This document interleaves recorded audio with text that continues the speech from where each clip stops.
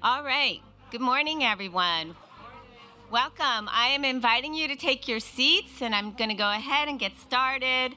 I know everybody's happy to see each other. We had a great day yesterday. It was really a series of excellent conversations on the Hill, and I'm so excited about today.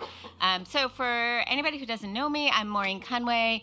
I'm a vice president here at the Aspen Institute. I lead our Economic Opportunities Program. I'm so thrilled to welcome you all to our Employee Ownership Ideas Forum. Let's see, what the heck was I going to say? So yesterday, I started by saying that I wasn't going to comment on the stock market. And I'm still not. One, because, as I mentioned, actually half of American households don't have anything in the stock market, right? So that turbulence is not really affecting them. There's, 10% of households that have 90% of that wealth. That's incredible. There's that other 40% that really maybe has been really struggling with this volatility and what that's doing to their retirement accounts and everything else. And and I'm just been thinking, so even though I'm not talking about the stock market, I'm still thinking about what's going on and how do we do things in a better way, right? And I think, from Congress people, from business owners, from the worker owners, from experts, from all the people we heard from yesterday, these goals of how do we bring good jobs back to America? How do we bring manufacturing and keep our manufacturing wealth? They can be accomplished in a much better way through employee ownership. We have a really great thing here, and we have lots of folks in different kinds of work that really want to be a part of that solution. So that's kind of what I took away from yesterday. It was really, really exciting. There were a couple of comments that just kind of struck with me that I thought I would share just to start. So one quote that stuck was Sarah St. Onge, who I think is still here today, saying that the problem, the problem with capitalism is that there's not enough capitalists, so I'm misquoting. The problem with capitalism is that there's not enough capitalists, and the great thing about employee ownership is that all the workers become capitalists because they get to really participate in the benefits of our economy, right? That's what we're looking for. Okay, I loved that the staffer for Bernie Sanders started by quoting Ronald Reagan. And this idea that employee ownership is a solution that is befitting a free people. I thought that was really great. And then the third one was Senator Cassidy lauding employee ownership as this, Karl Marx meets Adam Smith. I was like, wow, that's an interesting way to think about it. So those are some of the things that stuck with me from yesterday's conversations, and I hope there's other things that stuck with you. Like I said, the big thing that stuck with me is that we have a real opportunity to build on the momentum we have and to really expand employee ownership, and that it really can make such an enormous difference for working people, for small businesses, for communities all across the country. So I'm excited to get started, and I'm excited to introduce our welcoming speaker, my boss, Dan Porterfield. Dan is CEO of the Aspen, president and CEO, both, I don't know, the Aspen Institute. He always shows up for us. I'm so just honored at how much Dan supported us, and I just want to say, we actually have our trustee meeting going on, and Dan's like, no, I can still be there. So I'm so thankful that you're here. Thank you, Dan.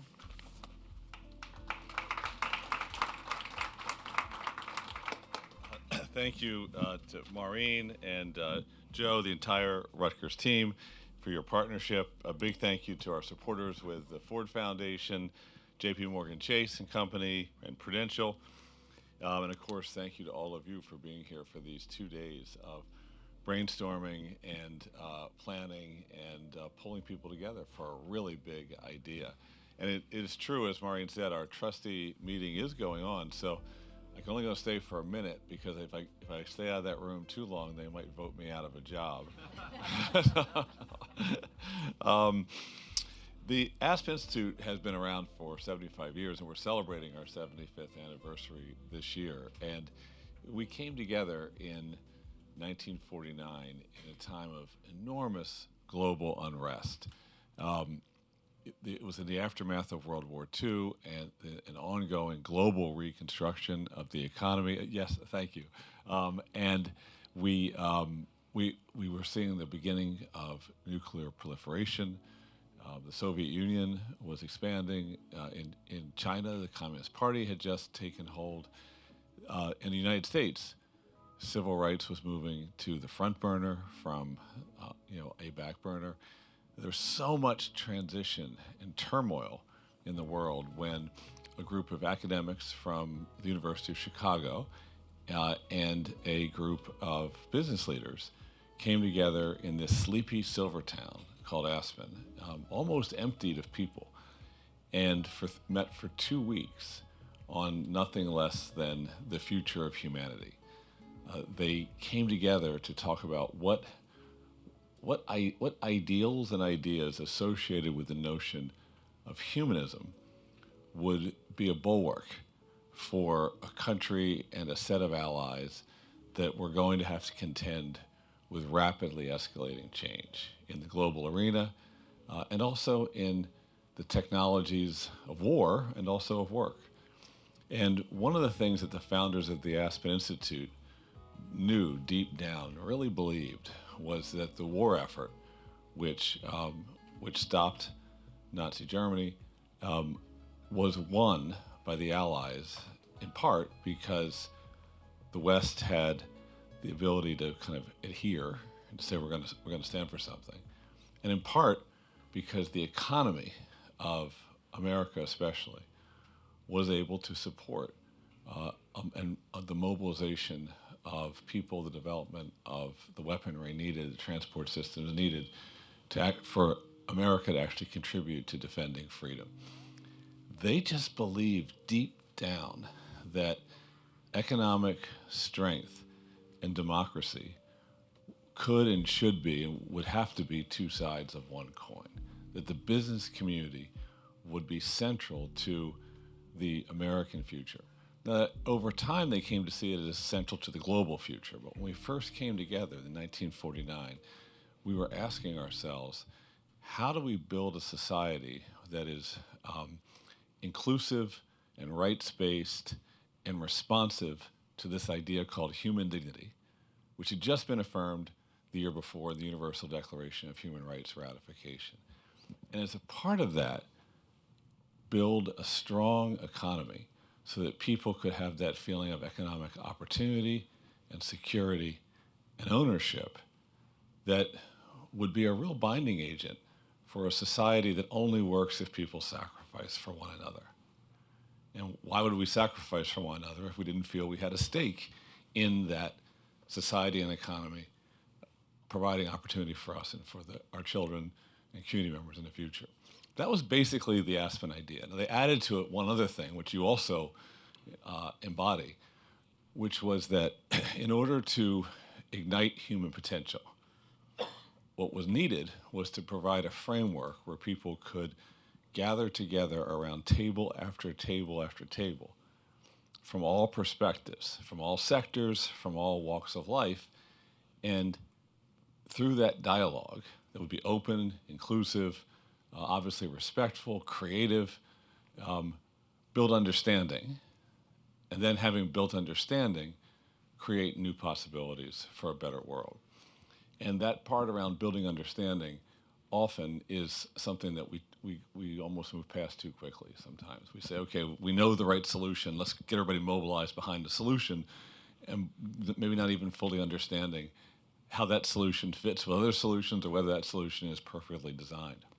And what you're doing here, the commitment to come back together, data-informed, collaborative, obviously very optimistic and creative, to think about employee ownership as a crucial pillar of a strong and growing American economy and potentially global economy is really fantastic. It's exactly in the spirit of what Walter Pepke, who was our founder with his wife Elizabeth, would have hoped would happen when they had that first convening 75 years ago.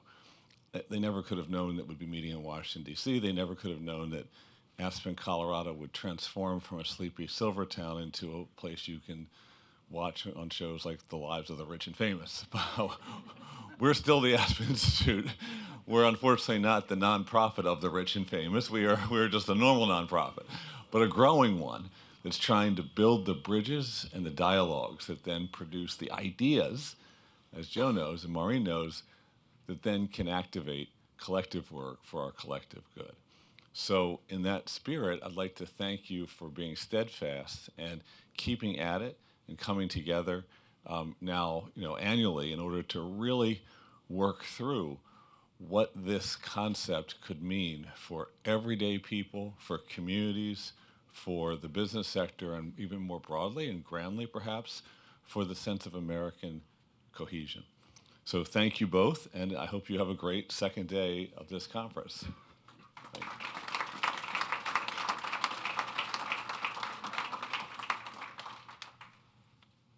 Thank you, Dan. Thanks for coming.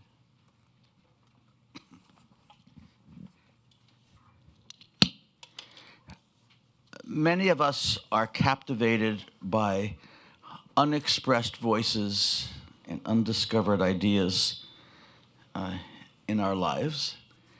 And as you know, my hobby is to travel through the dusty archives and libraries and off the beaten path places with documents that trigger my asthma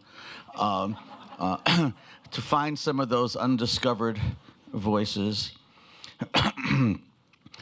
One is Catherine Ellis Coleman.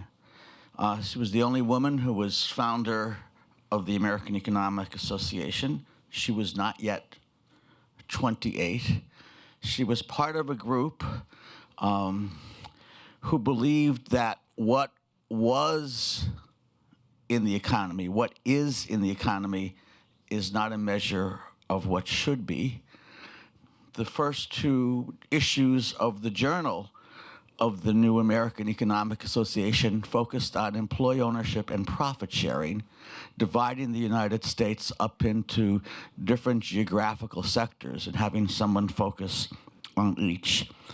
She went on to become the first professor of statistics at Wellesley College, founded the economics department at Wellesley, authored The Industrial History of the United States, in which she made sure to find, they weren't in dusty archives yet, the examples of profit sharing and cooperation. In those days, profit sharing was considered the general term that included employee ownership, and cooperation was not worker cooperatives, it was cooperation between capital and labor, and they were all lumped together.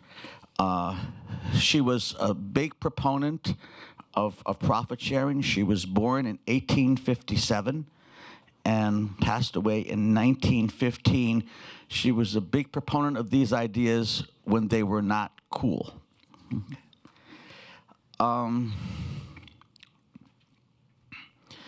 She was part of what was called the New Economics. Okay. Now, there was another person, and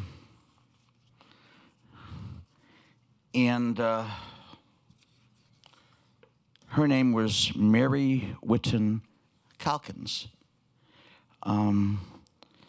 She's really also interesting. She studied psychology at Harvard University with some of the leading psychologists at the time. The psychology department at Harvard voted her a PhD, and president of Harvard, Charles Eliot, said she couldn't receive it because she was a woman.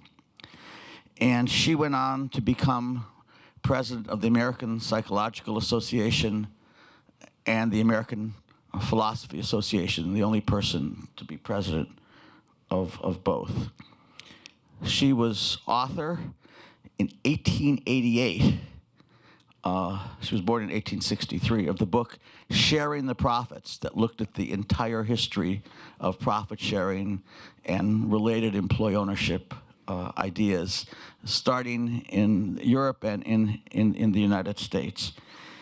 And so I talk about these these two women, because sometimes we often feel that we are, trying to bring forth undiscovered voices, that we are talking about what is not necessarily a measure of what should be.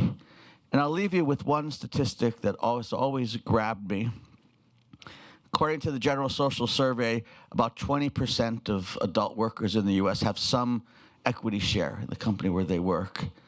About 7% have stock options.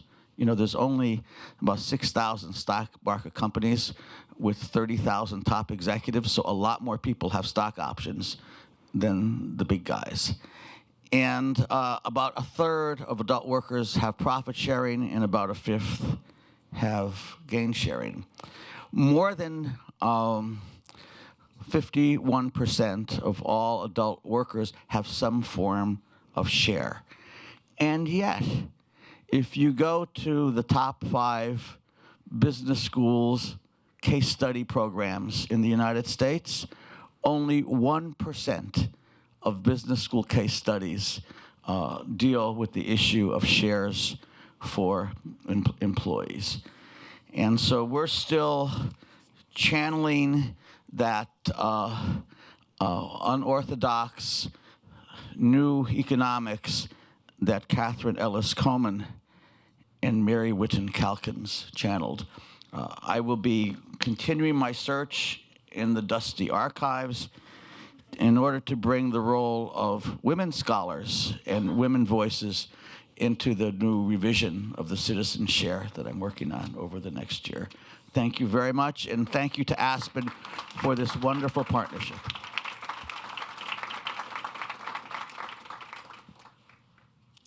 Hi, everyone. My name is Merit Steuven. I'm an Associate Director at the Aspen Institute Economic Opportunities Program, and I'm delighted to welcome the speakers for our first session of the day. The 5 Big Ideas session is one we do often here at Aspen. It's an opportunity for the audience to look at a topic from different perspectives, and we will be following this session with a participant breakout, so you'll have an opportunity to reflect more on the things you hear from our 5 speakers. We're thrilled to have 5 wonderful speakers for the session who we'll be welcoming to the podium one by one to share their big idea for employee ownership with you. First, we'll hear from Jessica Gordon-Nembhard, who is the Professor of Community Justice and Social Economic Development at John Jay College of Criminal Justice, the City University of New York. Next, we'll be hearing from Tammy Miller, who is the 39th Lieutenant Governor of North Dakota, and the former CEO of Border States, which is an employee-owned company.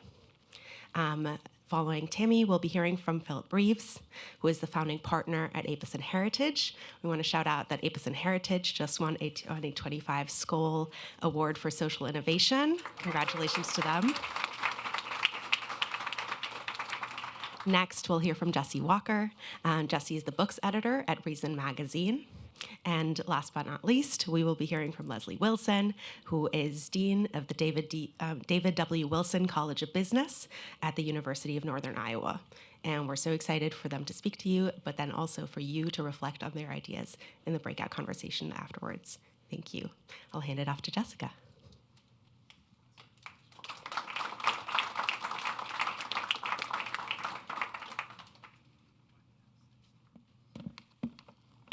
Good morning, everyone. You can hear me okay, right? Yeah, sorry. I wear this mask for my 103-year-old dad. I just have 5 or 7 minutes, so I'm going to get right to it. Human beings in every era of history, on every continent, practice solidarity economics, mutual aid, and economic cooperation. These are strategies and practices older than capitalism that enable people to work together to survive and thrive. Human beings' first economic system was cooperative. For Black and brown people in the U.S., cooperative economics organization has been a means for collectively surviving and asserting and affirming one's humanity, especially in economics. Black Americans, for example, established cooperative enterprises in order to sustain their communities, feed their families, control their work lives, and share what they created in the face of economic exploitation and exclusion. In my book, Collective Courage, A History of African American Cooperative Economic Thought and Practice, I delve deeply into this history and document dozens of examples of Black co-ops. In particular, I found 3 prolific periods of cooperative business practices in the 1880s, 1930s, and 40s, and the 60s and 70s. And I believe the 2020s are coming up too, but the book was published already, as well as a continuous history of mutual aid and cooperative ownership. I want to focus today on 2 important benefits of worker cooperatives, which is an underutilized economic structure and practice. Worker cooperatives, if you don't know, are cooperative business enterprises owned and run by the employees, where worker owners are 100% of the owners. Worker owners operate under the same co-op principles: joint ownership, democratic governance, economic participation, return based on use, continuous education, concern for community, profit sharing, autonomy, etc. The first benefit to discuss is that worker co-ops achieve and transcend economic goals, and thus have the potential to transform agricultural, manufacturing, unionized industries, as well as service industries. And second, I'll talk about how worker co-ops transform work by practicing self-management and economic democracy, so that at the same time that they deliver economically, worker co-ops develop their members' social capital, leadership capacity, and achieve psychosocial humanist development. And I'll explain that in a minute. Case studies and surveys show that worker co-ops have many benefits, sorry about that. Increased productivity, better working conditions, control over work and work rules, benefits such as healthcare, retirement, etc., job ladder mobility, often better wages, less employment turnover, and asset building.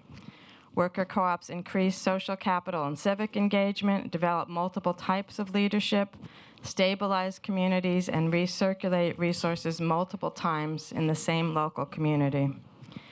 There's less coercion, more self-management, communication, teamwork, which results in productivity improvements. Studies also find higher levels of training in worker cooperatives, and worker cooperatives are often started to meet community needs. For example, elder care, child care, healthy food, green industries, and/or to protect jobs. Cooperatives therefore create more engaged citizens and leaders with experience in advocating for themselves and their communities, and with experience operating democratically. These broad-ranging benefits can be seen most vividly when studying incarcerated worker co-ops.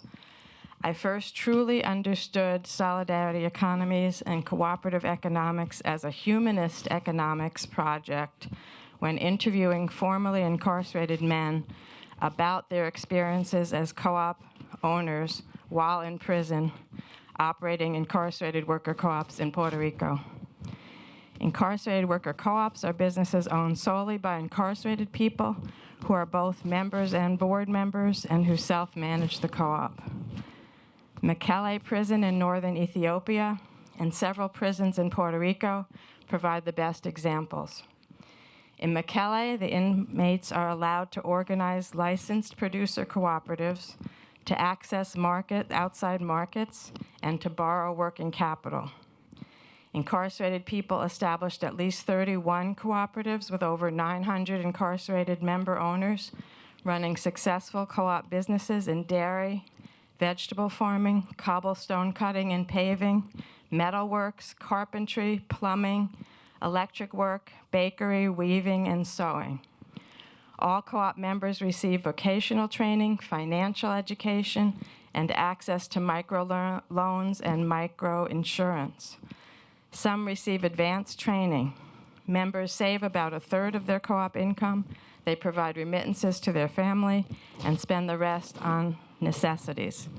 Formerly incarcerated members are actually allowed to continue membership in the co-op with a reverse commute. In Puerto Rico, before the COVID pandemic, there were 5 incarcerated worker co-ops in various prisons. Incarcerated people themselves demanded co-op business education and the right to own their own co-ops.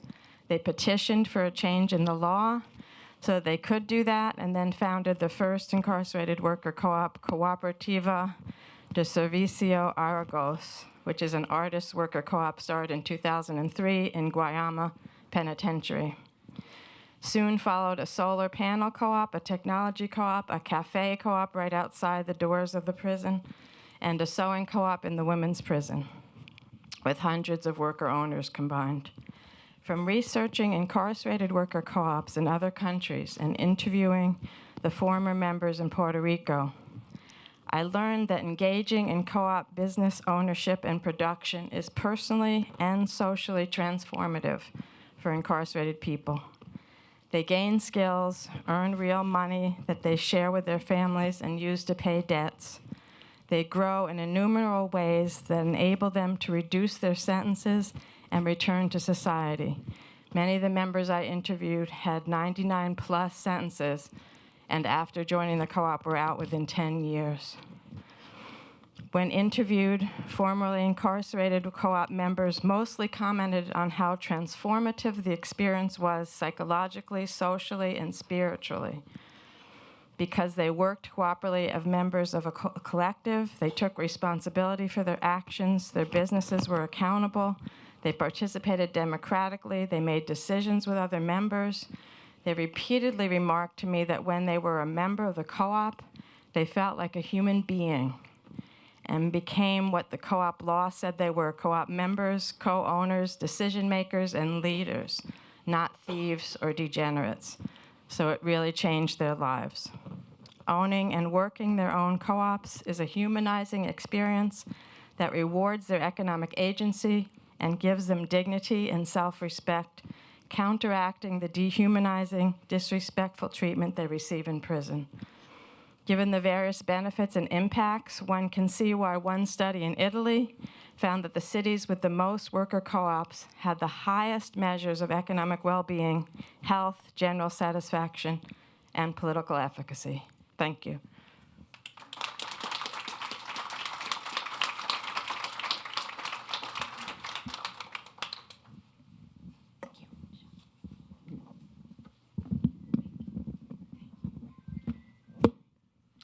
Those were outstanding comments. I worked a lot with the men and women's prisons in the state of North Dakota, and I love that cooperative idea. I'm going to bring that back to the director. So thank you all for joining us, and thank you again to the Aspen Institute and Rutgers for hosting us. It's great to be part of this discussion, big ideas discussion. Some of you will see that my remarks are a little bit repetitive of yesterday, but I know there are many new people in the audience, so I'm going to share a little bit of background. But first, imagine, as an employee, going to work every day for the company you own, knowing you have a stake in the game, knowing you are empowered with transparent information, clear levels of authority, and consistent education, knowing you are responsible to take care of customers, your fellow employee owners, and your community, and knowing you will be rewarded for your good work with wealth creation in your ESOP and cash bonuses. This is the American dream, and this is what it's like to work at border states and thousands of other employee-owned companies. While I most recently served as the 39th Lieutenant Governor of the great state of North Dakota, I spent 29 years of my adult life working at an employee-owned company, and the last 14 years as the CEO and board chair of Border States. Border States is a $4.5 billion company headquartered in North Dakota with 130 branch locations in 29 states across the United States. There are currently about 3,500 employee owners. Border States established its ESOP 40 years ago and became 100% employee-owned and an S-Corp in 2000. I became the CEO in 2006, and at that time we were a $485 million company. During my term as CEO, we grew to $2.5 billion in annual sales, and our stock value grew from $161 a share to over $1,800 a share. We created tremendous amount of wealth for employee owners. And it was that employee ownership that powered that growth and continues to power the growth and success of the company. Fundamental to the ownership culture at border states is transparency, education, empowerment, and accountability. This culture produces responsible behavior, which drives company performance, allows employee owners to amass tremendous amounts of wealth in their ESOP, and it helps create a duty for those employee owners to give back to the communities where they live and work. Successful ESOPs provide employee owners the opportunity to live the American dream, to work for the company they own. This is true for the 3,500 employee owners and thousands of retirees at border states and millions of others who work for employee-owned companies in the United States. According to the ESOP Association, 10.8 million workers work in an employee-owned company. That's 8% of the private sector jobs. Only 8%. How can we double the number of employees working for the company they own in the next 5 years? Who's waking up every morning thinking about that? What an opportunity for employees. How can we have a more focused strategy? That strategy needs to start with increasing awareness, creating incentives, and providing more resources.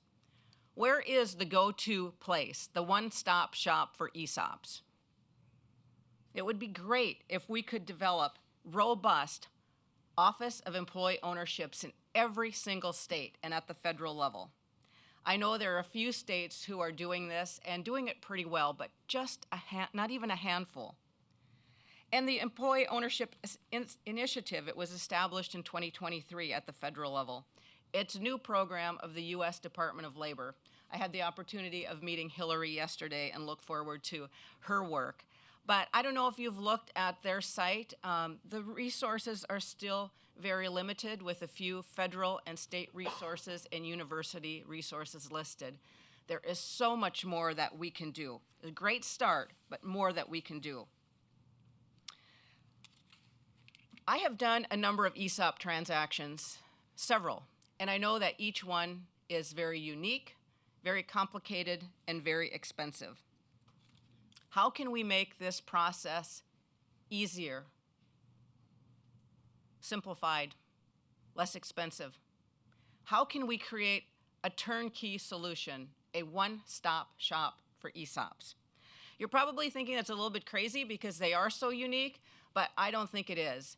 The transaction to do an ESOP, either for a new owner or even to merge with another ESOP, is very complicated. It takes accountants, attorneys, valuation experts, administrators, and if you do it right, a communication strategy to go along with it. It's really hard for people who are focusing on their business every day to put together that team. How can we create a turnkey one-stop shop? You'd think it's impossible, but we did it at border states. We had so many large utilities who turned over their whole supply chain to border states. We had contractors that turned over big projects, relighting a big office tower with the material, the equipment, the labor, the financing. We provided turnkey solutions. It was so much easier for those business owners to say yes. We can do the same thing for ESOPs. And as we're doing that, how do we create more awareness? Many of us are on advisory boards at our local universities. How many of our local universities are building employee ownership into their curriculums? I challenge each of you to go back to your hometowns, go to your local universities, and talk to them about including employee ownership in their curriculums. And lastly, when you're talking with them about curriculum, talk to them about internships. How many of our universities are providing internships specifically to employee-owned companies? Probably not any. At border states, every year we hire dozens of interns. None of them knew about employee ownership before they came to work for us. But after they experienced our culture, they were sold. So those are some of my ideas. I thought I could have 5 big ideas. Those were just 3. But I hope those will get you thinking about some things to do. Let's increase our resources at the federal and state level. Let's look at those turnkey opportunities and solutions to expand employee ownership. Let's talk to our universities, and let's talk about internships at employee-owned companies specifically. With that, we can double the number of employees working at employee-owned companies in the next 5 years, and let's all work to give every American worker the ability to live the American dream, to work for the company they own, and to share in the wealth that they've helped to create. Thank you.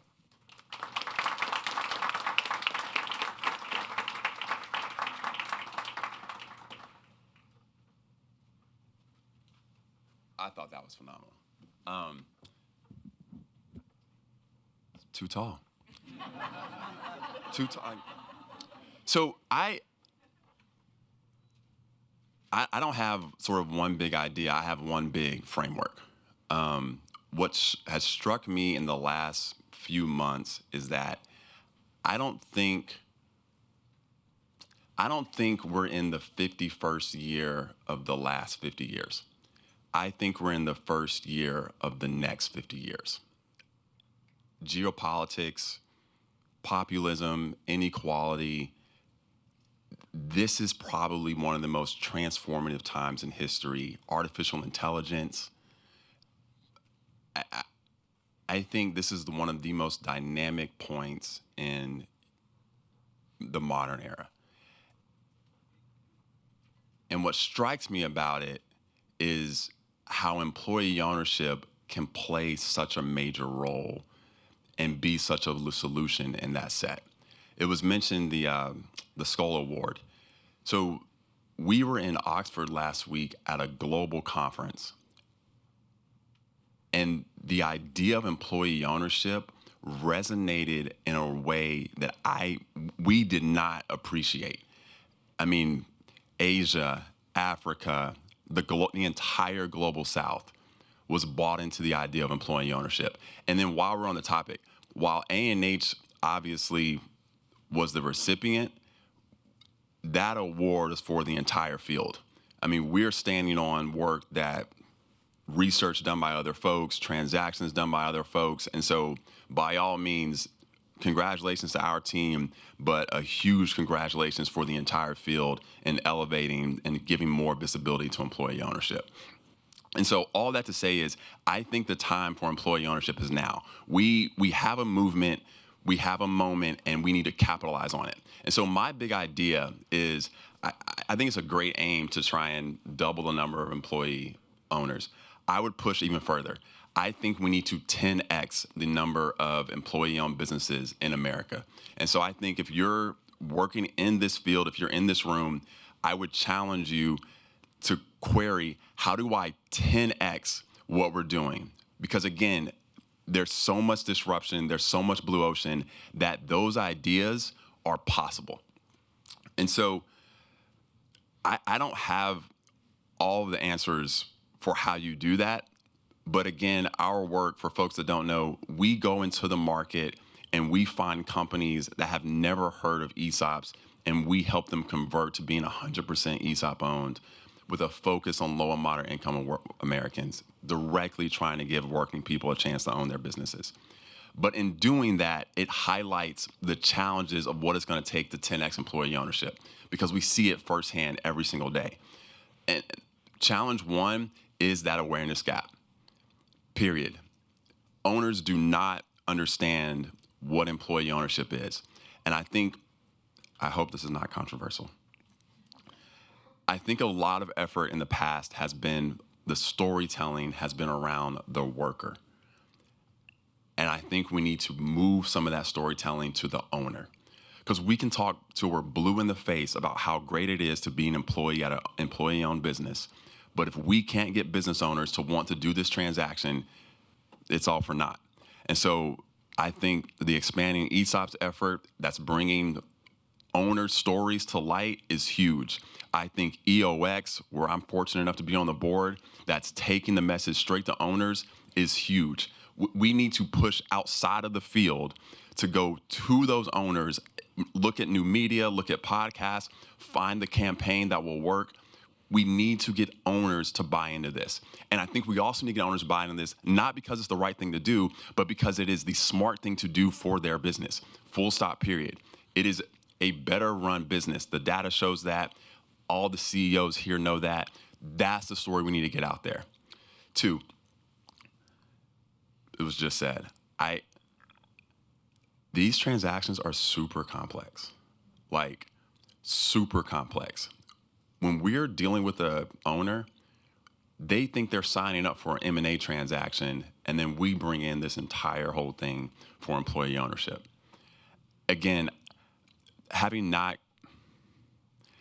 know all the lawyers and the consultants and the trustees are like, I don't know if it's a policy answer. I'm sure there's people in the room working on that, but it's even just an education and awareness gap. If we can just talk about what it takes to do this transaction more visibly, that's huge. Even if we could say like, hey, here's a template term sheet, that's huge. Oh, here's a template purchase agreement. Here's a template ESOP plan.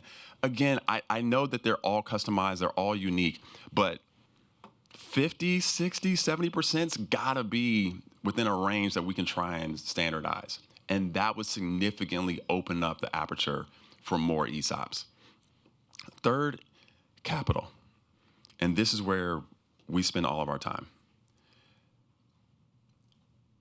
I think a few things about the capital point. Number 1, this week, every business owner in America has tried to figure out how they can drop their cost. It happens that employee ownership does that in a real way. So even if we could say, look, how do we get every business owner to think themselves, I want to do a minority ESOP? It doesn't have to be 100%. If we can get you to do 30% ESOP, you'll probably get to 100% eventually. And 30%, 40%, that's the range where a bank will provide the senior capital. That's the range where you might be able to go to the SBA and get, I know it caps at $5 million, but it's something for the right size business.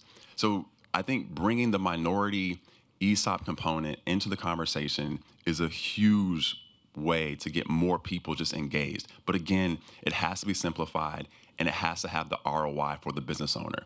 And that ROI is we're going to reduce your tax burden, we're going to engage your employees, we're going to give you more productivity, we're going to give you more retention.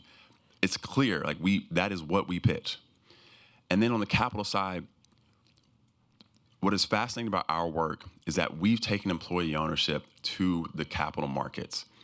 And I'm here to tell you, they are receptive. Private equity is challenging. Debt markets are challenging. Public markets are challenging. Employee ownership gives folks a way to, they can see the alpha creation. Like everyone can get that if the employees are bought into a business, it's gonna do better. And so it's clear. That story, that narrative of just, again, ROI for the capital markets will bring capital into the space that will enable even deeper employee ownership. So if you want to go beyond 30%, you want to go 100%, we can do that. And so those are 3 ideas. My biggest thing with all of that is I think the field has the answers, but with all of that, we can't compromise our values. So we always have to keep the worker front and center, our values front and center, and make sure that we do it in a way that can do for everybody. Thanks so much.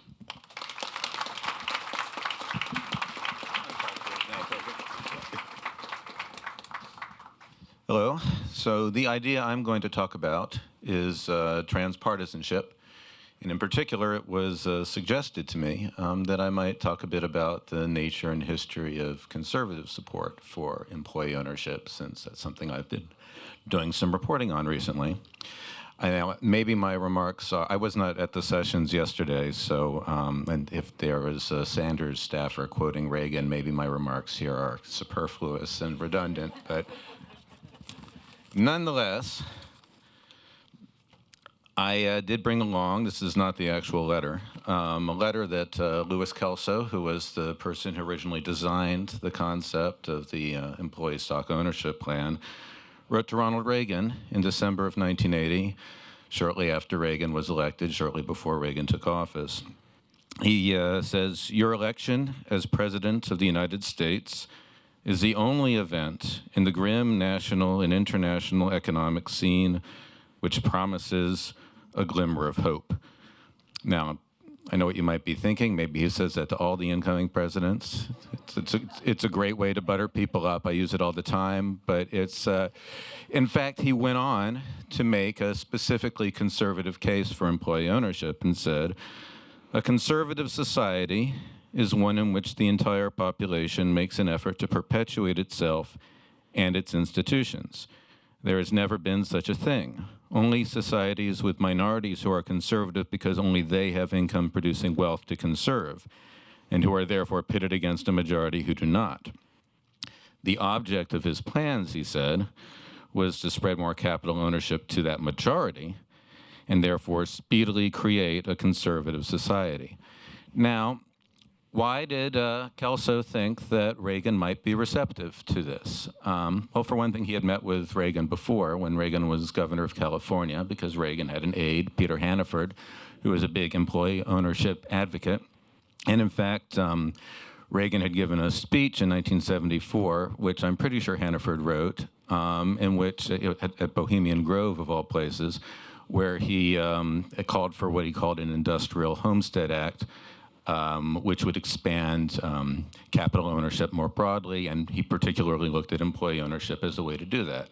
And a year later, he issued a commentary that said a lot of the same things and name-checked Kelso specifically. So Kelso had reason to believe that he might be receptive. And in fact, Reagan did do some things as president. In 1984, he signed the Deficit Reduction Act that included a little proviso tucked away in there that expanded tax benefits for banks and others lending for employee purchases. That didn't come from the White House. That came from a left-right alliance on Capitol Hill, but he signed it. And the Reagan administration put out a report a little later. It's a fascinating document, sort of putting forward worker ownership as an alternative to state socialism in Latin America and the Caribbean. And there was some discussion of doing something similar vis-a-vis the Solidarity Revolt in Poland, although that made it to the National Security Council. As far as I can tell, it didn't make it any further. And I'm not saying all this to try to make an argument for Ronald Reagan as the secret champion of worker power. The more important thing is that he had people close to him who did sincerely. I don't know how sincere or how close this was to his heart, but there were people around him that was close to their heart, and it was close to their heart for conservative reasons. People like Hannaford, people like Norman Bailey, like John McClary, who was an advocate not just of ESOPs, but of cooperatives and self-management, who were, and for that matter, people who in Congress, who we ordinarily think of as conservatives or sometimes coming from the right wing of libertarianism, who have repeatedly introduced legislation like this. Dana Rohrabacher would be one example. And what were the reasons that they had for coming to this? In some cases, it was the idea that Kelso put forward in his letter, that this was a way of giving people a greater stake in the society and wanting to conserve it. In other cases, it was the idea that this might be a way of sort of a socially responsible approach to privatization and having labor feeling like they have a stake in introducing things to the market. In fact, Hannaford, 2 years before that speech he probably wrote, he ran for Congress in Berkeley, and that was part of his platform, sort of ESOP-based privatization. He lost to Ron Dellums, who was also interested in employee ownership from a rather different ideological direction. I think that's like the most Berkeley race possible, an ESOP Republican against a DSA Democrat. In some cases, obviously, there's a lot of interest on the right in entrepreneurship, and that can lead people to these ideas. And there's also an interest sometimes in devolving power. Now, generally, the idea of devolving both governmental and corporate power is something that, if you're thinking of people outside the conventional left, talking about it, it's going to be a certain sort of libertarian, kind of on the left wing of the libertarian spectrum. But recently, on the populist right, some of the same ideas have come up. And in general, there are so many different motives here and so many different contexts. I mean, I mentioned the new right, that most of the folks I've discussed are talking about this in an open market, free market way. In the new right, it's more likely to be in the context of industrial policy. You have bring in the people with their notions who are coming from the left or coming from the center. You might have so many contexts and so many varieties of the idea that you run a bit of a risk that you can have a broad-based spectrum of people who like the idea in an abstract but can't necessarily unite around a common platform. But fortunately, this is called 5 Big Ideas and not 5 detailed proposals for a broad-based cross-ideological platform. So I'm off the hook. I'm leaving it to you to figure out how to bring people together. Thank you.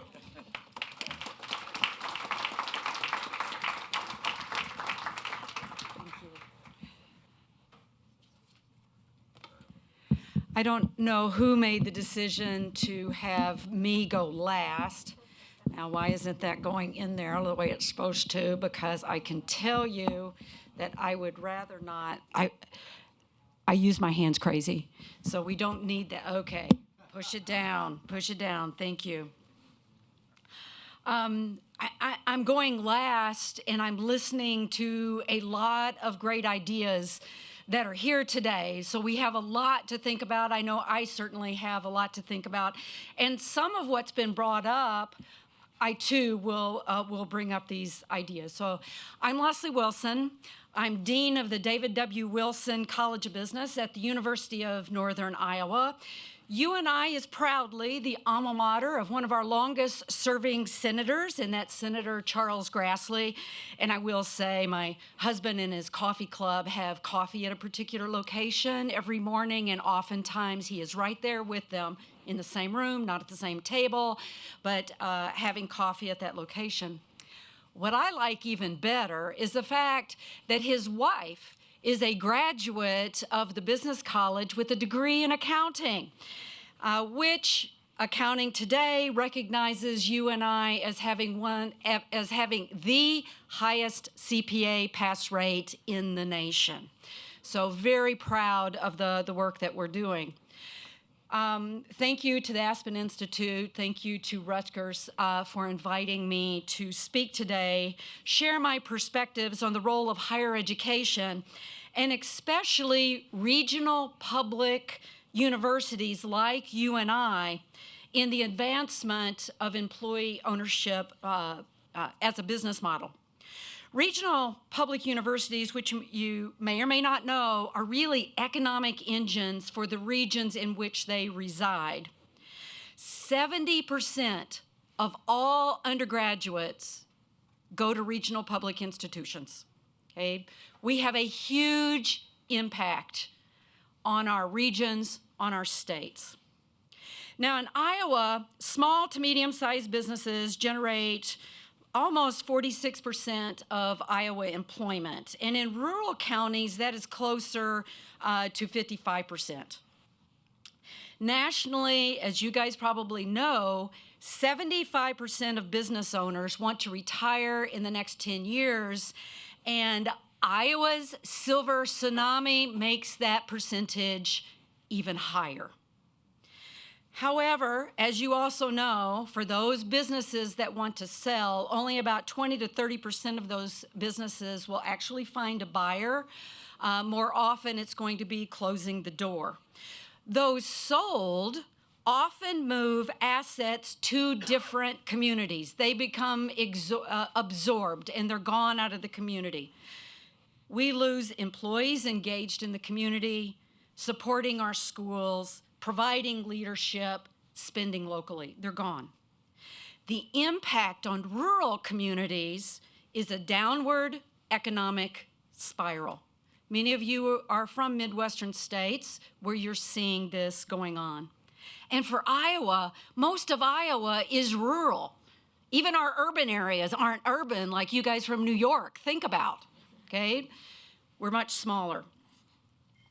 Supporting economic growth through teaching, through research, and through outreach is a key component of the Wilson College mission. We talk about this, we articulate this. employee ownership is now a tool to support this mission. Our first business college dean, Robert Waller, yes, author of Bridges of Madison County. You never thought that a business dean could write a romance novel, but it happened. Actually started research or started our outreach programs, such as our Institute for Decision Making, to support economic development in Iowa communities. Today, this work resides in a unit associated with the Business College called Business and Community Services. Our outreach unit has an annual impact exceeding $30 million annually, engaging in projects in all 99 Iowa counties and 37 states. We're not just in Iowa. We've built on that success by launching the Iowa Center for Employee Ownership to become the 21st State Center in Employee Ownership Expansion Network. The Ford and Kauffman Foundations have invested in our efforts, recognizing that our unique portfolio of business-focused centers are effectively responding to Iowa business needs. We've already heard one big idea today is closing the awareness gap, and that is the mission of our Iowa CEO. We're determined to do that. Research can also play a very important role in impacting employee ownership. Research provides insight to all facets of employee ownership. It impacts classroom teaching, and it helps policymakers understand how policy and law can advance this business ownership model and keep small and medium-sized businesses inside their communities. Rutgers Institute for the Study of Employee Ownership and Profit Sharing provides leadership in advancing that research, and we have partnered with Rutgers and the Ford Foundation to support our faculty extending their research into employee ownership. And how might that be an opportunity to look at ways at simplifying the process of getting there? Tammy's idea. Our third mission component, and the most important to me, is teaching. At UNI, 70% of our graduates begin their careers in the state of Iowa, with many finding employment in small and medium-sized businesses. However, as I looked in, my academic background is not finance. My academic background is focused on information systems and supply chain. So that's what I tend to study. So employee ownership, as I'm looking at it, is not an idea I study. So I looked into a typical book that is used in our Introduction to Corporation Finance, and this is the book that all of our business students take, every single one of them, regardless of the major, and there's not one mention of employee ownership, not one. Looked at a book that's targeted to intermediate finance students, and there was a single chapter on ESOPs. There was no mention of employee cooperatives and employee ownership trust, and one of those 1% case studies that you talked about was a case study on an ESOP failure. Okay, that really helps there. So the curriculum is ignoring this particular topic. But I see that it holds the potential of increasing awareness for that next leader of businesses today. So there is a considerable gap. UNI is committed to working with other academic leaders in the employee ownership space to develop broad-based solutions and curriculum to support that.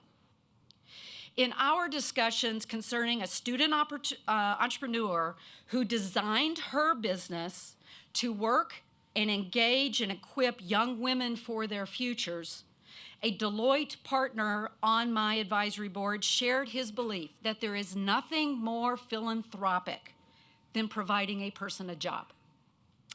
We have many retiring business owners who want to ensure that their employees keep their jobs. We have ideas about how to do that. So our mission at the University of Northern Iowa is to provide the outreach, the research, and the curriculum to ensure that employee ownership is an effective tool for doing just that. So thank you.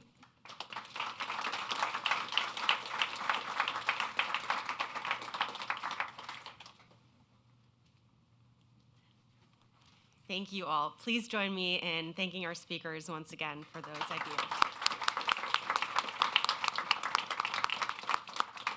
All right, we're going to move to our breakout session. If you want to join us for our breakout conversation, please make your way down to the 7th floor. You can take the stairs right behind you, or you can take the elevators down to 7. And we will direct you where to go once you get to the 7th floor.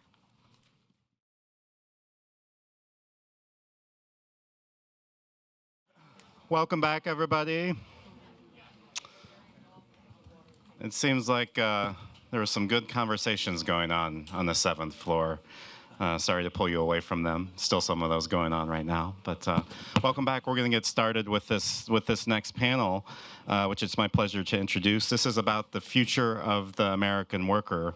I think a lot of us have heard this term probably too many times over the past decade, right, about the future of work. And I think that conjures up different images for different people, right? A lot of people might think about scary robots and automation.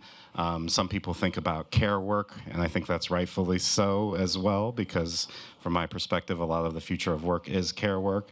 And then increasingly, I think people are also starting to think about the future of work and as it relates to onshoring and reshoring of manufacturing. But whatever image it kind of conjures up from your perspective, I think we're all here in part because we're worried about the future of work and the future of the American worker in particular in this context. It's a shared concern. You know, we've seen decades of wage stagnation. We've seen rising inequality, the decline of unionization and workers' bargaining power, the rise of temporary and non-standard labor arrangements and gig work. There's just been a lot working against working people over the last few decades. And, you know, just in recent years, you know, there's even more cause for concern, and in the past few months in particular, because we're starting to debate some of the things I think a lot of us thought we were in agreement on, right? There's this renewed debate around child labor, around whether we need an occupational safety and health administration, whether we should be enforcing discrimination laws in the workplace. So we're here today to kind of unpack some of those issues and talk about what employee ownership maybe can help solve for and maybe what it can't help solve for, but kind of discussing what role employee ownership can play in creating the future of work, which I think we all want to see, which is one that's built on shared prosperity and really human dignity. So it's my pleasure to introduce this great panel that we have. I'm going to start down there on the far right with Chris Griswold, who's the policy director at American Compass. Chris was with us yesterday and is back again pulling double duty for us.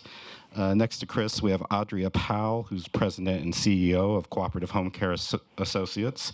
Audrey's colleague, Juan Carlos, was on our employee owner panel yesterday and really knocked it out of the park. So we're glad to have him there, too. Next to Audrey, we have Zav de Souza Briggs. He is senior fellow at the Brookings Institute. And next to Zav, we have Michael Quarry, who is vice president of corporate development at Web Industries. At the end of today's panel, we're going to invite up Christos Makridis. Christos is an associate professor at Arizona State University, amongst many hats that he wears, and he'll provide some closing reflections. But guiding today's conversation, we're so grateful and privileged to have Emma Goldberg from the New York Times. She's a business writer at the Times, where she reports on cultural, societal, and economic change. She looks at the cultural and economic shifts affecting how we live and work. She's covered so much during her time there and has just a wide breadth of expertise, ranging from things like coverage on the workplace, reporting on generational shifts at work. I think she had a health and medical beat for a while. She's written a book called Life on the Line, Young Doctors Coming of Age in a Pandemic, and we're just really grateful to have Emma here to help guide this conversation. So I'll turn it over to her.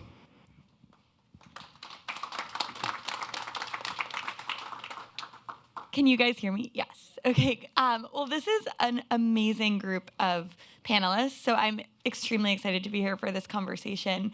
And I wanted to start out just by saying, I think in particular in a week like this, when news about the economy feels so head-spinning, it's all the more important to carve out space for big picture visioning about economic change, but also about economic change that amplifies the voices of workers and takes their experiences into account. And everyone on this panel is someone who has been at the forefront of doing that thinking and doing that work about building economic models and worker models that support workers' experiences and amplify their voices. So I think this is going to be a really wonderful conversation. Adria, I wanted to start with you because you run the largest worker-owned cooperative in the country, and it is in a sector that, as Matt was saying, when we think about what is the future of work, it is care work. It's one of the fastest growing parts of the economy and one of the most complex where it comes to workers' experiences because there's so much people are vulnerable to, from exploitation to, low wages. So I wanted you to tell us a little bit about your work. And I asked you this before, but if you could just give us a little bit of color on what does being part of the largest worker-owned co-op in the country look like for the day-to-day experience of workers? What does that mean for their job quality? So thank you, Emma. I'm really pleased and excited to be here. Good morning, everyone. So yes, my name is Adria Powell, and I, for the last 8 years, have been the president and CEO of Cooperative Home Care Associates. Though I've been connected to the cooperative for a very long time. My mother was one of the original founders of the cooperative, and so I've been there pretty much since the beginning. But Cooperative Home Care Associates is a 40-year-old workforce development training and home care provider based in New York State. And so we basically train workers to go in the community and serve people who have disabilities and have chronic conditions so that they can stay in those communities. And we do that in like a really innovative way in terms of investing in the workforce and investing in the job quality. And I think, Emma, you talk about the future of care work. And it is. Care work is, I think, universal, and home care and long-term care in particular. I just want to lift up a quote that Rosalind Carter said. There are 4 kinds of people in this world: those who have been caregivers, those who are currently caregivers, those who will be caregivers, and those who will need caregivers. So it's a universal experience that will happen, and it's really important that we do this right because we're in a time in our country where we have people aging at a staggering, mind-blowing rate, and at the same time, we don't have people who can care for them because we have not invested in these jobs, and we're facing the largest crisis in terms of workforce because we have not invested in these jobs. And so at CHCA, we try to do it a different way. We look to see how can we get higher wages, make sure that workers have benefits, invest in training, have career advancement opportunities within the sector, and sort of wrap that in a culture of ownership by being a worker-owned cooperative and having the workers really centered and on the board and involved in decision-making. And, when I think about it, Emma asked me to talk about a story. And I want to bring one of our workers into the room, who is a woman who came from the Dominican Republic. She moved to the US, and she was leaving a situation in which she was experiencing domestic violence. She moved to this country with her 2 young children, started working first in a factory, because that was the work that she could get. It was horrible. Obviously, she couldn't earn a lot of money. There's all kinds of exploitation, similar to things that go on in the home care sector. And then she found our training program, and she took our 4-week program, was certified as a home care worker, was prepared to go into the field and deliver essential services, and has worked with CHCA for 30 years, has served on the board, is one of our biggest advocates when we go lobbying about why these jobs matter and why we need to invest in them. And she talks about coming to cooperative and being part of cooperative home care really changed her life and her children's lives. So yeah, that's. Wow, it's amazing to hear what it means for a worker to actually move through that experience and how that can transform their working conditions. So if anyone in this room has flown on an airplane or taken a COVID rapid test, you might have experienced the products of the workforce at Webb. And so we have Michael here to tell us a little bit about being part of this company that has been in ESOP since 1985, fully since 2000. But what I want Michael to also talk a little bit about is that Webb went through a period of crisis, if it's fair to call it that, during the early days of COVID, and weathered that really impressively. And so I wanted to hear a little bit about what was it like when the pandemic hit Webb, and what did the employee ownership model mean for how your company was able to weather that challenge? Yeah, so Webb Industries, we're a manufacturing company. We make products that are made from flexible materials, and you don't often think of an airplane as being made of flexible materials unless you know this, but in fact, the large twin-aisle planes these days are actually made from very thin and very narrow tapes of carbon fibers that are embedded in an epoxy resin, and these tapes are unwound around a big model of a plane, like 80 layers thick, and they go in an oven and get cooked, and out comes a super lightweight, super strong plane. And this is part of the business that Webb is in. We're also in You won't be tested on that baby later. diapers and garbage bags, and it turns out medical devices that are also made from little strips, like a diabetes test strip is a laminate of many layers and so on. So in the early 2000s through about 2020, our business was growing very rapidly as Boeing and Airbus adopted this technology for their largest twin-aisle aircraft. And that was wonderful for Webb, certainly, and for our employee owners until March of 2020 and shutdowns and people stopped traveling, and everybody thinks that's going to be a couple of months.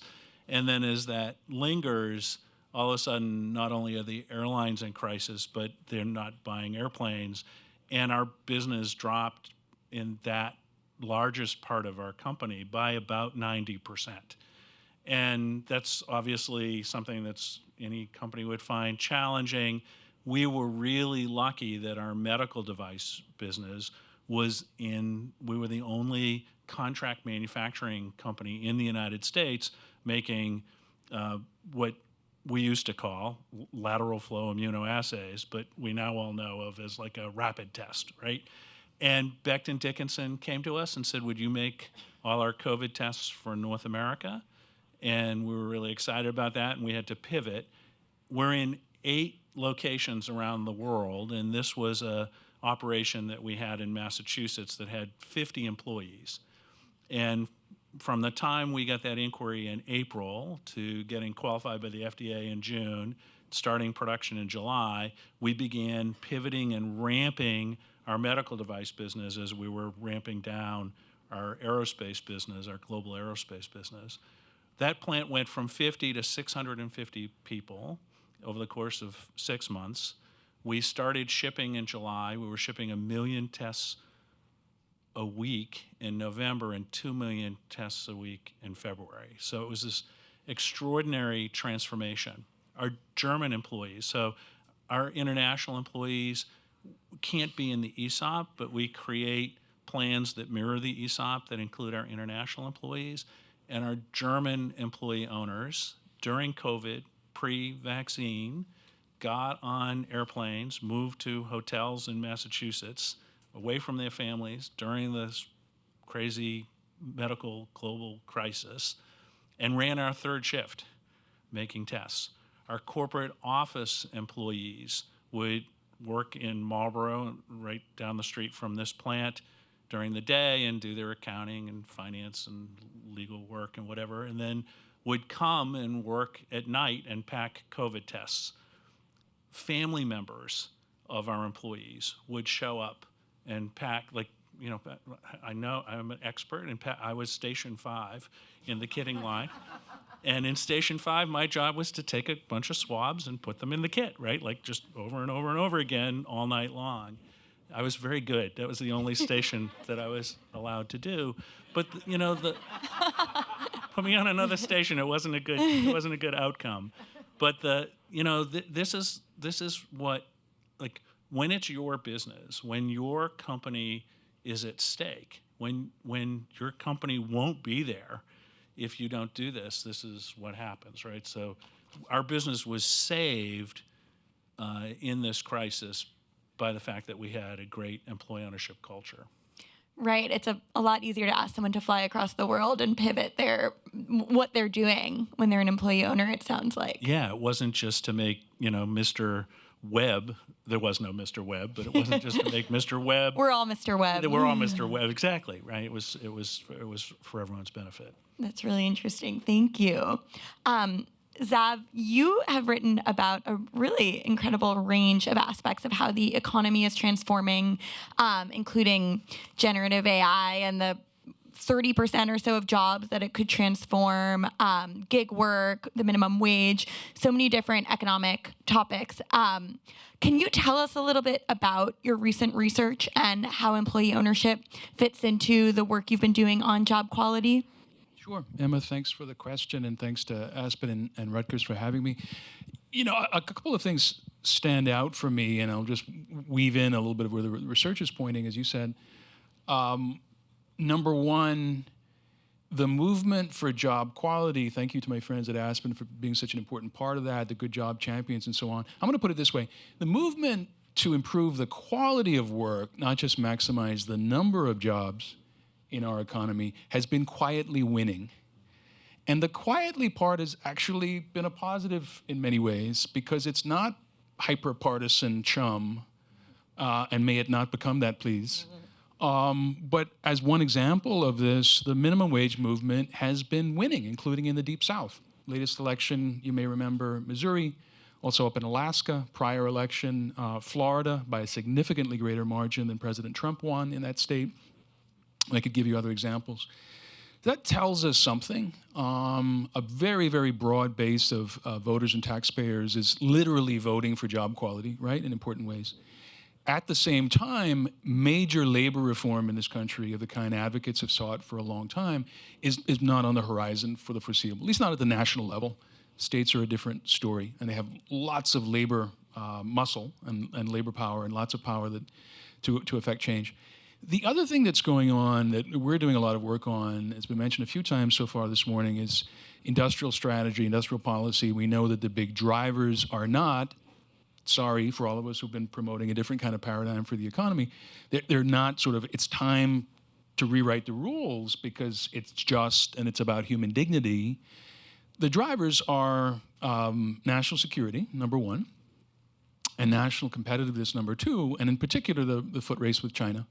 Right? These are the things that drove the CHIPS and Science Act over the line, for example, on a strongly bipartisan basis, and other things as well.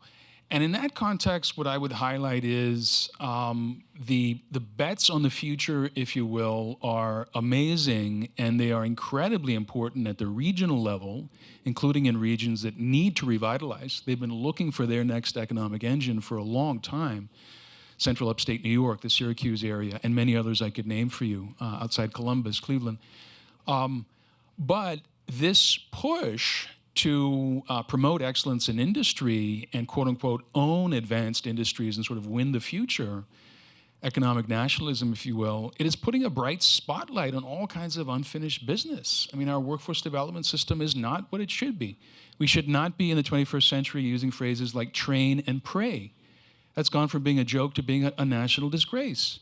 we just do not perform at a level that we should. We're way behind the other advanced economies in doing that. So, these big bets, this strategy is putting a bright light on that and the need and opportunity to change that. And my advice to regions across the country is don't wait for the federal government to come and save you. And I'm not saying that about this current political moment. I'm saying that's been true for quite a while. You need to show what it looks like to lead. And if anything, the federal government will follow you. And you can show what you need in the way of enabling support. I'll be very brief about generative AI. I know we'll get a chance to get a bit deeper into it, but we looked at 1,000 occupations in the American economy, everything you can think of: screenwriter, plumber, care worker, neurologist, architect, finance professional. The most exposed to AI disruption are the least unionized. That will not surprise you. So mostly white-collar jobs, right, who've been spared a lot of the prior waves of automation, or at least spared the worst effects of, the most serious disruptions. The public sector is an important exception. It's more highly unionized. If you ask me to bet, I would say healthcare and public education are probably the two industries or the two sectors with the most promise right now to show us what good looks like in the deployment of AI to make work better, to minimize disruptions and harms, and to create value for customers, for the economy, and ensure good jobs and a very different kind of future. But it won't just happen. We have to create that future, and we're moving too slowly. And I'd say the country as a whole, this is true of regions as well, it's true of organizations as well, are by and large not AI ready, and they're underestimating how rapidly this technology is evolving, and just how far its disruptive effects will go. And I'll end on that bright thought. Thank you so much for that very cheery thought. Chris, I am also really excited that we have you on this panel. You've done such fascinating research on worker voices. You had a great paper a few years ago on declining trust in institutions across the board, and particularly what that means for the workplace and how we can help workers feel a sense of agency and voice in their jobs and in their work. I was wondering if you could tell us a little bit about what launched that research, and then also right now in this moment of economic flux, what you're seeing as some of the possibilities emerging of changes that can be made to boost workers' voices and to give workers more of a sense of agency in their jobs. Yeah, thank you so much. I guess for me, the starting premise of this conversation is the demonstrable fact that the American worker feels disenfranchised. And any of you all that have worked with me, you know that's my hobby horse. I'm sorry to keep beating that drum, but it's true, and it's important to start there, I think, just with the fundamental fact that American workers feel voiceless. And if you ask them if they feel that way, they will tell you they do. There is a measurable, what Thomas Cochin at MIT calls just voice gap, between the voice workers say they want at work and the voice they understand themselves to actually have at work. And it's about, wages and benefits primarily, but not just about that. It's about across a whole range of issues where workers wish they had more agency and voice in the workplace on how they're treated, what their employer's value system is and how they express it, on the adoption of new technology, which I'm sure we'll get into. Across this whole range, there's this massive voice gap. And that has, to your really big picture question, that has enormous political consequences, and I think is one of the drivers of the populisms of the left and right that are ascendant.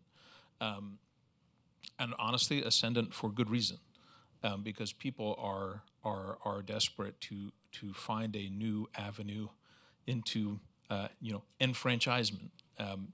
I think that's right. And so the voicelessness that I'm describing, in my view, is a function of the economic model that we've been pursuing in this country for at least several decades. Call it neoliberalism, call it free market fundamentalism, call it what you want, but this obsession with market efficiency, this obsession with the idea that allowing the market to optimize will produce what is best for society and for the people in it. That's what we've been doing. and it hasn't worked well, in my opinion, for working people. And all of us, I think it's true for all of anyone who has a job, is fully aware of like what economic model they're participating in and what that model has to say about who you are. And in this model, if you're a working person, the message you are receiving and being told loud and very clearly is that you are a widget, you are a unit of production, you are a factor input of production to be economized and subject to efficiency measures and laid off and downsized and outsourced and offshored where possible, as opposed to being like a co-creator of economic value, which is what workers actually are, along with management, along with capital. So that's the message we're sending. It has political consequences. It also has economic consequences, just a bad way to do economics, in my opinion, because workers really do have something important to say. You see that in innovation and in the context of just the last week and debates about global trade and the right and wrong ways to try and reindustrialize the country. I mean, one of the points that's being made rightly by people on both sides of the aisle is that trying to design things here and make them elsewhere doesn't work because you lose that innovative capacity over time. Innovation, and I appreciate your point, Station 5, right? So much insight happens on the floor, on the factory floor. That's where so much of the seat of our industrial commons, of our shared industrial knowledge comes from. And so that's a broken model. Workers have something to contribute. So what does that all mean? It means that I think the most promising political leaders at the moment are those who are trying to offer new models of giving workers voice and say in the workplace. And we could spend all day kind of talking about the whole menu of things that are out there. Obviously, trade is one of them. Labor policy is quite obviously one of them. I maybe have a little more hope than you at the national level. I won't say it's likely, but I do think there are seeds of hope. There are multiple reasons for the decline of organized labor. Part of it is a legal regime that's hostile to it.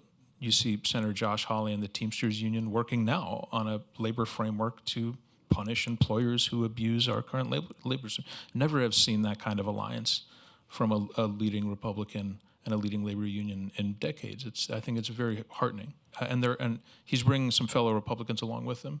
I think on the left you see openness to maybe depoliticizing unions, to open their appeal to a wider scope of potential members. So there's a lot going on, and I think employee ownership needs to be part of the conversation because it's such an elegant way of communicating and in fact making true the idea that we are in this together and that this is a shared enterprise and that you are not just a factor of production, you are a co-creator of value, and this is in fact your enterprise. And I just, part of my hope in this moment is that employee ownership kind of takes its rightful place alongside some of these bigger political conversations as part of the solution. I want to stay with you for a minute because that issue of worker voice is so critical. I speak with a lot of workers about their feelings on the rollout of AI in their companies, and just what I hear across so many industries is fear and also a sense of voicelessness of, the AI is coming in, being thrown into the workplace without a lot of conversation with workers about how they want to see it implemented into their jobs, and how they want to be trained to use it. And so I wondered if you could stay on that topic for a little bit. What does amplifying worker voice and giving workers a sense of agency specifically look like where it comes to rollout and implementation of new technologies? And also, how do you see employee ownership fitting into that conversation? Yeah, well, I think it's a bunch of things, but let's focus in on the broad kind of labor movement question. I think we need a more robust labor movement in the country that will help.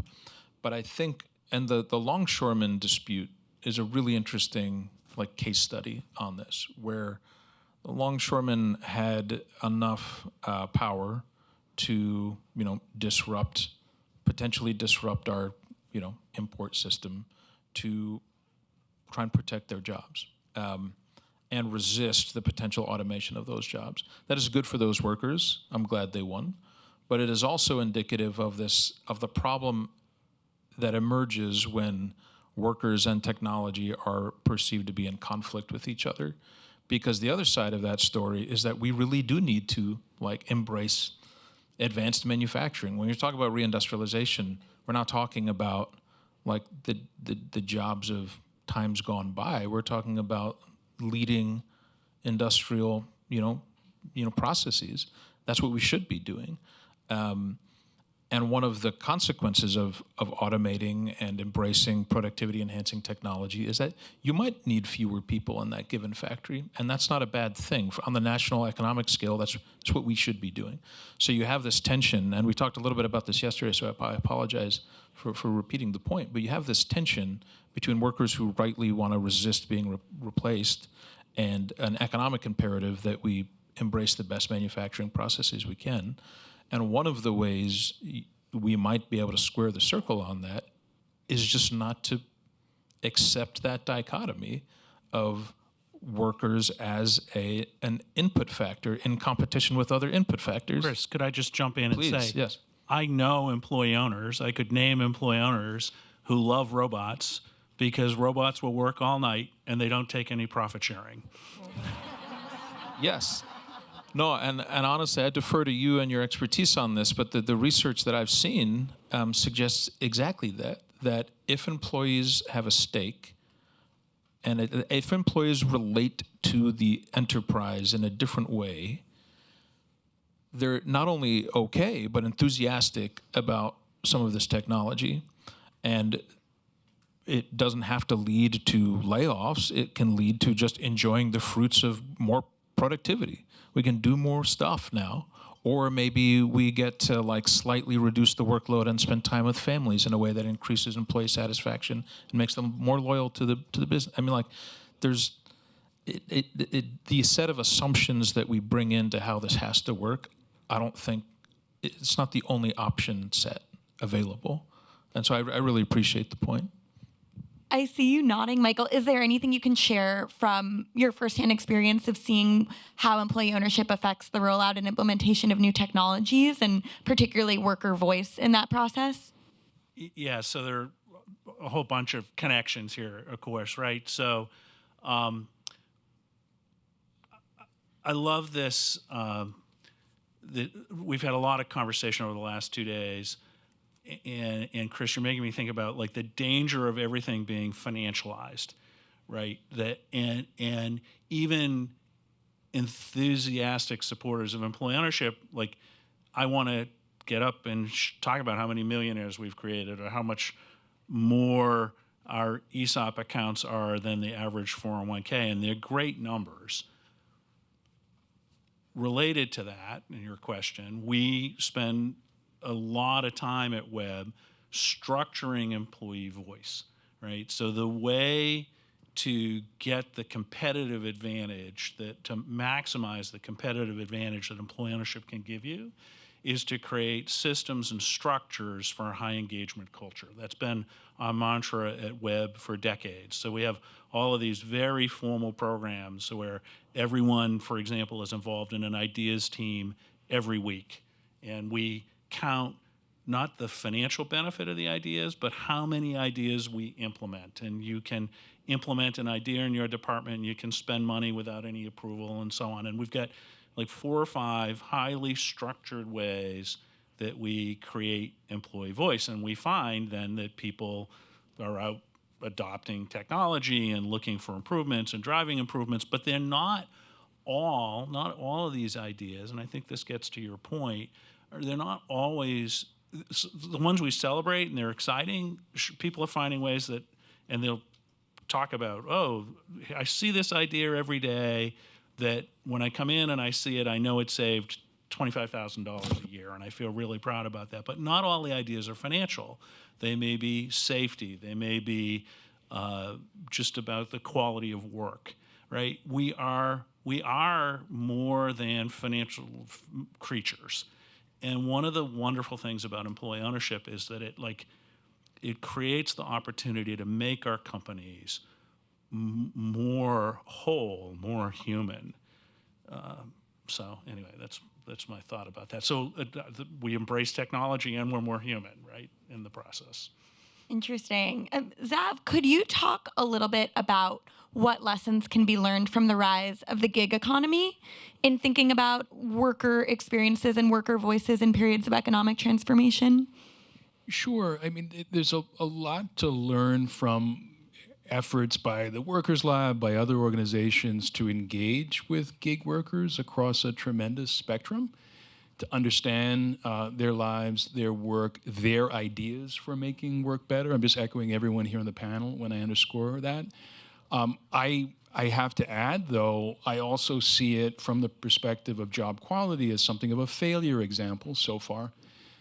Many worker advocates chose to approach the gig platforms, Uber and the other big ones, as fundamentally controlling the classification of workers, right, as independent contractors versus employees. Does this sound familiar? Whether you were touching it directly or you were following it in your community or in the news, major ballot measures in California and then a counter ballot measure by the other side, and big, expensive political fights over that regulatory question.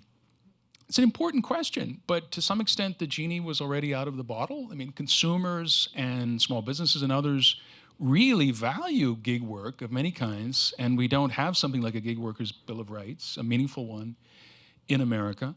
A couple of states have made some headway. So, you know, gig work in our recent past and in our present is also a cautionary tale about how to approach the issue of job quality. And by and large, it did not engage with what everyone has said here on the panel so far. Number one, organized labor does have a role to play, and I don't mean to shortchange it. I 1,000% agree with Chris. We have the screenwriters and their amazing example a little over a year ago, negotiating a landmark deal that includes AI. And I love it, and we wrote it up. I also have to say, those are unusual workers. They have access to a union. They negotiated with all the major studios at one time. Almost no worker in America is in that sort of position, so-called sectoral bargaining, right, which is much more the European way. But there are lessons in what they created. The AFL has a technology institute. It's encouraging labor management partnerships. It's making the case that we're making today about AI especially and new technologies. But it's not going far enough in my view, and I'm not critiquing labor as I say this. Employee ownership strikes me as an enormously powerful and timely mechanism for the reasons we're exploring today. First, Chris is right. There's the innovation case for it. Workers are far more worried about losing their jobs or having work downgraded and losing wages or losing hours than they are, by the way, about privacy and surveillance and the other things that have gotten way more attention in the AI space, for example. Those are important concerns too, obviously. But workers are far more concerned about their core livelihoods and their ability to survive these coming transitions. They feel like their employers are not talking to them. They feel that it's sort of going to be rolled out in a stealthy way and they're suddenly going to find themselves without opportunity, and they're very afraid of that. In that context, engaging worker voice to improve deployment, informed by the lessons of the world's leading manufacturers. I mean, the Japanese were much quicker to adopt this approach than we were, the workers' councils, the quality circles, all of that.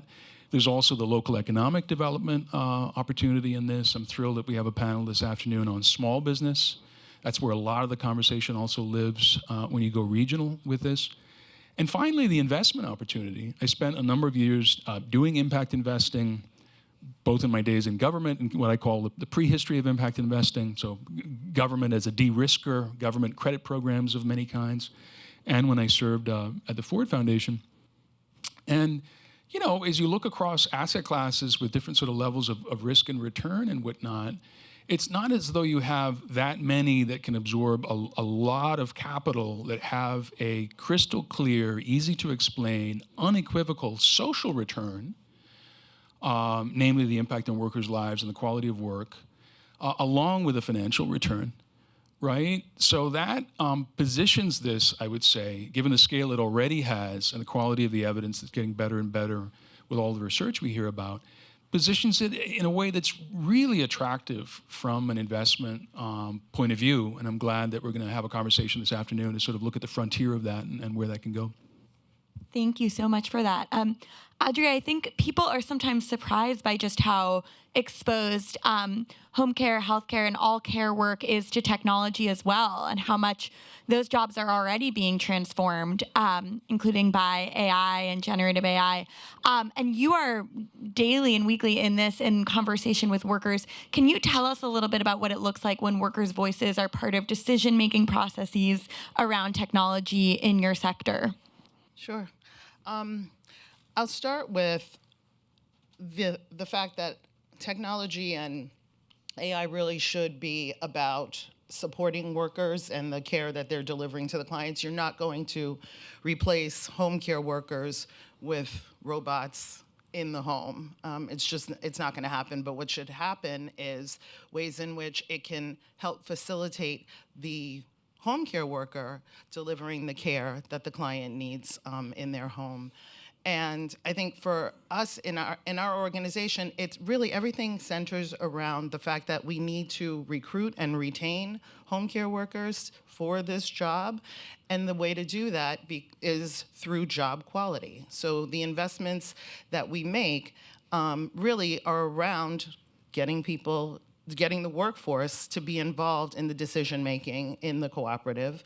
When we're rolling out training programs, beta testing it with the home care workforce and getting the feedback from them about how these programs are working, how they're, what do they need in order to deliver better care to their clients. I think we also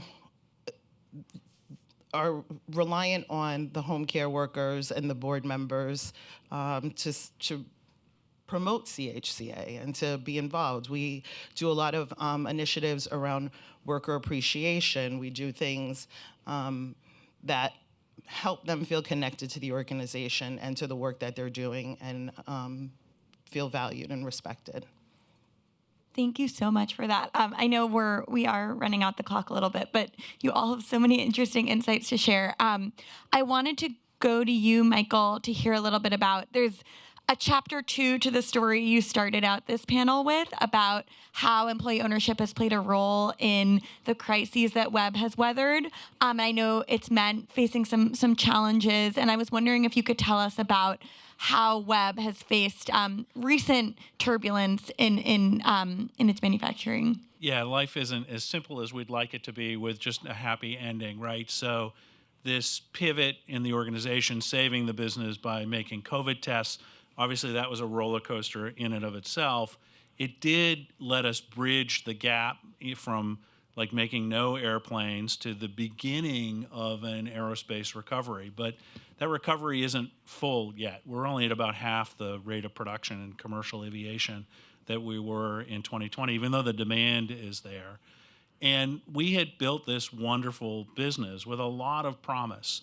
You know, imagine a world where we could walk down to the drugstore this afternoon and pick up a rapid test and see if we have cancer, or if we, have AIDS, or if we have whatever, right? Those tests are coming. They were all in our pipeline. We had an amazing pipeline, but we had no business in our medical manufacturing operation. And after building this wonderful team and saving an employee-owned company, we weren't successful enough in the recovery of the rest of our business to keep that business open.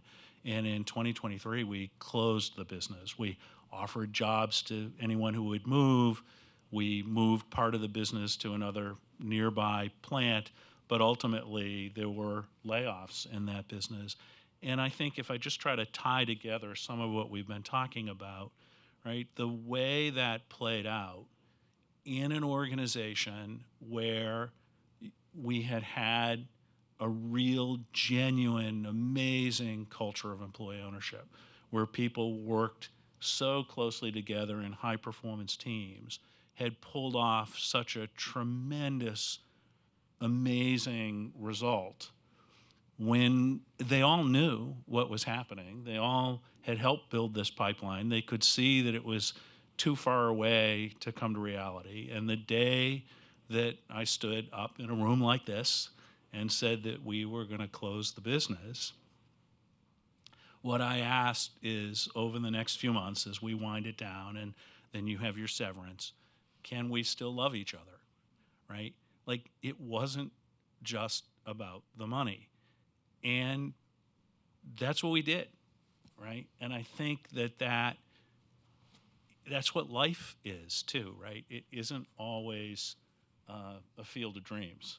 So anyway, that's chapter 2. Now, chapter 3 is we're diversifying the business. Like we have 550 employee owners who are very focused on not being so dependent on 1 or 2 market segments. And like, you know, my corporate development role exists now, and we've got this really, for a different panel, great process for how we're going to diversify the business and not get in that situation again. And how does employee ownership fit into that? Well, so we pull people out of it. You know, we have this cool process where we pull people out of their jobs for a 90-day market development sprint. And, you know, and we have a nice little structured process, and we say, hey, go out into the world and learn everything you can, talk to everybody at every point in the supply chain in this market, figure out what the needs are, how might a company like Webb fit those needs, and come back with a little mini business case. We've done 7 of those in the last year. 3 of them are in implementation. 1 of them is generating revenue. Several of them, you know, I mean, they're the kinds of things that we're finding things that will be, you know, 20, 30, 40% of the size of the whole company in the next decade. So we're sending owners out into the world, right? Like, these are young entrepreneurs. They own the business. They're having a ball doing it. They're learning a lot. So it's very much connected to the idea of a high engagement culture. Fascinating. Since we're talking about looking forward, Adria, can you tell us, being in one of the corners of the economy that's growing the fastest, what can care workers across the country learn from looking at CHCA's model? So first, I want to follow up because Michael said twice this piece about it's not all about financial, and I think that is so important to underscore in home care, because there is no money in home care. Like, we're not going to have home care workers that are getting dividends, in the tens of thousands of dollars, although we're actually going to be able to give a dividend this year, which we haven't been able to do in a long time. So I'm really excited about that, yeah. But it just makes it so much more important to center the job around the workers and have them feel valued and really the core of the organization. We're fortunate enough to be working with a researcher and a primary care doctor who is helping us to really identify what are the main ingredients and the key ingredients of the cooperative difference. And, the themes that are emerging, not surprisingly, are things like community, feeling, a culture of respect, being valued, compensation, even when we don't have the ability to, pay extraordinary amounts, the fact that we are consistently trying to find ways to increase wages for the workforce, to have benefits for the workforce. Those things come through in the cooperative. The difference of what leads to workers feeling valued so that they can go out and deliver quality care. The home care cooperatives also have things like better retention rates. So when you look at CHCA and other home care cooperatives, the conventional agencies have turnover rates that are somewhere just a little north of 80%. Can you imagine 80% of the workforce being turned over compared to worker cooperative numbers at like 30%? You can leave that down there. So if we have 30% turnover, we have people in the job, staying in the jobs, right? That means that we have less of a workforce shortage. We can bring more people in and retain them longer. And that has an impact on the client's care as well. You have the continuity of the worker knowing this person. I'm thinking about the work that this researcher was doing with us, and one of the quotes that a home care worker said was, feeling like the organization has her back, right? She's like, one of the things that's really important in terms of feeling like a community is that I feel like my organization has my back. If something happens in the client's home, they're gonna have my back. And I think that's so important, that workers feel like we have their back and are not standing on their backs, you know? Yeah, each other's backs. Right. Absolutely. So both of you just brought up this point about, you know, it's not just about the money, and you brought up turnover. Chris, right now there's obviously a lot of talk about efficiency, what sometimes also talk about what that means for workers. Can you just reflect a little bit about how employee ownership fits into the current policymaking discourse, and where you see the cracks where it could sort of fit in? Yeah, I love this question because it lets me talk about Elon Musk. I wrote a piece in the fall about why I thought if President Trump was reelected, he should not appoint Elon to a government efficiency panel. I was not heated, and the argument I was making is that efficiency is a dangerous word in the current political climate because it's used to mean more than one thing. And people play fast and loose with which meaning they're using at any given time. If by efficiency, at least let's talk about the government context first, then we talk about business. If by that you mean eliminating fraudulent payments and duplicative, operations, and of course, no sane person of goodwill disagrees with that. Everyone's on board with that. But what we often actually mean by the term is this market fundamentalist idea that the most efficient thing you can do is get out of the market's way, let it optimize as it will, and that will be best. Even Adam Smith didn't believe that. That is not what he meant by the invisible hand, for what it's worth. We could have a whole sidebar about that anytime. But the function of the market is not to be gotten out of the way of. It is to support and promote human thriving.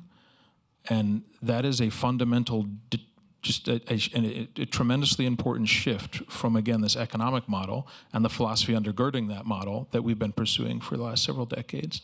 And the American public is quite clearly very, very hungry for that. So when politicians come out and say, at long last, like, we're not an economy with a country, we're a country with an economy. Economies should serve us, not us serving the market.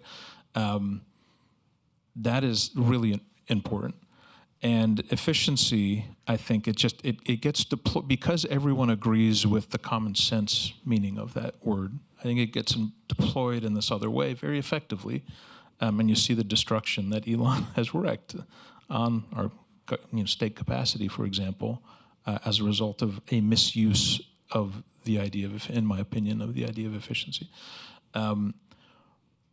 If you believe that the purpose of the market is to support human thriving, then you can't treat workers, you can only treat workers a certain set of ways, and you can't treat them another set of ways. And one of the implications of that, again, is that they are co-creators of value.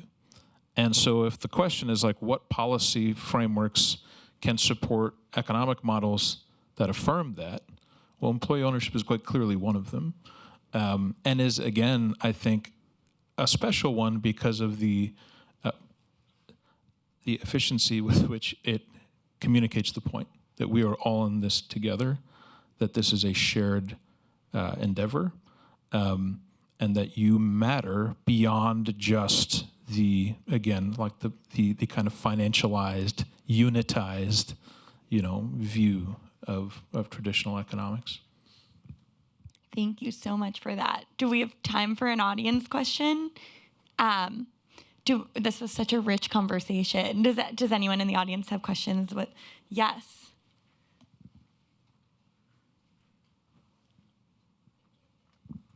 So I have a question for Audria.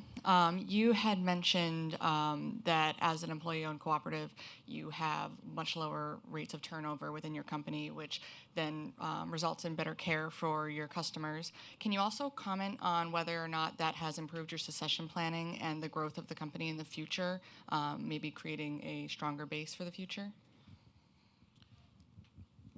The fact that we have the lower turnover rates really means that we have a lot of tenure in terms of our workforce, and we have a lot of historical knowledge. And so when new workers, whether they're coming into the office or whether they're coming in through the training program to become home care workers and deliver the care, you pass that knowledge along. And so then the next group that is coming in, we're able to hold on to them because they feel like they're connected and committed to the organization. Like I said, I've been there since like the beginning, but even on like my senior leadership team, we've got folks who have 25, 20 years in, and then we have the next set of, JC's one of our managers, and JC has like 15 years. And then there's people behind, the next layer. And we just work to like do different kinds of trainings and support so that we continue to make sure that folks understand the importance of the qualities that lead, or importance of the investments that lead to people feeling that they're valued and they're connected and stay in the jobs. Great question. Do we have time for one more? Probably go to Christos. Okay. Well, thank you so much. That was an amazing conversation. I feel like this group really came at this from every different perspective and every level of experience. So this was really fascinating, and I learned a lot. Thank you. And we have some. Thank you. So I'm going to hand it back to Matt. We're going to have Christos come up and offer a closing reflection here before we go to lunch. Thank you, Emma. Well, it's always hard to do a talk right before lunch, but I'll start with just to thank you again to Joseph, to Matt, to Maureen. This is wonderful to be here again. I heard a story when I was in a math class in undergraduate, and it began with the lecturer coming to start the class with just like a note card, and guess what it had on it? It was to try to remind him to say hello to the class. And so I'm coming with a note card, but it has a few notes on it, not just hello. What I want to title the next maybe 3.5 minutes or 4 minutes is on the creativity of the American worker. And so as we think about the future of the American worker, we also have to think about the superpower that the American worker has, which is around resilience and creativity. So there's going to be 3 main points that I make. The first is that just around some of the empirical literature that economists have documented over maybe the past 20 years or so is on the rise of labor market polarization. So I'm going to begin with a little bit of a sobering note, but then it's going to get incrementally more optimistic and more cheerful about the future. Perfect timing for lunch.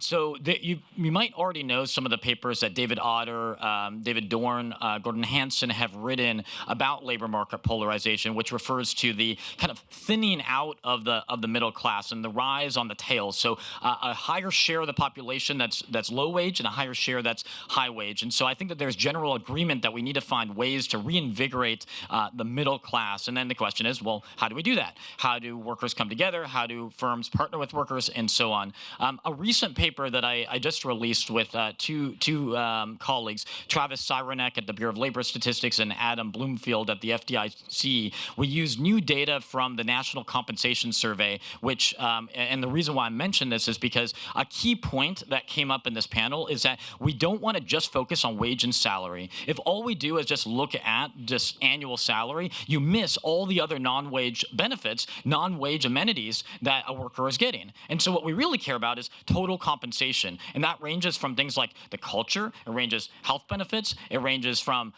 obviously employee ownership. And so it's really hard to measure that because the current population survey by the BLS doesn't have that data. Then NCS does. And so one of the things that we actually find, and again, this is a little bit of a sobering note, is that the increase in inequality inequality was actually concentrated among the higher wage.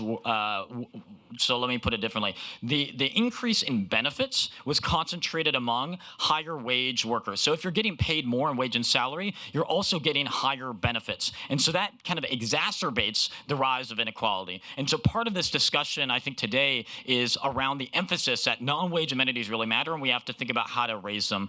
Point number 2 is around smart industrial policy, smart labor policy. And there's a paper, another paper that I have with a colleague named Juhan, which shout out to one of the our early SMLR meetings in January. I met Ju at one of the conferences that Joseph was organizing. And so we wrote a paper about how technological change affects the worker using data from Gallup between 2008 and 2018. And one of the critical factors was the role that trust has within the organization. So we showed that there is this overall positive effect of technology on worker well-being, which we measured using life satisfaction indices by Gallup, but we showed that it was heavily moderated by whether or not the workers actually trusted their management. Again, not a huge surprise, but it was really interesting to have that borne out in the data. And so I think when we think about what mechanisms are going to fuel trust, ESOPs, employee ownership is part of that, because then everybody thinks as a team. And just to echo Adria's point as she was kind of wrapping up, was that you think about appreciation, development and training opportunities. Those are, I have a paper on this as well, showing it's the biggest predictor of employee engagement. And so, yes, pay matters, but feeling like you have self-worth and having that affirmed by other people in the organization is absolutely critical.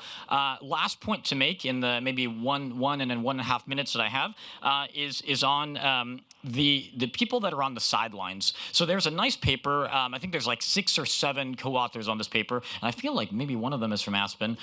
But the gentleman that I remember who led this up is Peter Blair, and the acronym they use is STARS, and it stands for Skilled Through Alternative Pathways. And so a lot of people have been saying, and I think this goes to Chris's point, that a lot of times people say, well, manufacturing is gone. The middle class is kind of like, I mean, they don't say, I think most people don't say middle class is gone, but a lot of people say manufacturing is gone. And I think where we collectively agree is that there are opportunities, but we have to be very intentional about it. And so what Peter Blair and others on this paper are making is that there are plenty of people that are actually skilled to do the work. It's just that maybe they don't have a master's in computer science, maybe they don't have a PhD or whatever college degree, but that's okay, because to do a lot of the work that we need in the future doesn't necessarily require those traditional credentialing pathways. And we need to think about new credentialing pathways. And so their paper estimates that there's maybe about 16 million people that are just on the sidelines called STARS that we could integrate into the labor market.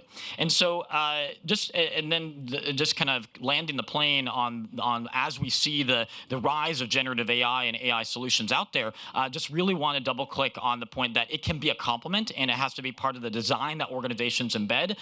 When we think about the way the generative AI can sort of like break up tasks, and that you could be handing your task to somebody else, and then that kind of all comes together through the rise of agentic AI, there's a lot of possibilities, but these possibilities are going to require piloting, experimentation, and it's not going to just kind of come for free. So we need to really work hard at it. So let me just say thank you again for the opportunity to be here and to listen to the panel and to be here for the rest of the day as well. So thanks so much. Enjoy the lunch.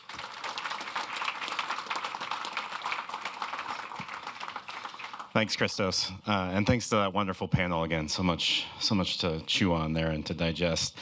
Just a few instructions for lunch here. So there is an optional lunchtime discussion taking place on the second floor that's being hosted by our friends at the Purpose Trust Ownership Network, PTON, for a discussion on the current state and future field building needs of employee ownership trusts and perpetual purpose trusts in the U.S. So I encourage those folks who want to attend that breakout session to maybe grab your lunch first and head down to the second floor. Everyone else maybe just hang back for a few minutes while they do that so that they can get their conversation rolling. There's about room for maybe 30, 35 people on the second floor. So if you really want to participate, I encourage you to get down there quickly. Have a good lunch, and we'll see you back here at 1:30.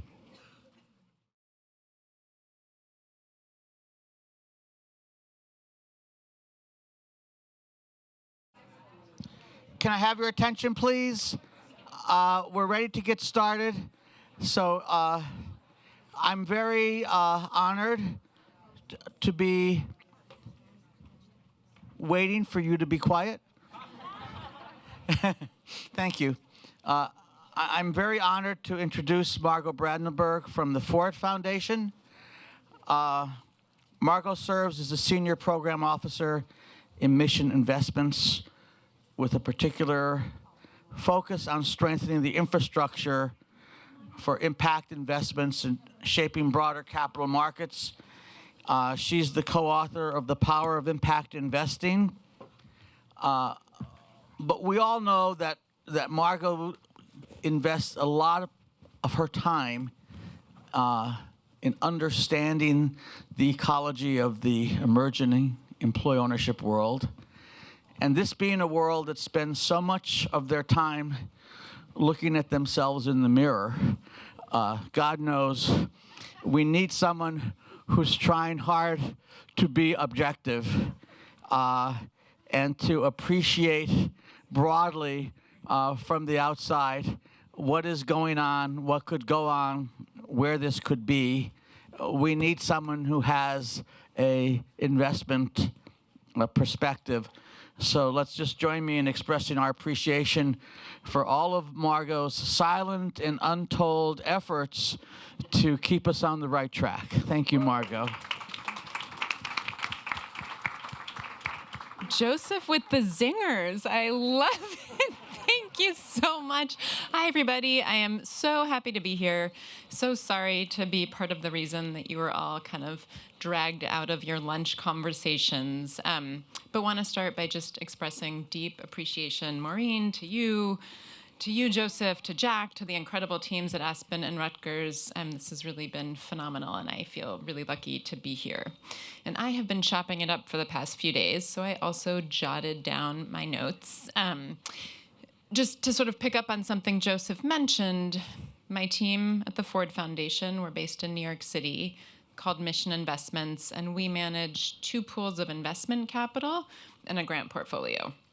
So we're a little bit of an outlier in the world of philanthropy, and we can deploy, and we have deployed, all of those tools in our toolkit in support of employee ownership. And there's not that many things that cut across as neatly as I think this opportunity does, and so it's something that's sort of near and dear to the hearts of my colleagues.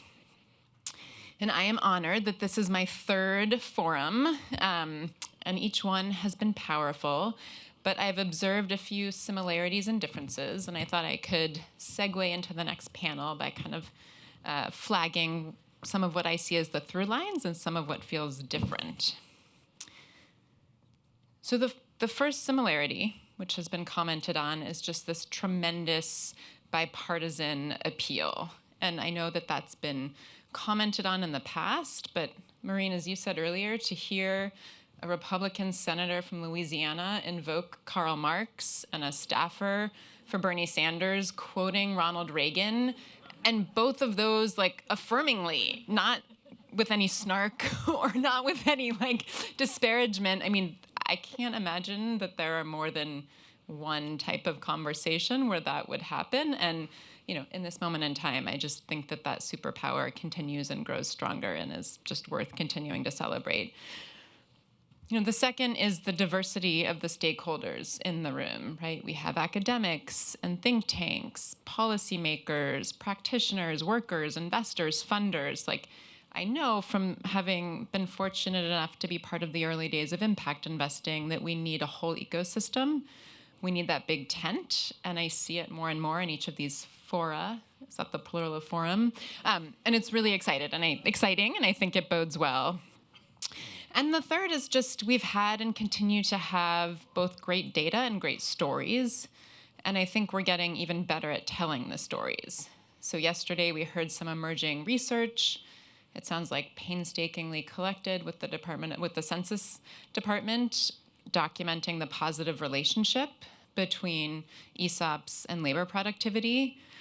We also heard phenomenal stories, right, about workers. We heard stories from workers. This was the first forum, I believe, where we had a worker-owner panel, and I think that was a really fantastic addition, and I hope it's one that will become permanent. But I think that left brain, right brain, stories, data, like that's a superpower for this work. But with the benefit of 3 forums under my belt, I think there's also some differences. Some of them are a question of degree, right? Our stories are better, our data are improving, and the tent continues to grow larger. We've also, what feels different to me now is we've talked in the past about the awareness gap that exists around employee ownership. And we've talked about sort of dedicated efforts to fill that gap. What's been exciting to me about the past 2 days is we haven't just talked about ownership in a vacuum. We've talked about it in conjunction with topics that are commanding the headlines, right? AI and whether it displaces workers, economic nationalism and reshoring. Like, these are what people are talking about. So as we weave in employee ownership to those conversations, as well as have kind of dedicated sessions like this, I just think we move the ball, forward much faster. We are also seeing some points of tension arise. I think that's, Joseph, I love this, looking at ourselves in the mirror. I think it's common in any field where you have really strong legacy players and then a surge of new entrants, for there to be some points of tension. And honestly, I think that's healthy and constructive as long as we manage it respectfully and productively. And Joseph, I want to appreciate you in particular as someone who's been a trailblazer for decades and who still manages to welcome those of us who got religion around this topic in the past few years with open arms and with tremendous patience. And not everyone does that, and so I just think it's a huge testament to you.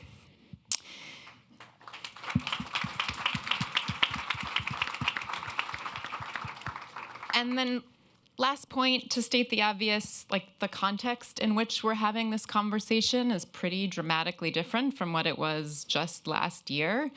And as Phil Reeves said earlier, whose fund, APIS and Heritage, we are happy to be invested in, along with a lot of our friends and peers here,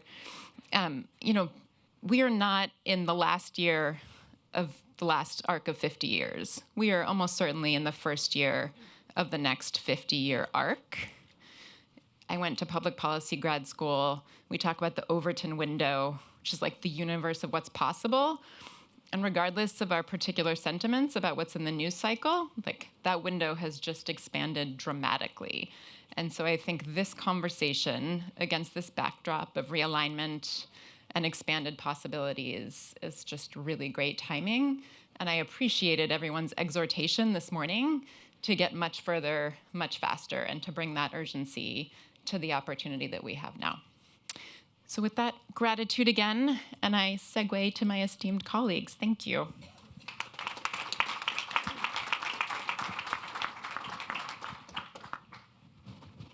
Well, thank you, Margot. Good afternoon. My name is Jack Moriarty, and it is my esteemed pleasure to introduce our first afternoon panel on the topic of bridging the gap between institutional investment and employee ownership. And I'll offer two very quick thoughts before passing the baton. The way I've sort of thought about this, and we had a great lunchtime conversation around this, is there's sort of two conditions you need, right, to sort of expand and scale this field that we all know and have come to love. The first is, and we talked about this yesterday, you need a whole bunch of legislative, regulatory, policy strategies to take what is right now a niche and turn it into a multi-trillion-dollar asset class and really scale this all sorts of different employee ownership models across the capital markets, both here and around the world. But that doesn't happen without really the first condition, which is you need the pioneers, you need the innovators, you need the early adopters that can collectively show us the art of the possible. You can't scale what you don't know. And that's why I'm so thrilled to introduce a panel of friends and a great subset of these entrepreneurs and real leaders in the field.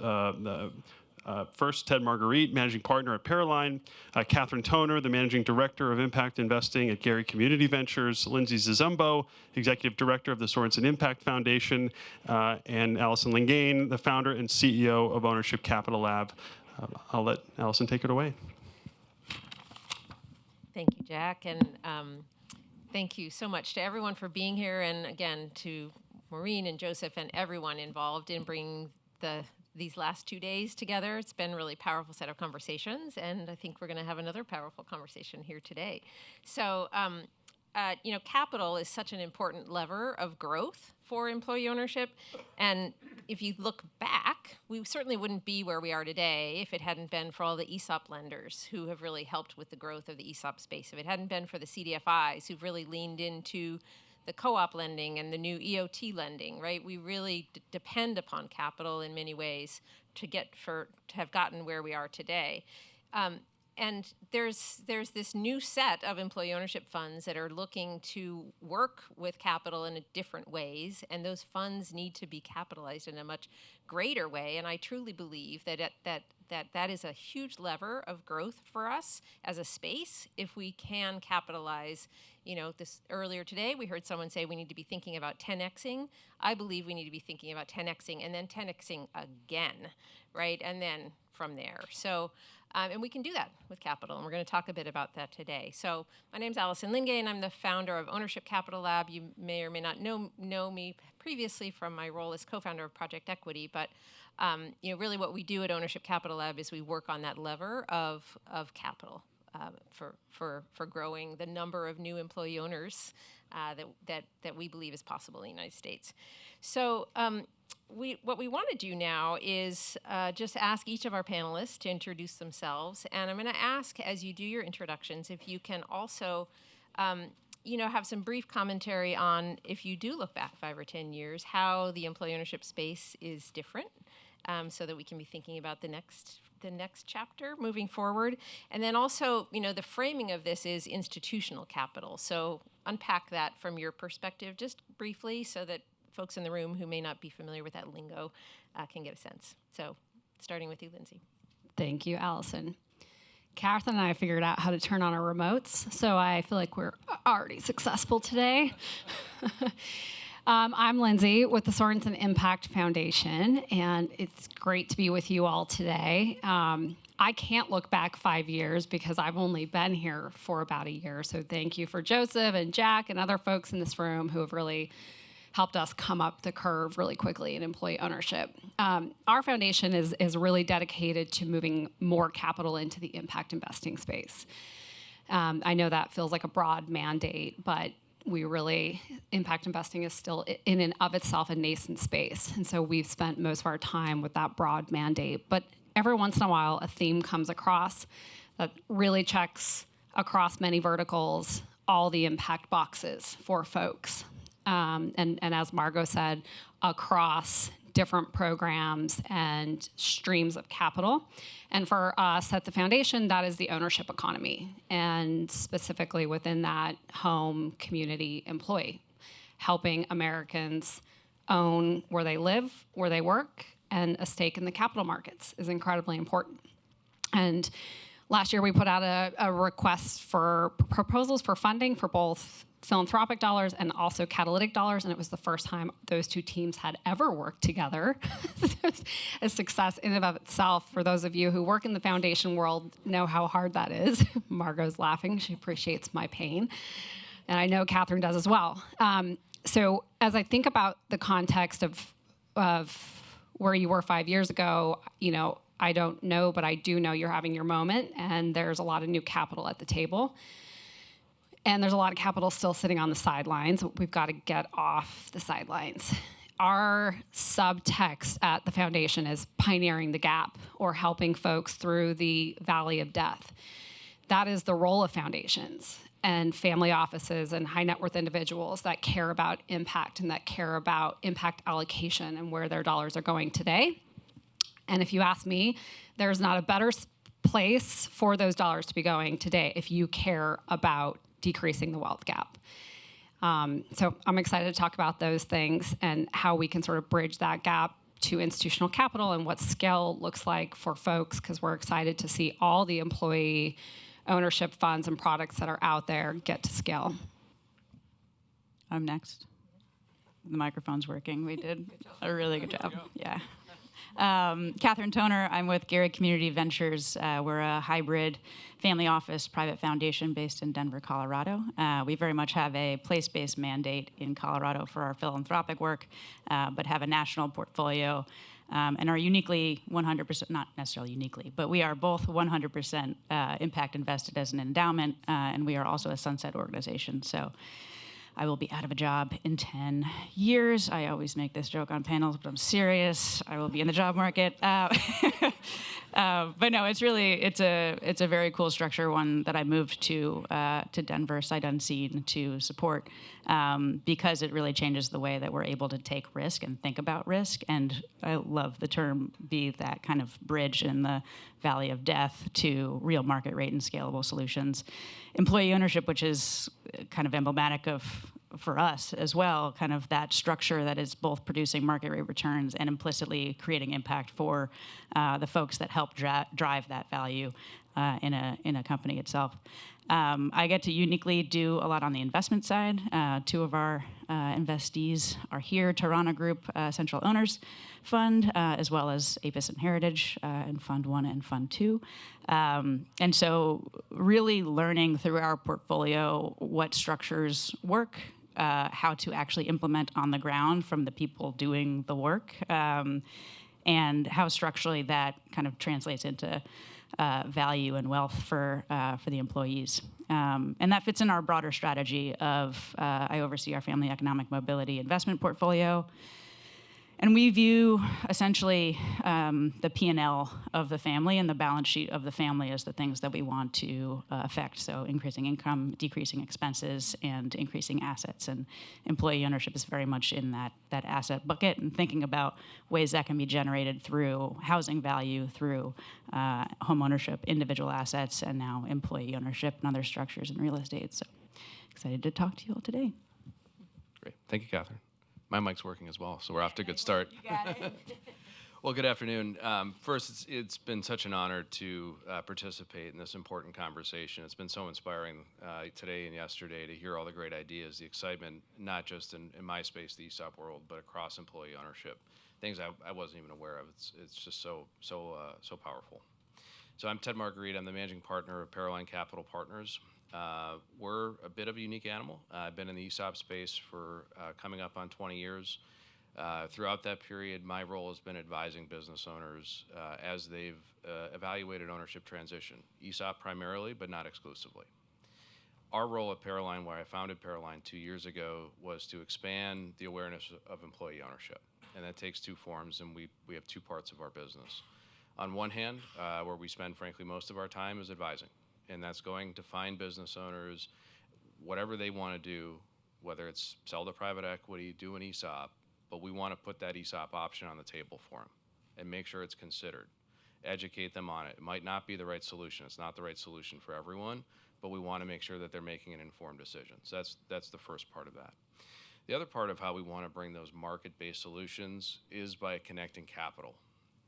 One of the things, and I'll come back to this in a bit, is that the capital markets in the ESOP world, and within the ESOP space, we focus on companies valued over $100 million. So large businesses, I think last time I looked, our average client had several hundred, 300 to 400 employees. At that size business, they have a lot of options. And for better or worse, the price of entry to that conversation is what is a minimum level of liquidity that they can pull out? And so how do we bridge that capital gap? And we think the way to do that is using an ESOP, bringing market-focused investors, and having them invest in alignment in parallel, hence Paroline, in parallel. It was pretty clever, wasn't it? ChatGPT does amazing work in COVID. Yeah, it was phenomenal. Also ChatGPT. But bringing that together, because we're staunch believers that when structured correctly, investors can realize great returns, particularly great risk-adjusted returns, and at the same time deliver phenomenal outcomes for owners and communities and employees. And so that's what we do. So, Allison, back to your question. What have I seen over the last 5 years? I'm going to go back even further, probably. So as I look back to, call it the early 2011, 2012 timeframe, I have seen the explosion of private capital to the extent that I think private equity has just simply run out of things to buy, and that's leached over into the ESOP space in that it's just increased the level of expectations that business owners have, and it's made ESOPs harder. I'm looking around the room at some of the my fellow ESOP practitioners, we all know that, let's say pre-2022, we sold more ESOP companies than we instituted new ESOPs. Why was it? Because private equity had a lot of money and they were offering. That, I think, tide is changing. Higher interest rates will bring multiples down. Private equity is realizing that they probably overpaid. That's creating an opportunity to have more, I think, compelling ESOP conversations. But I think we do need to figure out how to bring more institutional capital on a sustainable market-based basis into this realm if we're going to grow ESOPs at scale. And that's what we set out to prove. Yeah, love it. That's super helpful to get your perspective, especially from the ESOP vantage point, because we've been having so many conversations about ESOPs in the realm of the sort of the normal way that ESOPs are created, I would say, versus maybe some of the newer ways where we've got these funds that are kind of going shoulder to shoulder, if you will, with private equity funds, bidding on these companies and transitioning them. So appreciate that. So we're going to go back to you, Lindsay, and you talked about the pioneer gap and the valley of death, and in our space of the dedicated employee ownership funds, you mentioned Fund 1 and Fund 2 for APIS and Heritage. We have 2 Fund 2s. So for those of you who are in the investment landscape, that means that every one of our funds in the space is an emerging manager, right? So from your vantage point, could you talk about some of the ways that you can pull on the levers of what you have, but also sort of the call to action about the ways to support and really lean into getting off the sidelines or supporting these emerging managers, whether they're in their Fund 2 or their Fund 1 or even just getting organized? Yeah, absolutely. I think investors spend a lot of time trying to understand and perfect models before they invest, and we all know that employee ownership can be a really hard learning curve. I know that's been true for us as an investor and other investors that we talk to. But the reality is it's not that complicated. And especially if you care about impact from an emerging fund manager or a first-time fund manager, there's quick boxes to check there. But I think we do have to continue to break down the education barrier. We have to break down the data that exists. We have to get that out and have more transparency in the market. I think that's a big problem. But from my vantage point, foundations can play a really unique role in supporting the ecosystem and sort of the different scales of capital or spectrum of capital that exists and are at our fingertips. So, we put out a request for funding last year, and we did it for both our catalytic investment portfolio and also our philanthropic or grant bucket. And that was the first time our programs had talked to each other, but it also became aware of how much grant capital needs to go out to the space. And I don't think we're seeing enough of that capital in sort of this niche early learning stage, so that folks like the Aspen Institute and their incredible work, or Transform Finance, a number of folks that are sitting in this room are doing, Rutgers, others that are doing this incredible work behind the scenes. We need to see more of that grant capital go to the learning academic scholar work. On, specifically to the funds and the fundraise, as we've had, we were one of the first investors in the A&H fund, in early 2019, and so excited to see them in, raising their second fund. We have a lot of funds in the space, and we have a lot of new capital that needs to be raised in order for these funds to succeed. Jacob said something to me earlier that was great, which said, don't tackle the bear in the cabin first, not the bear in the woods. And I think it's incredibly important that the funds that are in the market now are successful. If they don't raise the capital needed at this time, it's going to be a failure to launch in this space as far as an investor sees it. And so whenever we have investors on the sidelines that say, how can I get involved? Where should I start? I'm like, get off the sidelines. Put capital into these emerging fund managers, put them into Fund 1, put them into Fund 2. There's 20, however many, Allison knows this. 27. She knows the number of capital that's being circled, which is more capital than's been raised for funds in the employee ownership space. $670 million if all of the funds are successful with their raises, compared to a base of only $500 million of assets under management right now in the specialized employee ownership funds. So double. More than double. More than double. Our work's cut out for us. So I tell folks all the time, this is one way to think about this, is a private credit strategy. Get off the sidelines, see the impact, see the return potential, and get in the game, especially as foundations are concerned. I think Margot and I are always on this soapbox beating this drum. A lot of our friends are still sitting on the sidelines. So I spend a ton of my time trying to help investors get off the sideline. But a lot of this comes from an education gap and understanding all the different structures that are out there and which ones work better and which ones don't, what size the company have to be, so all those learning curves.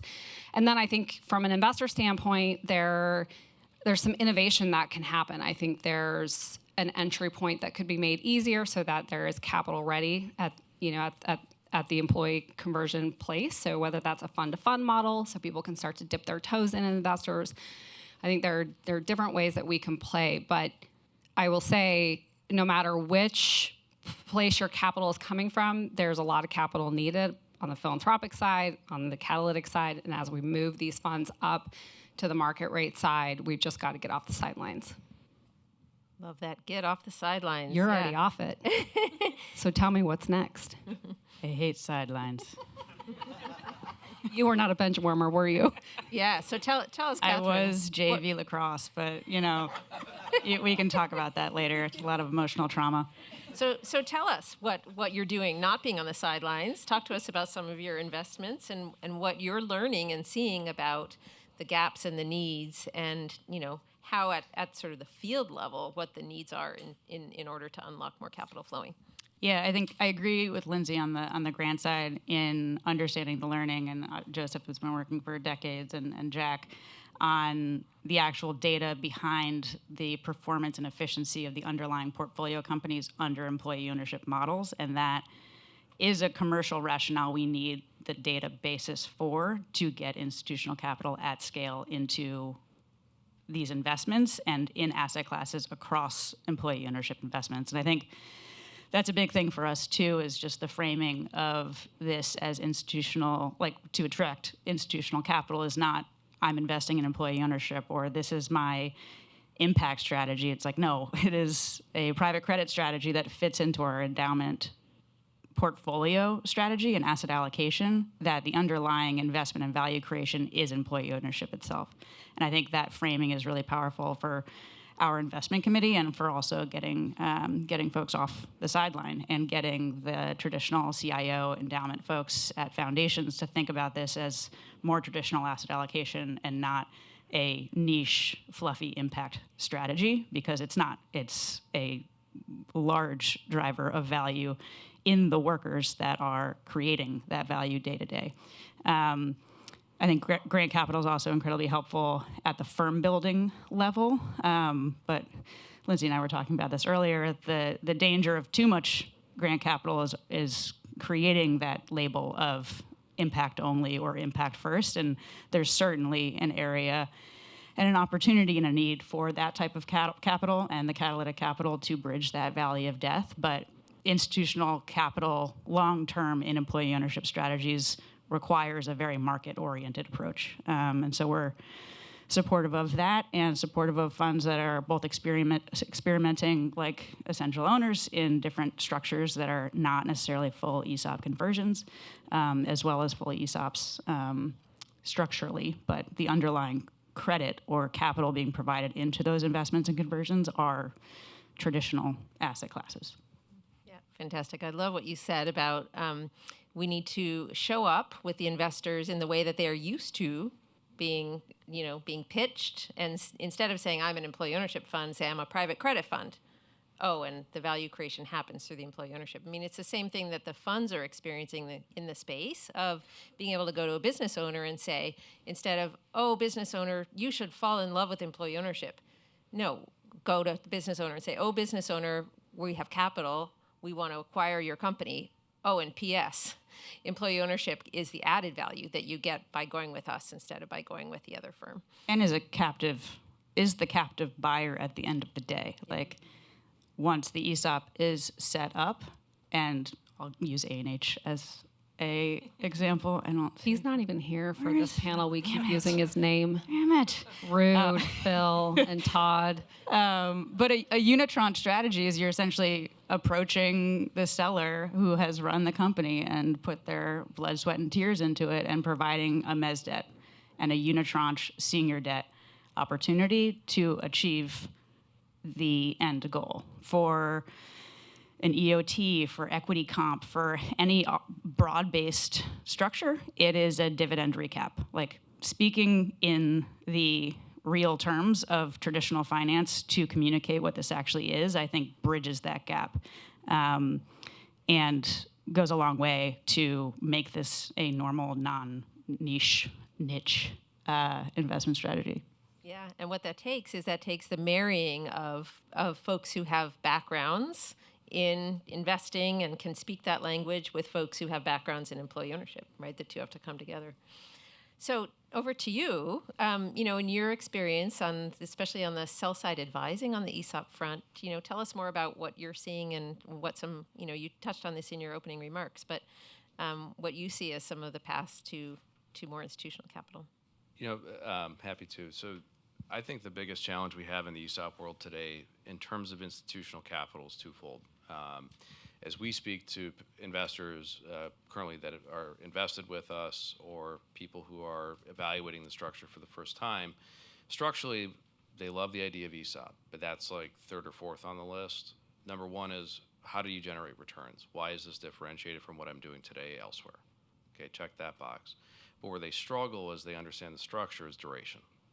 And what we struggle with in the ESOP context is, and I'm ESOP specifically, but more specifically, 100% S Corp ESOPs, because that tax savings helps generate the return that the investor is looking for. That duration to get their capital back is long. We always say it's 7 to 12 years. That is a hurdle. But I would say even more so than that is the dearth of institutionally investable businesses. How many businesses over $100 million that have the reporting and the controls internally and the management team to actually warrant institutional capital out of the 200 some odd ESOPs that are created every year? I'd pull some of the ESOP folks in the room, but I think we would all agree it's probably less than 15 or 20. That is the single biggest hurdle. Now, how do we address that? That network of buyer, if you own a $200 million business I'm from South Dakota, so I'll use Sioux Falls, you're going to think that private equity is the only option. That's just fundamentally how you're going to think, unless you're thinking of some sort of gratuitous transfer via ESOP or employee ownership. That is what needs to switch. But what needs to switch is we need to reach that party, that business owner, before they engage the middle market investment banker who's just incentivized to sell them to private equity. Because those companies exist, those owners exist, but we need to get them before they already went to a different asset class. And that's why we think it's so important, and what we're doing at Paroline of our sell-side business is that gets us in front of those people first before they go to auction. I don't want to invest, I don't want to bring my investors into an auction. The person that wins the auction is either the smartest person or the dumbest person, but they are certainly the person that paid the most. So if we can get in front of that, not only do we have the ability to educate them on an ESOP before they're already down the path somewhere else, but we also have the ability to create really attractive structures and returns for our investors without the impact of that competitive auction. I'm going to quote that. It's copyrighted. You can quote it as a licensing fee. I'll attribute. Yeah. I'll attribute. The smartest or the dumbest, for sure. So that's actually a good segue maybe into the policy arena. But let's talk state policy in Colorado. And, have you share a little bit about the good things that have been and are happening there in Colorado, and then, what you'd like to see happen at the federal level? Yeah, absolutely. And I'm looking at my friend Jack over here, who has been a conspirator. Yeah, Colorado is ripe ground for employee ownership. We have two of A&H's Fund One portfolio companies there. A lot of activity, a lot of support from our Office of Economic Development. We are one of a few states that have an employee ownership office, have a cash collateral program for financing that applies to employee ownership conversion transactions. And in this session, Gary helped develop legislation that essentially provides the first state-level economic incentive to convert to employee ownership. So taking kind of the 1042 rollover approach, but applying it to state income tax, essentially capital gains exemption for employers and sellers that are converting at least 20% of their business to a broad-based employee-owned structure in order to qualify for that capital gains exemption. So as you can tell, I'm very much like the traditional finance evil capitalist version, and like really wanting to narrow in on what economic incentives, and I think you probably agree with the need for this in the S Corp 100% ESOP conversion being a large driver of returns, but how can we replicate that in other areas and other structures in order to incentivize behavior that doesn't rely on just the goodwill and the big heart of sellers. We do live in a capitalist society, and I think have to design for that. And so it's an experiment. It passed with great bipartisan support, as we are not surprised in the last 2 days, out of the first 2 committee hearings that it went through, and then appropriations is next week, and then I'm learning about the legislative process. I'm like, I have office hours with our policy team. Yeah, it's I feel very, very silly, but it's exciting, and there's tremendous momentum and support at the state level, which I think is ripe ground for testing for national and federal scale. Awesome. Can you share about the cash collateral as well?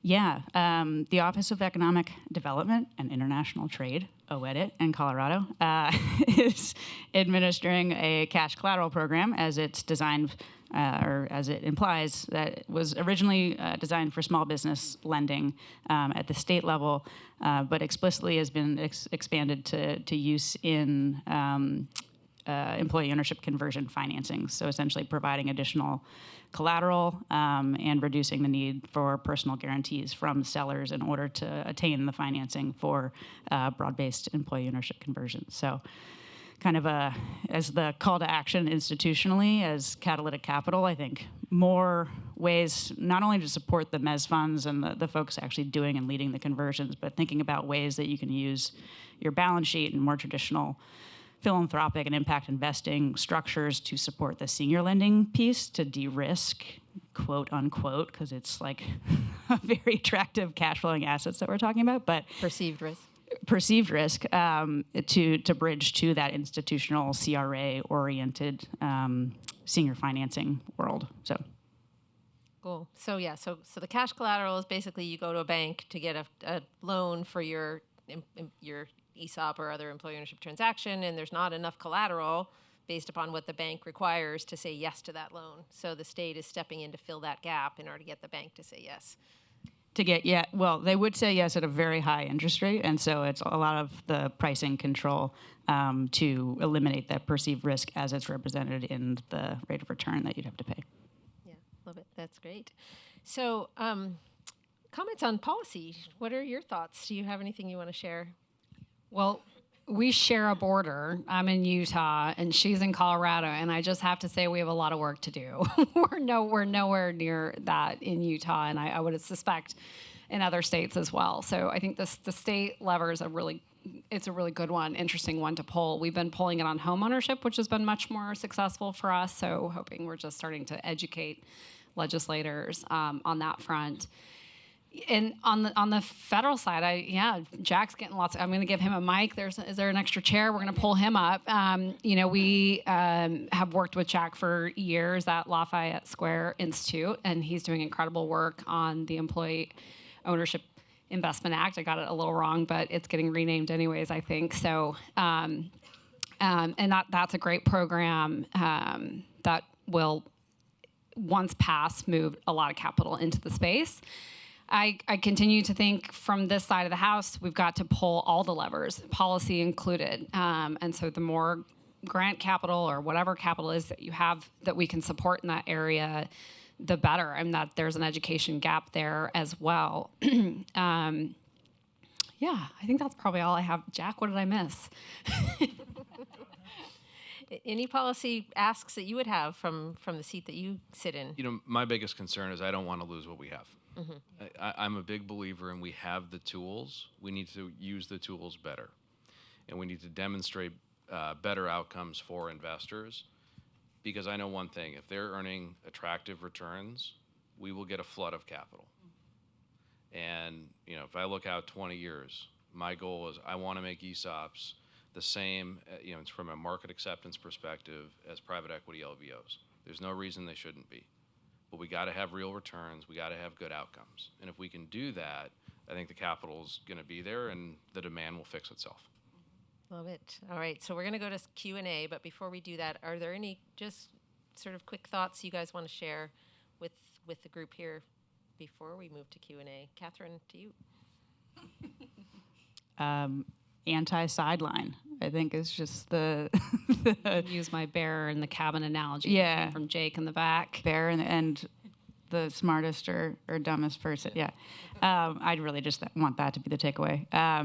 But yeah, I would say just this is a moment to take risks, and risks that have data to back it up and support the field that continues to support that for that actual bridge to institutional capital.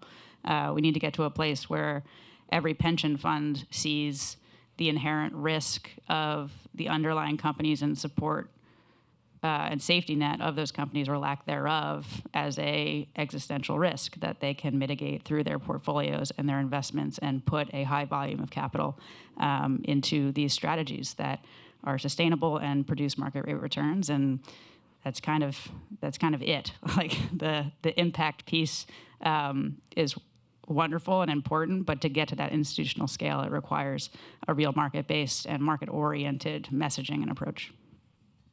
Yeah, I would add one thing, which is what we're seeing is that it's working.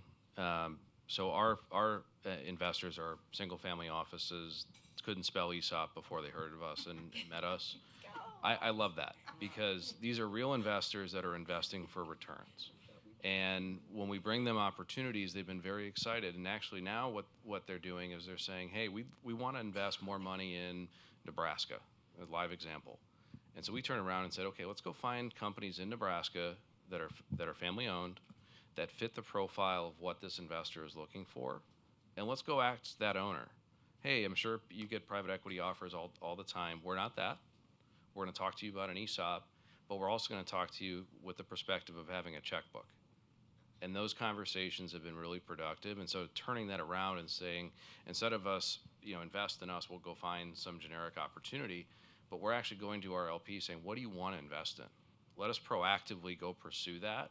In the ESOP angle, the reception we have with business owners is so different than talking about a private equity sale. It's resonating. And so I think it is working. I will say the one thing I note as we go more truly institutional investor, in the pension world, they don't know how to benchmark employee-owned vehicles. They have no idea, are you a debt, are you equity, who do you talk to, how do we deal with you, how do we know if you're doing good or bad? To me, that's actually probably the biggest hurdle as we seek investors, is they like the concept, they feel good about it, they see the return potential, but they have no way to benchmark us.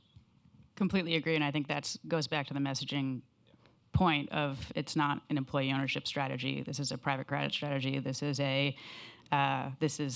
above market rate debt for a dividend recap, so you can convert part of it to an employee-owned structure to align interest. And I completely agree, and I think that's a huge messaging issue that we collectively can solve. Love it. All right, Lindsay. Yeah, I would just add that, as we know, times are incredibly uncertain, but luckily employee ownership is not one of those issue areas that is hard to sell on either side of the aisle. So as investors or foundations or other folks are sitting on the sideline, there it is. This is a safe place to play. And I urge capital allocators to get out there. Yes, you said they're mostly emerging fund managers. That doesn't make these structures high risk or haven't been diligence. These are incredibly incredibly good vehicles to invest in with really strong fund managers with really strong track records. Since Phil decided to grace us with his presence, I'll call him out specifically. As we know, A&H is one of those. And I'll just come back to hearken on my drum again from the beginning, which is we've got to support those that are in the market now raising capital. This is our time when we look back in 5 to 10 years, we want to say that those funds that are raising more than double the capital that's under management now survived and made it. And those proof points, were proven. And then we moved our way all the way up into the market rate capital, where someone doesn't have to have 95 LPs. They've moved to a market rate place with bigger checks and proof points. So that's just my call to action yet again. That's great. So one quick comment, because we want to have time for questions. Go ahead. My quick comment, Lindsay, I wanted to follow up on one thing, and that's in these uncertain times, we have to remember that employee-owned companies don't have equity. So if they hit hard times, there is going to be opportunity for investors to provide that equity to let those companies weather the storm. And I think as we think about capital in this space, it's not just instituting new ESOPs. We have to support our ESOP companies through downturns. And we're talking to LPs about that right now. That's a great point. Okay, so does somebody have a mic for questions? We've silenced the room. Nobody wants to be the smartest or the dumbest. Yeah, hi. I think a question. Catherine, you were the one who mentioned EOTs. And there's a lot, the ESOPs have obviously been around for longer. The S-Corp conversion tax advantage strategy is really well known. But EOTs seem brand new. Can you just say a little bit more about your perspectives on those? I'm David Rolfe, by the way. I chair a pension fund with about $450 million of assets under management in Seattle. Excellent. Look forward to your investment in several of these vehicles. I think we view at Garrett EOTs are one of the tools in the tool chest. I think we've talked to or alluded to a lot of tribalism in this space, and I talk about it very blatantly because I think we need to focus on the big tent. An EOT and the trust structure and the perpetuity underlying a trust structure is the right opportunity for some businesses. Obviously, very new, but we do have, it sits under the perpetual purpose trust umbrella, and there we have a few more data points. But the governance piece is a significant piece of that a lot of strategies in the ESOP world integrate, but does so very intentionally just through its legal structure. So broadly see it as a tool, a structural option, and in our legislation is listed as one of the options that would qualify for the capital gains exemption. And it's not new in Europe. It's very well tested in Europe. Mm-hmm.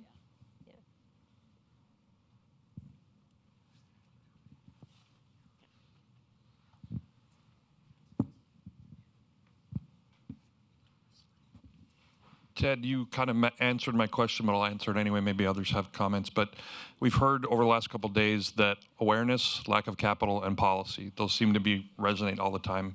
Those that know me, I'm all about the awareness every single day at the Employee Ownership Expansion Network. I've always often worried that the more capital that's there, do we have enough companies in the pipeline to do that? You've made me think of in a different way. Does more capital actually help with the awareness?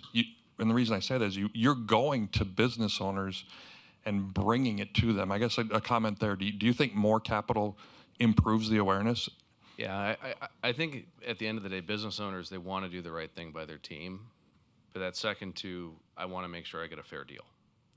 And so the more capital that we have demanding that, that opportunity, you're going to create awareness because they're going to hear about other success stories at other businesses. It's sort of, where private equity was 30 years ago, and why private equity took over the world is everyone realized that they could sell their business for way more money than they thought it was worth. And so that happened because capital was available. So I think capital will create awareness, but at the same time, we do have to make sure we can deploy it because, Lindsay, to your point, I think, it's great that we have people out fundraising and raising funds, but there's a lot of pressure to deploy. And I mentioned this over lunch to my table, but we have to be very careful as a space that when we deploy capital, that we're actually generating attractive returns, because if we get known for creating substandard returns, that is going to be very difficult to come back from. Does either one of you want to comment on that question? I mean, I'm not the smartest person in the room, but I couldn't have said it better. Yeah, great. Lindsay, I really appreciated you talking about source and kind of quickly moving up the learning curve. And I'm curious if you could talk a little bit about the internal kind of stakeholder management and education that you've done to be able to get the decision makers at Source and comfortable and excited to step in this space. Yeah, thank you. How long do you have? No. I mean, I kid. We started as a single family office, and I think while Jim Sorensen is renowned as one of the earliest impact investors, so he's not been hard to convince in any innovations in this space. We do have folks on our board and investment committee that are a different story, including his own children who came from private equity, and their first reaction was, if they can't sell the deal to private equity, it's not that good of a deal. So that was a real challenge for us. And I think all of us deep in this space find that offensive now. But, we went on a learning journey together. There's nothing, an impact investor loves an entrepreneur, right? That's what gets them into the space, gets them excited. So we took the people to the ground, and we've done that with legislators in different states. You pull up a list, you call Jack and you say, Jack, how many employee-owned companies are there in Utah or in Colorado or whatever state? And he can pull a list, and you go visit those, and all of a sudden, you're not only on the ground seeing the heartstrings of these companies, but you also call Phil and you say, give me some of your data, and he's got it. And Joseph just came out with new data that's fantastic. It's there. And so it's simply just taking them on a hearts and minds journey that equals, matches sort of a return expectation and what their, sort of their risk appetite is. And when all of those things clear out of the dust, you see what a great strategy this is. And I'll say it again, to Catherine's point, we look at it as a traditional portfolio model within our investment strategy, and that's changed as well. But one thing I wanted to say earlier too, I've never seen investors be so willing to share diligence as they have been in this space. I've begged folks to send me their diligence, and I've worked with Donovan and other folks and Springpoint, and they're just, everyone's openly willing to share investment memos and diligence in this space, which is incredible. You don't see this in other investment verticals. And I only bring that up to say, Margot said it great earlier, we need every stakeholder at the table for this movement, and I think everybody is here for that. But as investors, I think our job is to reduce the knowledge or the coming up the curve. And we can do that by creating new investment products that make moving capital into this space easier. And I think that's on us to do. And I hope next year when we sit at this, we probably won't be invited again because we were just, But if we are invited here again, hopefully what we can do is share what some of those models look like, because I think we want to remove how long it took us to take this learning journey.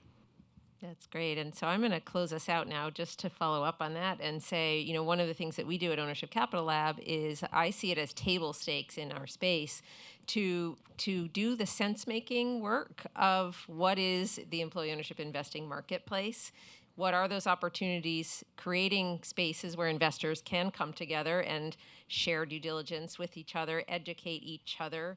So hold those spaces and advance those conversations in order to be able to invite more investors into the space and really encourage them to get off the sidelines.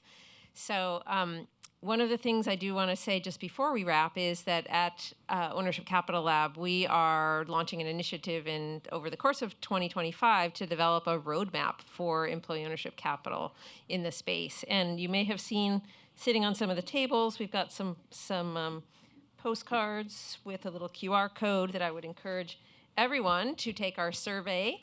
And you can get to it at tinyurl.com/EO Capital Survey. But we're really asking everyone to help us map what it is that we should be doing as a field and as a space to be very intentional about continuing to grow the capital marketplace for employee ownership, continuing to get those investors off the sidelines, continuing to support our emerging fund managers so that when we say in 10 years and we look back at this time period, we say that was an inflection point. We saw a flow of capital coming into the space that really changed the growth trajectory of employee ownership. Thanks, everyone, for joining us.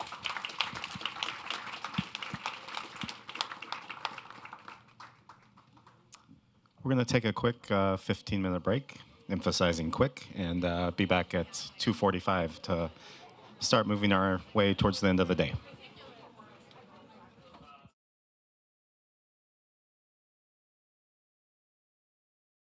Well, good afternoon. I'm Bill Castellano. I'm the Associate Director at Rutgers Institute for the Study of Employee Ownership and Profit Sharing.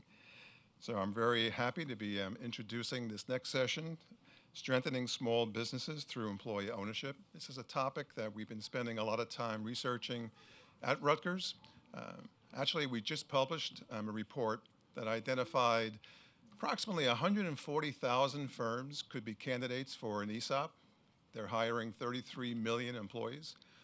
And approximately 1.1 million firms are possible candidates for a worker cooperative, hiring 22 million employees. So there's a pretty big gap, right? We all know that we're under 7,000 ESOPs, under 1,000 worker cooperatives.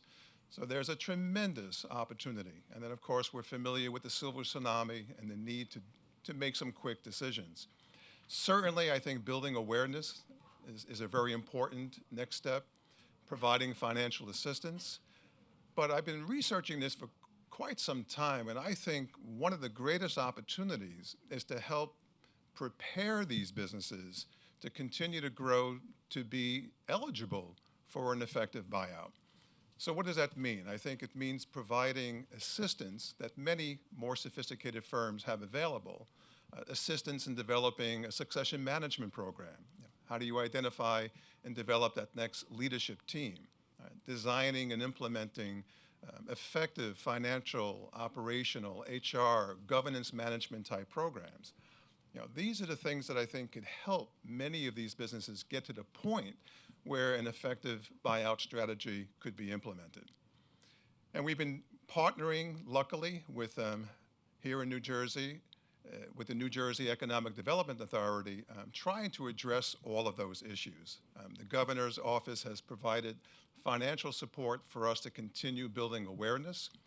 We're in the process of expanding our educational programs designed for business owners, employees, as well as business advisors. And then NJEDA is in the process of implementing a program where they will be providing some financial assistance for business owners that are looking now to implement an employee ownership strategy, helping to finance feasibility studies and related expenses. So hopefully we'll get an opportunity to move this needle, and I'm very happy to also introduce our distinguished panel on this important topic. We have Kevin Clegg, CEO of Clegg Auto. We have Rachel Hottenberger, CEO and Director of the Parman Holding Companies. Sean Tamber Matthew, shareholder at SCS ESOP Strategies. Our moderator is going to be Ann Claire Broughton, founder and board vice chair of North Carolina Employee Ownership Center. And we'll have some closing remarks from Loren Rodgers, the executive director at NCEO. So Ann Claire, it's all yours. All right, thanks so much. Hopefully we don't have too much of the post-lunch lull. We'll try to keep you awake. So I do represent the North Carolina Employee Ownership Center. We also have Iowa here. You heard from Leslie earlier, as well as Washington State and Steve Storkin from the Employee Ownership Expansion Network. So our mission is to spread the word about employee ownership as a win-win-win for business owners, workers, and communities. We see a ton of small businesses at the center, so very excited to be part of this discussion. I wanted to just set the stage by defining what we mean by a small business. The SBA defines small business as any business smaller than 500 workers, but I think we see a lot that are considerably smaller than that. But small businesses are the lifeblood of our country. 99% of businesses in the U.S. are small businesses. There are 35 million small businesses in the U.S. They employ 46% of workers, which is about 59 million people. They make up 43% of our GDP. And they are the businesses we all rely on: the pharmacies, beauty salons, restaurants, retail, daycare centers, small manufacturers, and many, many other businesses that we rely on. And so with this silver tsunami, if they don't have a child to take over or a ready buyer, they're at risk of shuttering. And that will be a huge loss, because locally rooted businesses circulate 70 cents on the dollar in the community as opposed to 30 cents if they're owned elsewhere. And those are the businesses that are part of they sponsor the Little League team, and they're part of the Chamber of Commerce, and they're just rooted in our communities. So they're very, very important. I did want to quickly mention that we have an ESOP company and an employee ownership trust represented here.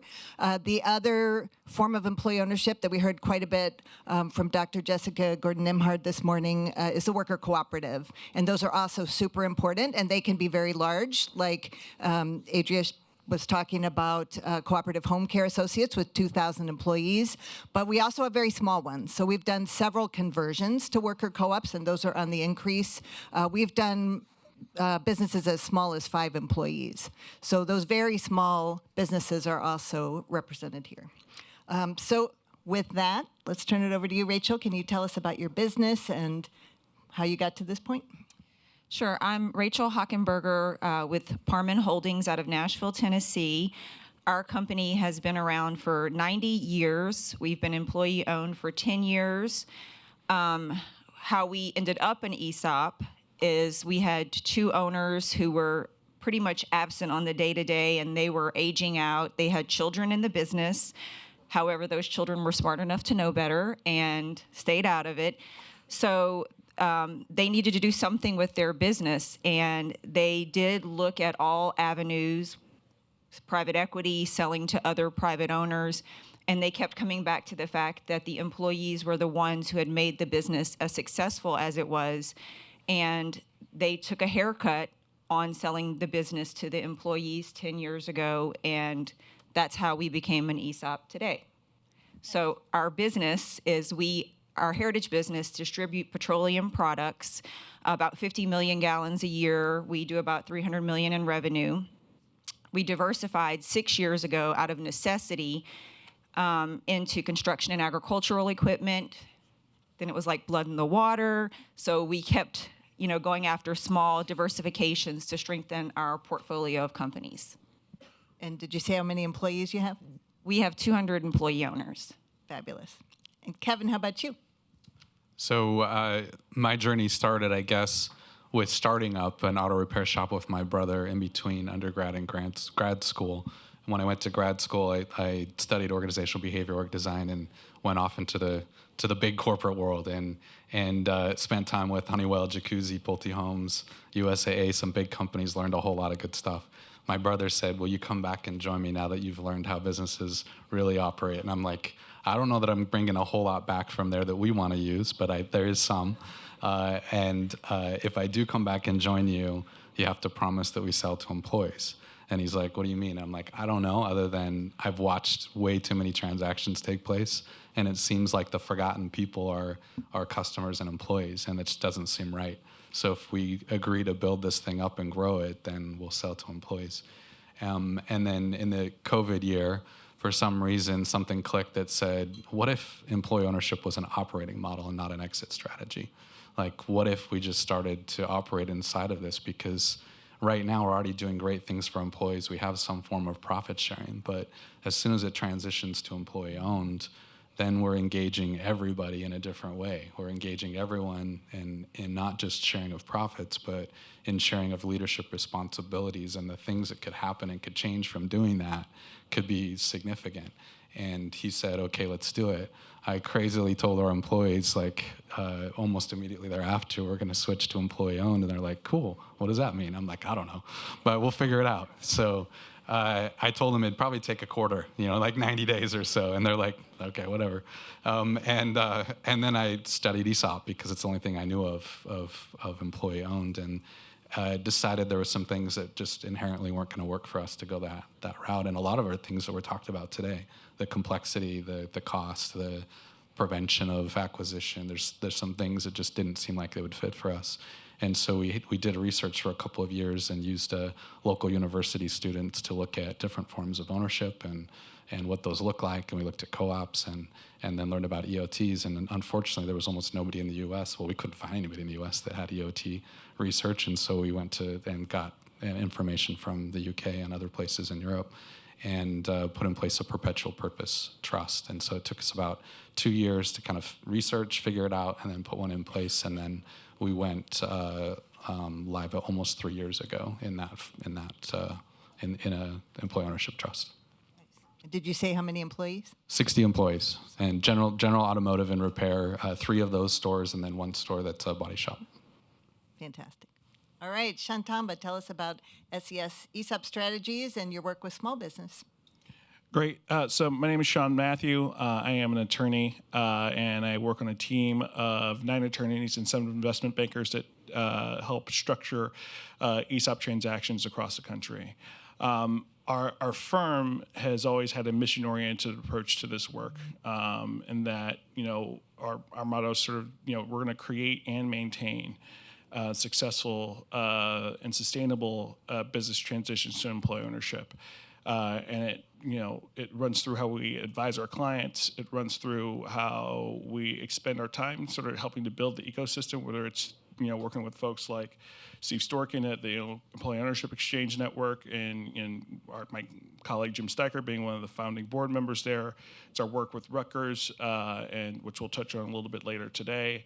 And it's also our work, just sitting and talking to really cool and interesting people. And over the last several years, we've been able to meet some really cool and interesting people that I'll talk about a bit later, who are trying to do the work of 10xing employee ownership throughout the country, and trying to deal and bridge those gaps that are preventing us scaling employee ownership at the end of the day. Fantastic. And we know that employee ownership can really solve for a lot of problems, as we've heard from both Rachel and Kevin. Can you talk about some challenges implementing ESOPs in particular with small businesses and maybe how you've overcome those? Yeah, no. So essentially, we see 3 gaps that are really a challenge to scaling employee ownership through ESOPs. One's a cash gap, one's a time gap, and then the other one's the truth gap. So I'll start with the truth gap first. We heard a lot today about how ESOPs are complex, and they are, sure, complex. But I think it's important to understand that in context, right? Anytime you're selling a business, that's a really complex process. It requires a lot of underwriting, a lot of time. You're hiring and talking to a suite of advisors, attorneys, investment bankers, accountants, and others who are helping you walk through the process of transitioning your business, right? And so, well, yes, ESOPs are complex. They're not any more complex than your typical third-party sale. It's just that the seller tends to be a little bit more exposed to the making of the sausage on the transaction side than your typical deal, right? And I think that kind of puts off some sellers, especially given the fact that this is probably going to be the first and last time they go through a material transition if they're selling 100% of their business to an ESOP, right? Typical third-party sale, you're dealing in an adverse situation where you're doing a ton of diligence, a Q of E and whatnot. But you're also having to go through the process. You're not having to go through the process of finding the banker that's going to help finance your transaction, right? You're relying on the buyer to do that, and relying on the buyer to bring the capital to bear in the transaction. And I think, some advisors in the ESOP space, there are a lot of nerds, myself included here. We don't have great pickup lines, and we kind of lead with, "Hey, ESOPs are really complex. You need to hire us," and it's like, guys, that's not the thing to do. The way that we like to frame it for our clients is that, look, this is going to be no more complex than your typical third-party sale transaction. Actually, at the end of the day, it's going to be a little bit easier. Certainly not as adversarial, right? Because you're working with a trustee that you're going to hire that's going to negotiate on behalf of the ESOP participants. And I think this is where, depending on who you talk to, right, what is ESOPable, as in like what companies can actually be ESOPed, changes from provider to provider based on what their minimum fee requirement is. And now, we're a pretty eclectic bunch of folks. If you've met, our founder, Jim Steicher, if you've met our president and CEO, Ed Reniger, great guys with lots of thoughts and opinions about how to maintain and make sure that employee ownership throughout this country is scaled and is done so in the right way. And we take that approach to how we advise folks and say, hey, look, you can do an ESOP transaction with a company that has 20 to 25 employees, has $1 million of EBITDA, right? And that's probably like a soft floor, right? You can have a conversation there. There are a lot of folks who won't touch that side of the deal because that's not how their firms are structured, and we get that. But from a mission perspective, we're going to work with every ESOPable company that's out there. Now, most of our clients aren't at that size. We wouldn't be as big and as profitable as we are as a firm if we were just working with those companies at that level. But we're willing to work with companies at that level because we believe that, the ESOP structure is, tax advantage in a way to create a perpetual capital structure that can really be used to leverage into the wealth of employees in an incredibly unique way. And so, the truth aspect of it, the getting some clarity as to like what's ESOPable, what's the art of the possible, and helping folks understand that, I think is a huge issue in the space. And I think Bill, the folks at Rutgers, the folks at Project Equity, NCEO, ESOP Association, and other organizations who are trying to do the work of building that awareness and trying to dispel some of those concerns around the complexity piece. But and so look, we're quite successful. We've did 26 ESOP-related transactions last year. Of those transactions, about 20 of those were either second-stage ESOP deals or new ESOP formations. And so we have a lot of owner-operators who are willing to take that 7 to 12-year seller note and say, hey, we'll wait. We like the returns on the notes. We love the fact that I get to run my company basically like a tax-free for however many years.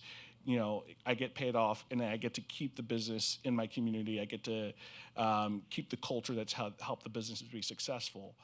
But for a lot of other business owners who are simply putting their business out to market and hiring a business broker, an investment banker, when they hear about the fact that they're only going to get anywhere from maybe 25 to maybe 45% at the very high end of their purchase price in cash, they're like, hey, I don't want to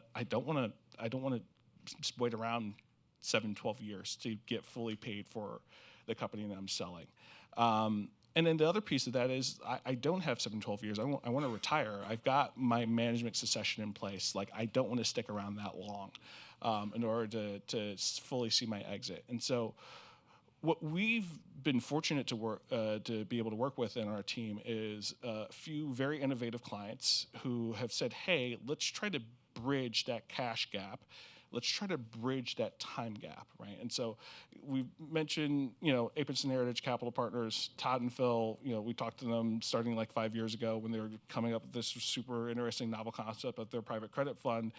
And what they've been able to do with now 5 portfolio companies is bridge that cash gap and that time gap for sellers throughout the country, and targeting companies that have low to moderate income workers, and creating structures that are designed to be permanent employee ownership structures. And I think that's really important, with a lot of capital that's being brought to bear in the space, right? That's great, but we want to make sure that when we're talking about employee ownership, we're bringing the capital to bear to make sure that the employee ownership is designed to be permanent, not a quick exit, right? And there might be some situations where you can use an ESOP for certain types of companies that are, large cap companies or super large companies where the basic ESOP fundamentals just don't quite work as well.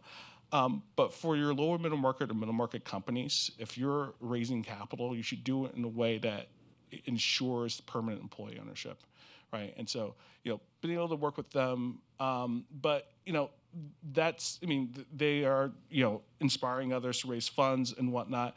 But we also see folks like Southeast Acquisition Capital, Mike Morrissey and Mike Brady, who are out here, saying, hey, why not take the search fund approach that we see all over the place, where the economics to the searchers in the context of a typical search fund approach, where you go out, you're a fundless sponsor, you go out, acquire a business, and then bring capital to help facilitate that acquisition, either through debt or some equity. Well, why not let the ESOP be the equity holder and be designed to be the permanent equity holder in that situation? And let us bring the sophistication to the business to help transition it away from its founder, away from its owner-operator, to help scale it over time, so that as it starts to deliver, it can also think about things like acquisitions, do the things like that Rachel does with her company in terms of scaling and growing and whatnot, and provide real value to the employee owners of lower middle market and middle market companies, right? And so we see, when we see those gaps, there are now opportunities, folks who are being innovators there who are looking to do the work of trying to bridge those gaps that can really 10x employee ownership at the end of the day. Fantastic. And you kind of led into the next question. I'd love to hear from Rachel and Kevin some of the ways that employee ownership has really strengthened your business, your community. Are there any sort of small business problems it's helped you to solve? Go ahead, Rachel. Thank you. So just going with the community part, one of the big things about not selling to private equity, which private equity is not bad, but in our case, allowing those employees to stay within the community and strengthen that community, not removing the business and bringing it to another part of Tennessee or somewhere else in the country. That was very vital. We have a lot of blue-collar workers. Most of our workforce is made up of drivers, mechanics, or technicians. So those folks being in the area, and then our company does a lot of philanthropic activities. If you visit any of our web pages, you'll see the Parman P is our logo, and we put that on anything. A child, socks, headbands. During COVID, we had the masks with a P on it. My children, we mark everything with the Parman P, so someone will ask about it, and then we can explain that we're employee-owned, and this is the things that we do. We also go into some of the local trade schools and try to recruit from that level and explain what their possibilities are once they become an employee owner into their future. And so that's just part of what we do as far as community is concerned. The small C-suite team we have, we spend a lot of time at our locations and in those communities as well. We are in the Southeast and in Minnesota. There's a story there that is too long to share in this setting. So that's how we kind of impact the community in a short answer. And then as far as being employee-owned, it is not easy, and it is confusing, and it'll be great once we can get the shortened version of that down pat. However, what we've seen is a lot of employees after year 5, and I know that was said yesterday, and we firmly agree with that. They really begin to act like owners of the organization. And you see, when a truck driver who's been driving a truck for 40 years suddenly comes in and lets you know that something is broken, you got something good going. Because what's been happening is it's broken and they don't care about it because it's not impacting them. Now they realize it is impacting me. Whenever we have a workers' comp claim or some other tragedy, it's going to impact me and you, that kind of thing. So it has been a behavioral change over the past 5 years. And then as they see that share balance start to creep up, they act more like an owner. And even through acquisitions, they want to see the growth. Not that it's going to be a distraction from what we're doing, but they understand that the more that we grow, there's going to be more opportunity and then more dollars going into their ultimate retirement account for wealth generation. So that's great. And I'm going to give you a chance, Kevin. But first, is your turnover reduced? Is your retention increased? So our retention has increased. If we could track it if we did track it, I'm sure we could. if we were to track it based on everyone up to 5 years and then everyone else, it would send two different messages. But for a company of predominantly blue-collar workers, our turnover rate is about 6%, which is kind of unheard of. You know, with drivers, I don't know how many of you have a workforce full of drivers. The majority of our workforce is drivers. Those guys get out at the terminals, which is where you get your fuel from, and they all talk about how much money they make. You just can't stop it. And that's terrible, because for 10 cents, normally they'll go somewhere else really quickly. And so you battle that. I mean, we had pizza on Friday. Well, I'm going to leave and go where you are because we didn't have pizza on Friday. So it is extremely competitive, but 6% is a pretty good turnover rate for what we do. Fantastic. All right, over to you, Kevin. So we transitioned to employee ownership, and right off the bat, I realized that people were looking at me saying, so what? Like, we're an owner now. You've told us things are going to happen, but what does it even mean to be an owner? And I didn't sign up to be an owner. I just want to fix a car. And I'm like, interesting. So what does it mean to be an owner? And we spent the next year designing and putting together a curriculum that looks at, first, what does it mean to own your life? And then what does it mean to own your career? And then what does it mean to be an owner in a company? And we decided that this had to be done at a level of, like, let's take like 7th grade reading level and blue collar mechanic, and that doesn't want to engage, that just wants to fix a car, right? So in designing that, what we landed on is that when you talk about what matters most to somebody, anybody can have that conversation. And so we engage everybody in a dialogue and discussion facilitated that gets them thinking about the things that matter most to them in their lives. And at the point that you've identified some of those things, that you then make a conscious choice to put more energy towards those things. And if you choose to do that and you do it, you are owning your life. And that's the starting point of being an owner. And if you can't start with that, you're probably not going to get much further. And we tried the most grumpy, ornery mechanics in the company in a pilot project and took them through the training. And when we finished, they said, I've never done anything like that in my life. I don't know that I want to share any of my answers with anybody, even my spouse. But that was worthwhile, and everybody in the company should do it. And so we figured we were onto something there. And then we took that to then owning your career. And most people are waiting for their manager to tell them how to own their career, as opposed to really owning it themselves. And so the connection point that we made there was, if your career is not helping you on the things that matter most in your life that you've chosen to own, then you should do something about it. Whether that means doing something to love what you do now or leave and do something else. And that was really impactful for everybody. Even more impactful because now they could kind of relate their job to this ownership thing. And then the last step is, if you're still here, then it's time to be an owner in the company. That's shared. And at that point, we all commit together to our values, to generating cash, and to satisfying the customer and improving in our skills that we bring to the table. Those are the only 4 things that matter as a shared owner in a company. And so we do workshops to understand how we impact cash, how we impact customer, how we improve on our skills, and how we live our values, and how we hold each other accountable to that. In launching that, I can definitively tell you that I have a company that's full of people who care. And when you ignite the care factor, suddenly work's not work. Suddenly it's something I look forward to. And then when you come home from work, suddenly you have energy to give to your community and to your family. And that changes massive amounts of lives. And that's the beauty and the power of employee ownership. That's fantastic. Thank you so much. I think that's what drew many of us to employee ownership, is stories like that. So we are seeing a lot more small businesses form holding companies for various reasons. And so I'd love, Rachel, for you to talk about why Parman went that direction and what advantages it gives you. So we did not start out of the gate as a holding company platform.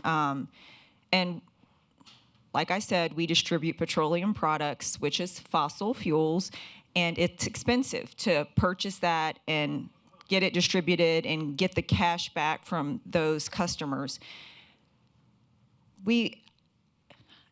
10 years ago, I don't know that everyone going into the ESOP model counted the cost of what was going to happen the day after you became an ESOP to your balance sheet.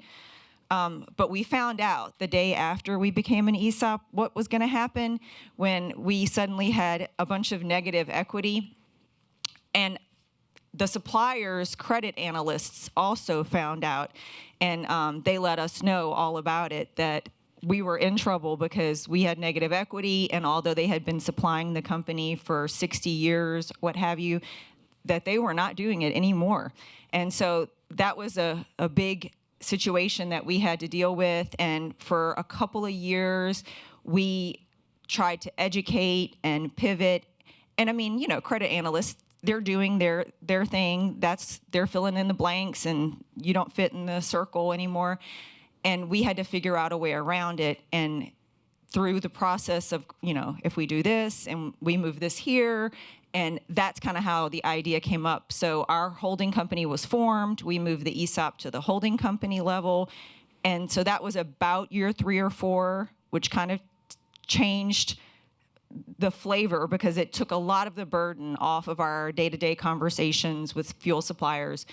And then we were like, hold on, strategically, this is one of the best decisions we've made, because now we can go out and acquire other companies that can fall under the ESOP umbrella, and then we can have financial statements that shows true operating company performance.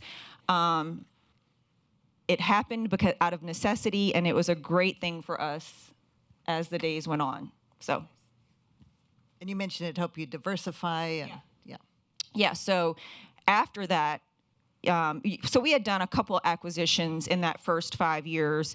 And I don't know if any of you have been acquisitive, but in acquiring a company and bringing it into a current platform, there's a lot that goes into that.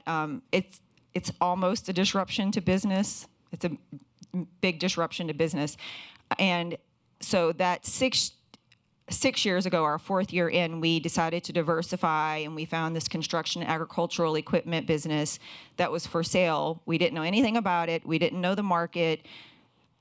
So we went into it very blindly, and what we found was you didn't have to have the same ERP, you didn't have to have the same people. We could use the holding company employees, so we got a lot of synergies from that and kind of gained some headway, and with the intent of balancing some of the burden on that existing operating company and kind of taking the pressure off of it in case there was seasonality or something else which occurred, and it became profitable out of the gate. 4 or 5 years in, it makes up 40% of our overall value of the company. Nice. And Kevin, you're also a holding company. Can you talk about how that works and what's your vision for it? So where we're going now that we've understood kind of how to ignite that care factor and employee ownership spirit inside of what we're doing, and it's working to great results. How do we make that accessible and scalable? Truly to small business, which I will go way less than the 500-person company. I'm talking like 10-person company, like the majority of small businesses in America. And because a lot of these models and frameworks aren't going to work. But what we're putting in place is a revision to our trust to where it's going to be available for other people to join our trust and share in our purposes. And in doing that, they don't have to experience all the costs. And then we'll maintain separate holding companies that are C corporations that will have independent financial boards and independence so that the different no one holding company can take out another holding company. But you create a network of all these holding companies. And these holding companies are sector-specific, industry-specific. So the power of roll-ups, which PEs are doing it because there's power in roll-ups, but instead of selling it at the end, these are all held in perpetuity. And so you have the autonomy of businesses that get to operate independently as long as they live by the purposes only. So you're taking the power of purpose trust, you're taking the power of holding companies and shared services, and then you're leaving the independence for people to operate per those purposes only. So you're getting the best of a whole lot of different things and putting it all together. Now we can go to a small business owner and say, when we have a holding company in place for a specific service sector, like we're in automotive today and we know that market really well, so we're going to start growing in that market. But we'll go get an electric hold company put in place with a professional that knows that. They will start to acquire small businesses, those owners that want to keep their employees employed. They want to keep their services in their community. And now there's a transition path. Even if they don't have a successor, that person who knows the industry knows how to hire somebody. They know how to support that new leader who doesn't know the industry and how to operate in that industry. And now suddenly this idea of employee ownership is accessible to literally any small business, with it being affordable and succession planning built in place inside of it, and the power of a network that's constantly collaborating and connecting together. So that's the vision of where we're going, and we're getting ready to launch that here, hopefully in this next year. So That's great. I love that. Another way for businesses to become employee-owned. So Sean, you are on the board of Empowered Ventures, which is another ESOP holding company. What do you see as the potential for this model? Yeah, so and just as a little bit of background on Empowered Ventures, it's a diversified ESOP holding company that is headquartered in Indiana. It's got a fabric distributor, a sort of a parts manufacturer, a children's furniture company for schools now, and a plumbing company. I'm missing one. Oh, an RV parts manufacturer, all wrapped into one holding company. And the idea there is to, diversify the holdings of the legacy operating company that had formed the ESOP, and to grow employee ownership, right? And especially in industries where there isn't necessarily a path to inorganic growth through acquisition or organic growth that can really, make use of the returns that you're generating as an operating company. That model helps sustain and scale employee ownership and bring it to other individuals who, quite frankly, would not receive it because the owners were going through, again, a typical third-party sale process. And one of the things that we see, I know it was mentioned earlier, that if you're in an auction process or something along those lines, that you're going to be the top bidder, wins out. That's not our experience there. And I think that one of the interesting things is that the storytelling around employee ownership is super important and really resonates with business owners. Most of these business owners, again, they haven't heard about the ESOP concept. They're looking to retire. They're looking to exit their business. And when they hear about the story of employee ownership from a Chris Fredericks or from Rachel or from Kevin, they're like, hey, no, this really resonates. And I want to sell my company to these folks so that my employees can now own the company at the end of the day. And for these business owners, it takes off the burden of the ESOP administration that these companies would have to take aboard. From a regulatory perspective and understanding that, they're not engaging in a transaction directly with the ESOP most times, although there are some circumstances where if they want to take advantage of the tax benefits there, they can do that. And it makes it much more traditional third-party sale. So again, you're not seeing all the sausage made with the bank lenders and everything like that, like you would in a standalone ESOP concept. I think it's a great way to help scale employee ownership. And I think, for those who are allocating capital, investing in Empowered Ventures, investing in other holding companies that are looking for capital, who can't simply rely on their lines of credit or other bank financing to facilitate opportunities that come their way. I think it's a great way to scale employee ownership, and I think it's a place for some innovation. You think about your small businesses in a community that might be focused on certain anchor institutions.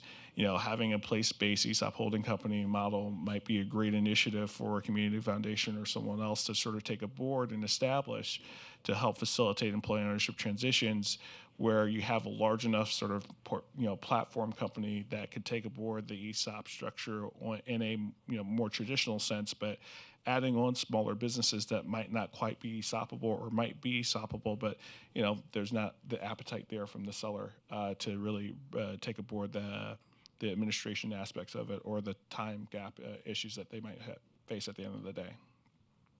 That's great. I'm so excited about this model. Well, speaking of innovation, you're doing some other cool projects, Sean. You've been involved with Rutgers initiatives to reach out to Black-owned businesses around employee ownership. Can you talk about that work and what you're learning so far? Yeah, so for the past several years, I've had the joy of working with Bill Castellano and Adria Sharf at Rutgers on a Kellogg Foundation funded project that focused on both, sort of Black business owners initially, but has expanded to work on diverse or underserved business owners, so women business owners, other business owners of color, and whatnot. The first step in that was to create an online sort of curriculum of, saying, hey, here's employee ownership, here's what it means, here's what the financing looks like, here's what the process looks like, and to create a resource of that online for business owners and kind of roll that out, I think now a couple of years ago. Now what we're doing is doing some additional work now to engage advisors who are working with minority business owners, who are working with women business owners, to really bring them aboard, either educate them or provide them with resources that will help their clients better understand the employee ownership transition options. And we're also dealing with issues with, certain certified minority businesses and whatnot in a partnership with the NCEO, which I'll let Loren speak about a little bit later, that we're very excited about to deal with some of the valuation gap issues that minority business owners face, especially when they're looking to trade their business, go and retire, yet they're relying on their certification as a minority-owned business to generate revenue. There's a nice path forward for that now that we're working on with NCEO. So, very exciting stuff. Nice. I'm looking forward to hearing about that. Well, Kevin and Rachel, are there any things that you would like for those of us working in employee ownership or funders or policymakers to know about how to best support small businesses in converting to employee ownership?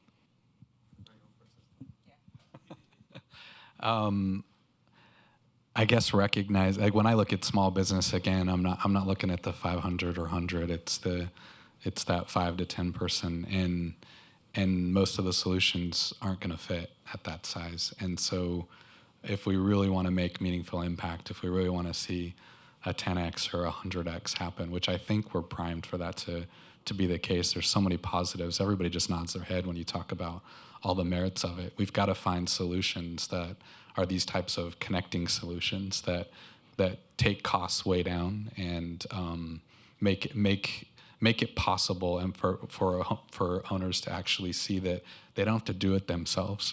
Like if any of you have started a business and you've put all those hats on and you feel what it feels like to suddenly be responsible for employees, and you have to figure out accounting, and you have to figure out hiring people, and you have to figure out marketing your business, and all these things, add ownership onto that, employee ownership, it's just too much.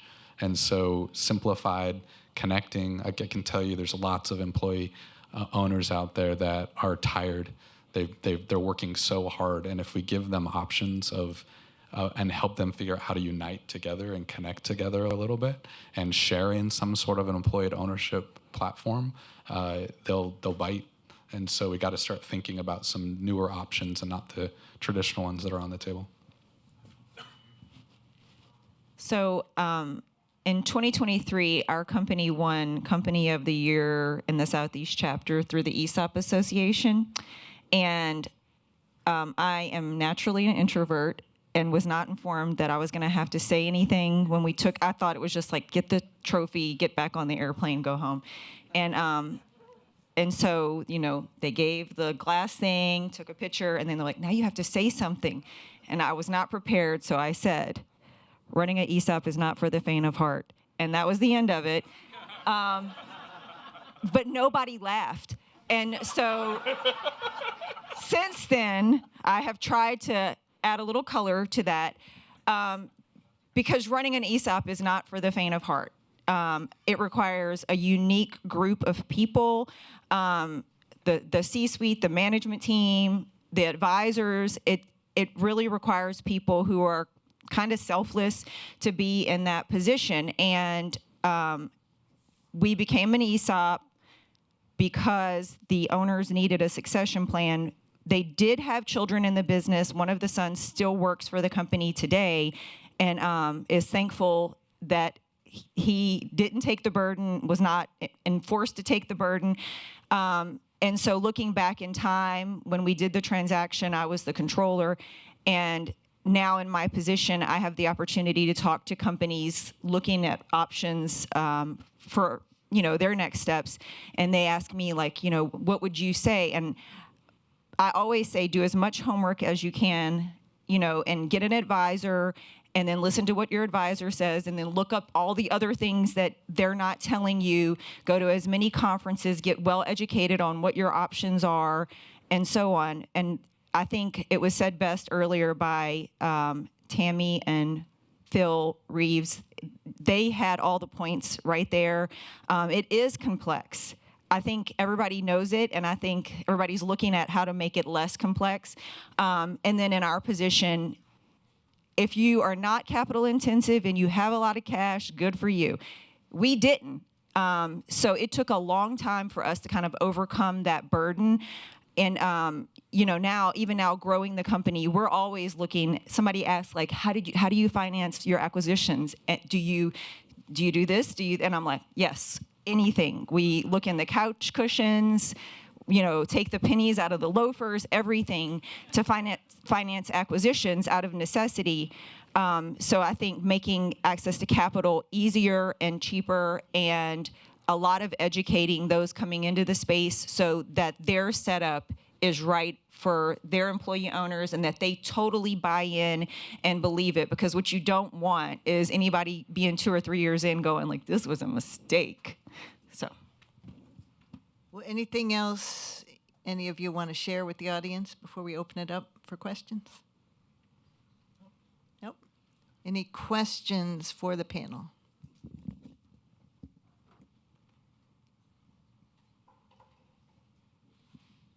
I know we're all in the after lunch sleepy phase.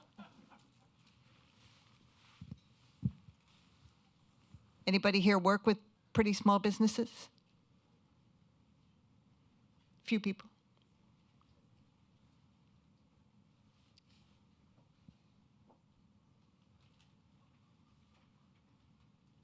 Any questions for these panelists?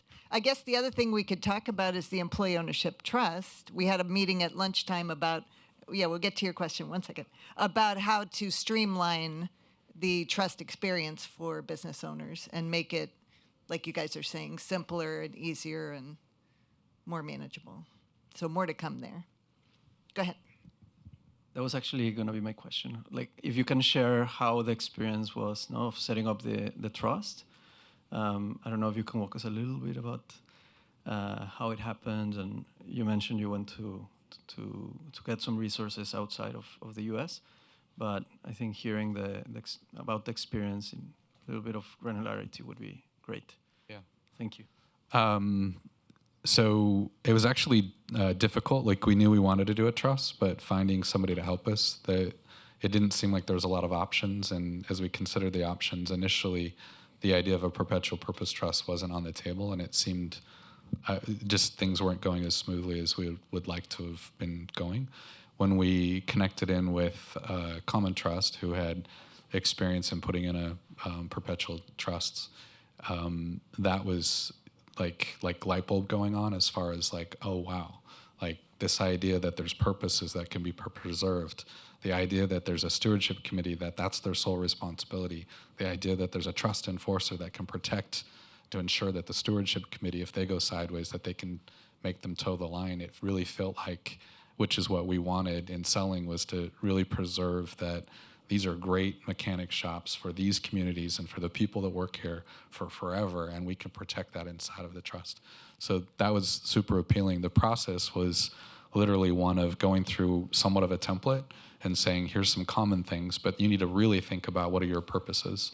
And we can't tell you what those are. Those are what matter most to you.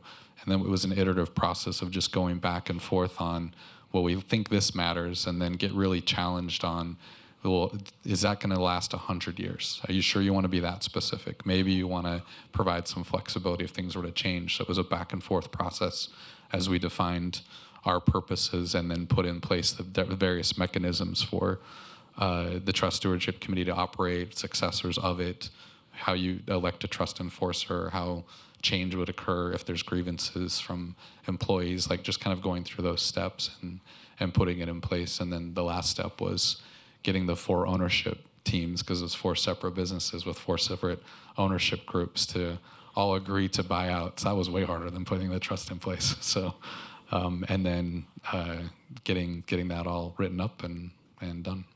It took us about 9 months from start to finish from when we started working on the trust. And we had the trust largely in place within about 3 months. And then it took 6 months for the attorneys to figure out how to write up agreements for buy-sells. So.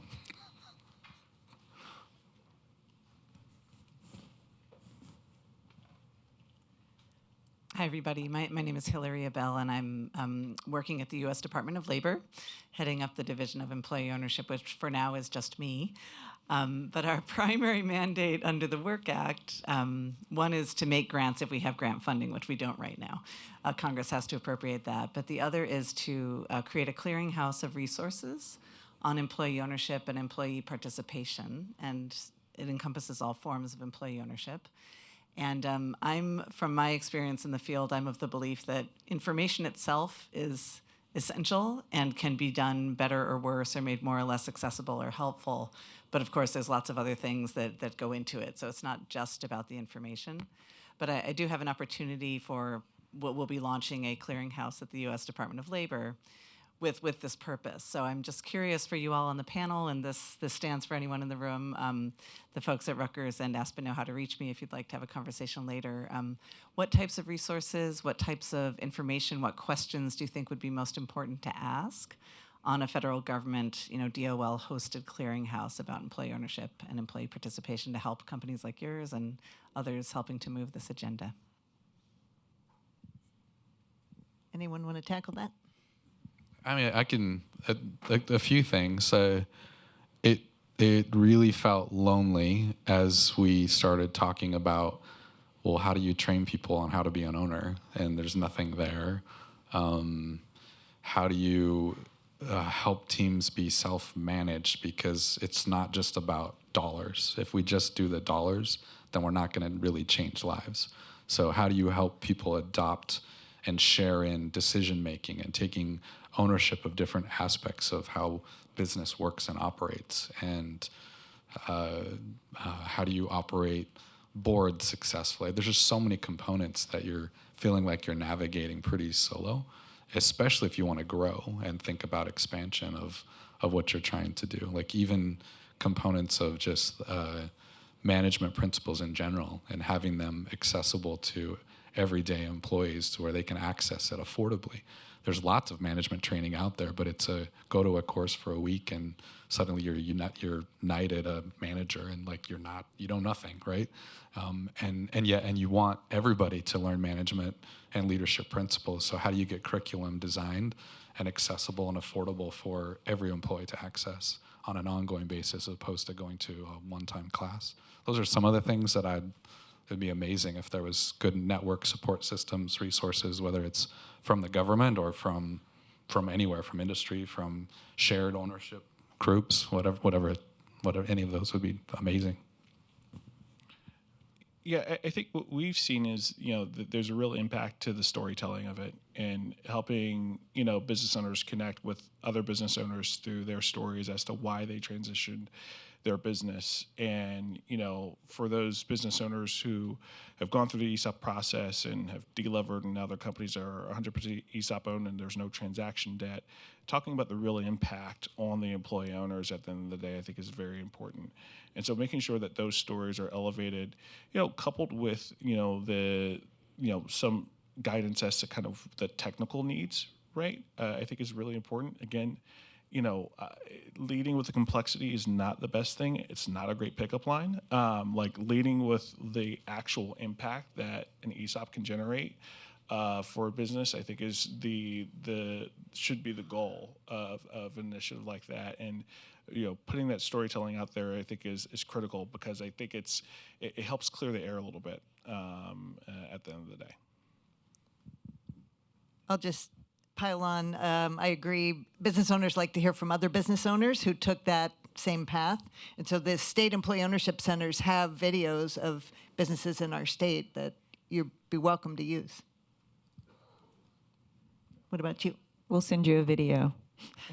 No, and this is our 10th year of employee ownership, and we did do a video having long tenured truck drivers and folks like that. And, you know, a lot of the truck drivers before coming here, I did pulled some of those guys and looked to see how much are they contributing to 401k? You know, what does their ESOP balance look like?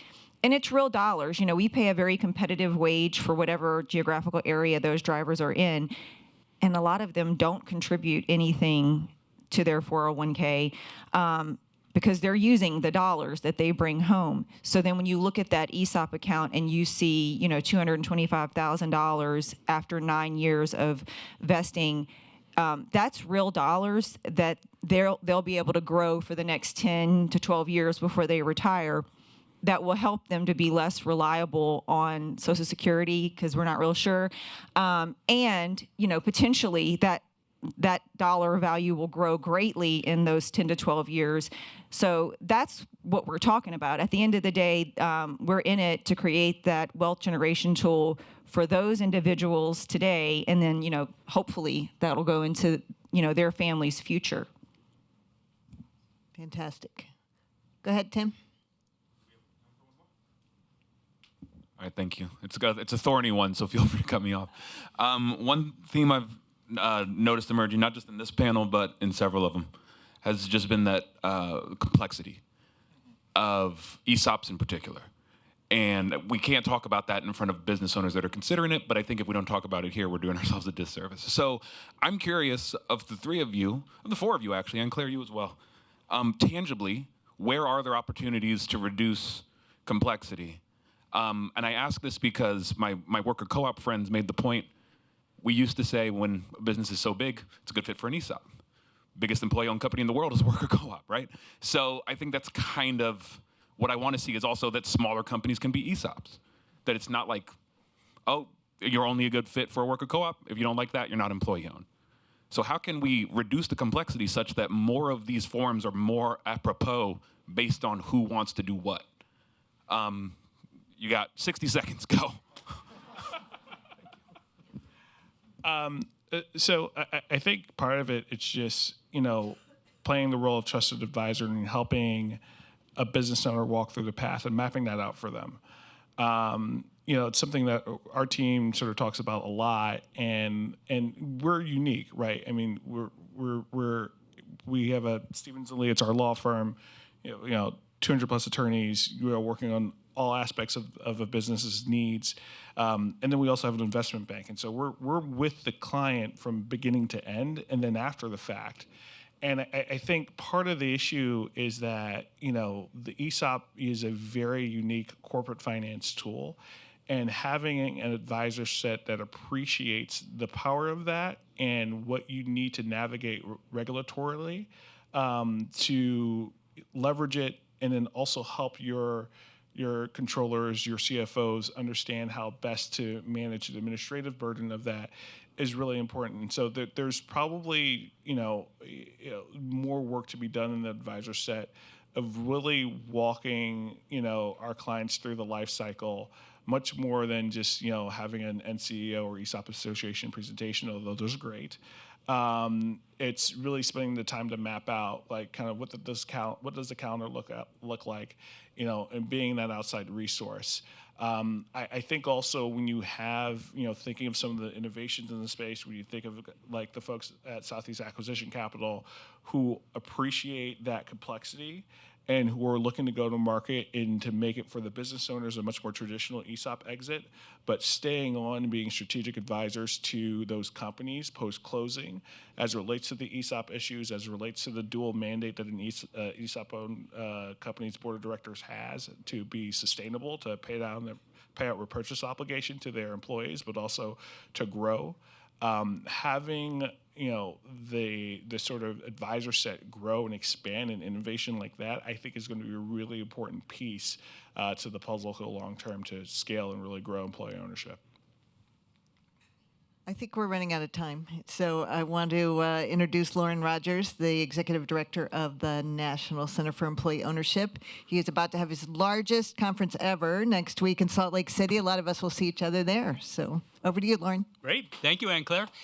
I was thinking yesterday, Jillian McKinley, when he was speaking, he said, "Hey, everybody." And everybody said, "Hey, back." And for me, at least, it got my blood going again. So, howdy. Hey. Thank you. Even though we're in D.C., I wanted to make an announcement about a non-policy issue. That's not because policy isn't important. Everybody knows that.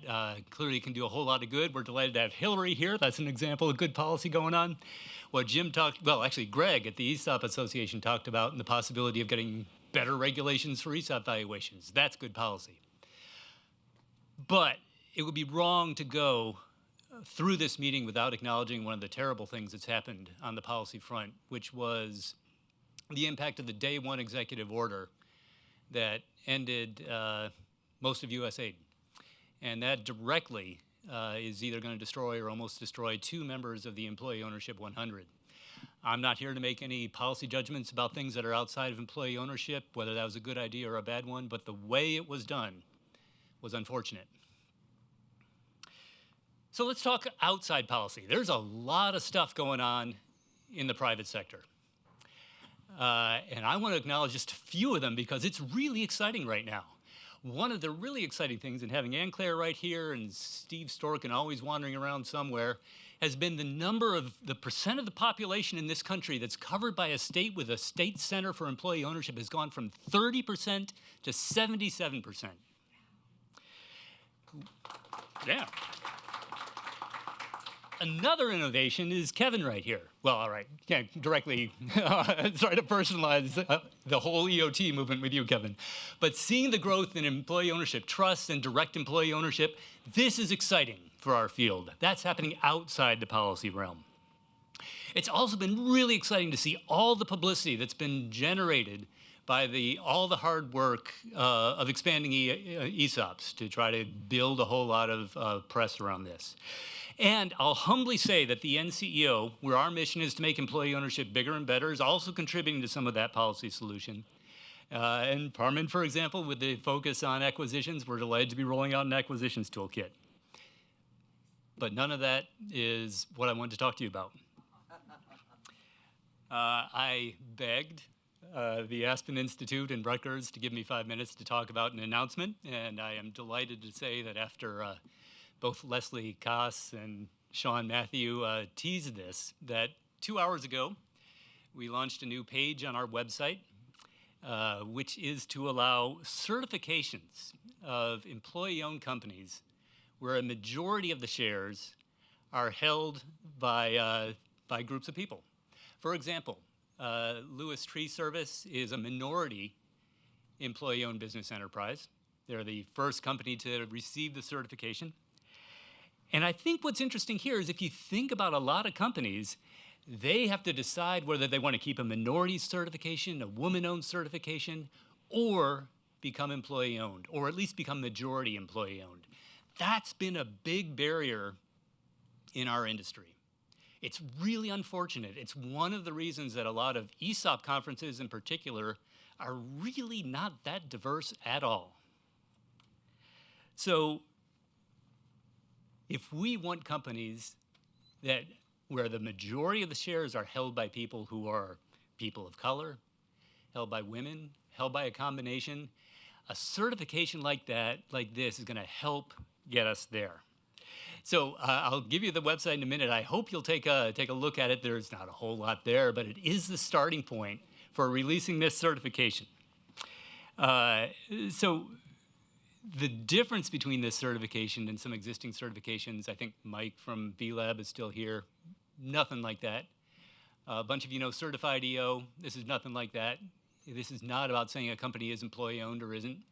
This is about saying who the owners through the ESOP are. Now, there's some really interesting things that go into this, and it's going to grow. One of the interesting things about this is that there's a lot of room to grow.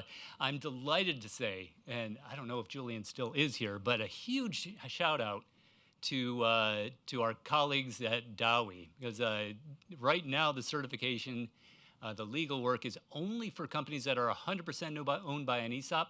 But before this month is out, we're going to have language that also extends that to worker co-ops. Beyond that, right now the certification can accommodate ethnic groups as listed on the EEO1 form that almost all of you file, I'm sure. It's also available to shares held by women.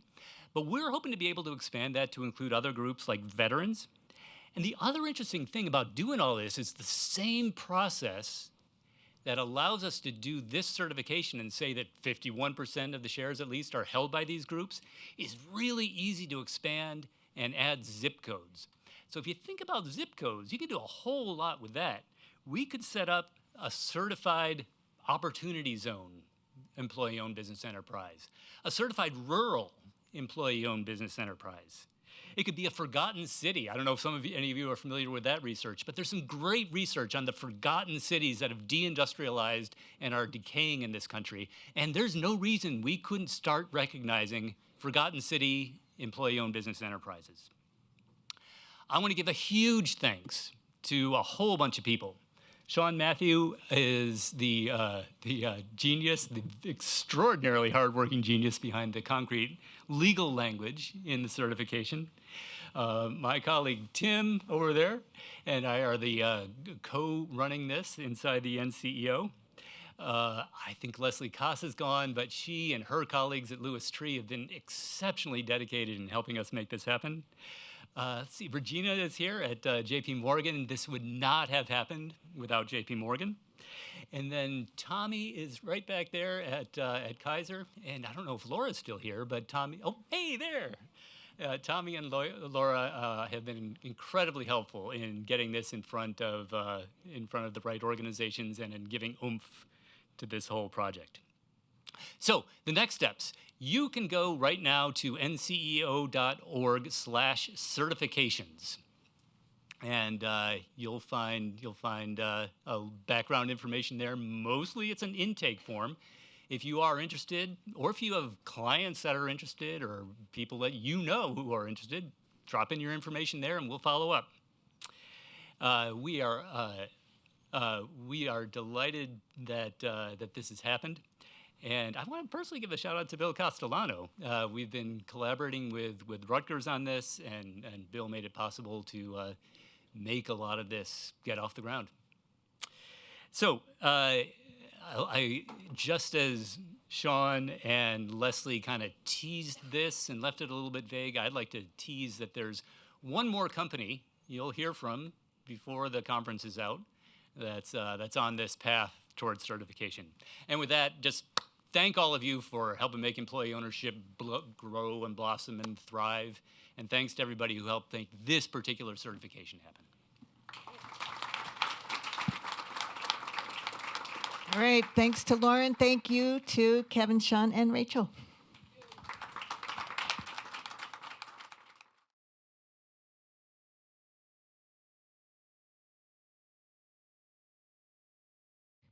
I'm Adria Scharf. I'm part of the leadership team at the Rutgers Institute for the Study of Employee Ownership and Profit Sharing. And I am delighted to have the opportunity to moderate this important discussion focused on the role of employee ownership, worker ownership models, specifically in the health sector and the care providing sectors. This sector has been a particular interest of mine in my own research, and I'm excited to be joined today by Terrell Cannon and Katrina Kazda, Terry Leahy, and we'll introduce them in more detail in just a minute. But just wanted to frame out, just in a few words, sort of how I think about the importance of this question. And, you know, I would say that the way we structure ownership in the health sector really, really matters. And I think some previous speakers today, including Adria Powell, have really kind of set the stage for this conversation, laying out a number of themes related to the fact that we as a society insufficiently care for the people, the human beings who we ask to provide care, to ourselves and to our loved ones, and the crisis in care work and the importance of democratic, high road, shared ownership models that share dignity with frontline workers. Other speakers have also talked about the rapid growth in this sector. The health sector, care work, is one of the fastest growing kind of segments in terms of jobs.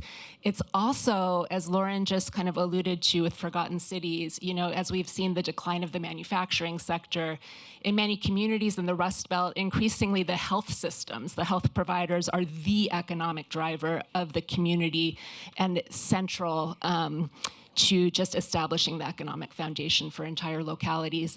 But a third reason that the structure of ownership in health matters to me is something really obvious, but that I think we just take for granted and forget sometimes as Americans, those of us who are Americans, which is just the fact that in the United States, the provision of health services and the provision of care services are commercialized and privatized to a much greater degree than in many other parts of the world. So here in the United States, we rely on for-profit businesses to provide many of the foundational health care needs, to meet our health care needs as a community, and yet the predominant models of ownership in the sector are often outside investor-owned models or structures of ownership that limit ownership to just one or two, a small number of individuals within the business. And employee ownership models are relatively rare. I think that within the kind of the healthcare pie chart, within the ESOP pie chart, among all ESOPs, ESOPs in healthcare and social assistance represent just 2% of all ESOPs overall, which is relatively small. But their examples are very important, and we'll hear from Terry in just a minute about the company he leads. In the universe of worker cooperatives, we heard earlier from Audrea Powell and yesterday from JC about CHCA, which, as we know, is the largest worker cooperative in the country, one of the most robust and resilient and important models around. And I think it really stands out as an example and kind of a motivator for so many. And we'll hear more today about other models and some new innovations in the home care cooperative space. So with that, I would love to introduce our panelists. We have with us Terry Leahy, who is CEO of the ESOP company MyPath, Katrina Kazda, Vice President of Home Care Innovations, the ICA Group, and Terrell Cannon, Director of Training and Workforce Development, Home Care Associates of Philadelphia. And we will start by just inviting each of you to share a little bit about yourself and your employee ownership journey, a little bit about your own companies. So Terrell, let's start with you. Would you tell us about yourself and the history and the work of Home Care Associates? Hi, everyone. Thank you again, Rutgers, Aspen, for inviting me to this space. I will not get this, Adria. Okay. But I am Terrell Cannon. I am a employee owner of Home Care Associates of Philadelphia. I came into this to this space in 1993, coming from a traditional workplace where I was not valued, respected, or even appreciated for the work that I did in providing care to the members of my community. When I got to Home Care Associates, it was very different, and coming into a space where my ideas, my voice, and I was offered to make the decisions and sit at the table with what I thought in a traditional workplace were the elites, to sit at the table with the elites to make the decisions for the company. And what I found at working at Home Care Associates is that I am the elite. Snap. So with that and being in this space, I've grown from starting out as a young woman on public welfare, clocking in, clocking out, to now a business owner making decisions to expand my organization with my other colleagues and working collectively with other co-ops like Cooperative Home Care Associates of New York, who has provided us with the foundation to be here 30 years later. So, Katrina, let's stick with home care cooperatives, and could you share a little bit about your work at ICA Group? Yeah, sure. So I've been working with the ICA group for a little over 8 years now. ICA has been involved in the home care cooperative space since the founding of Cooperative Home Care Associates in 1985, but we launched a formal program in 2018. And for a number of years, I was heading up that program and have shifted over to focusing on our scaled initiatives, both nationally and state-based. But yeah, ICA sort of has its hands in all aspects of home care cooperatives, live and breathe it, both to my benefit and to my detriment, because I can't imagine working with a more amazing group of humans, really. It's an incredible, incredible space to work in, individuals like Terrell. And also, it is a very, very hard industry, and there are so many challenges and barriers that we're having to work through. But yeah, ICA's work really it kind of touches the whole space, from startup to strategic consulting and supporting existing cooperatives in their continued growth and stability. And as I said, now really looking at how do we grow and scale the sector, and really through that, the point of that is more employee ownership in the space, more control, and ultimately to transform the industry and the way that it operates. Thank you. Terry, tell us about My Path. Sure, and thanks again to Rutgers and the Institute for including myself and our company in this list of illustrious ESOP companies that I've heard about over the last 2 days. And I guess My Path is that unicorn. We are a traditional ESOP, but we're in a social services, human services space. And our company was founded 40 years ago. We had our 40th anniversary last fall. And our founder bought the assets of the company out of bankruptcy when he was 30 years old. Now, we have kids in their 30s who are still on their parents' cell phone plan. So the idea of thinking of one of them going out and taking the risk that Jim did is quite something. And Jim is a CPA, so he's a money guy, but he had worked in programs for people with disabilities as a teenager. And he had a passion for growing those programs, opening new programs, and that balance between mission and margin remains in the company to this day. So fast forward, at the time that he bought the assets of the company, we had a residential program for children with significant disabilities and 8 group homes for adults.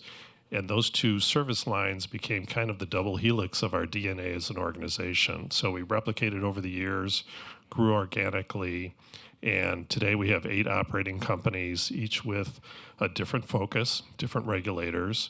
But the common unifying strategy is that we focus on very high needs individuals, and we try and provide a continuum of care from childhood until end of life. So that means, for example, we have clinics for toddlers with autism. We have day schools for children with significant disabilities. We have community living settings for people with disabilities. So a whole range of services.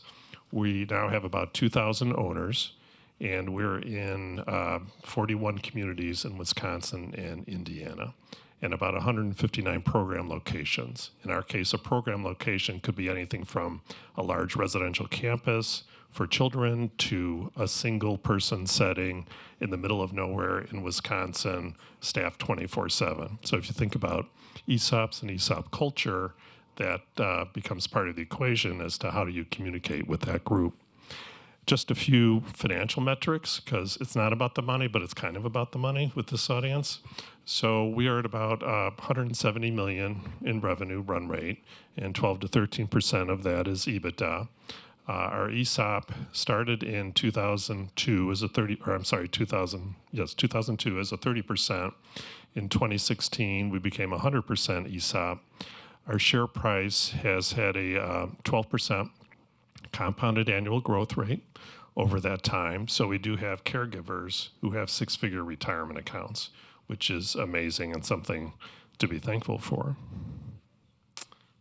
So that's my intro. That's great. Thank you.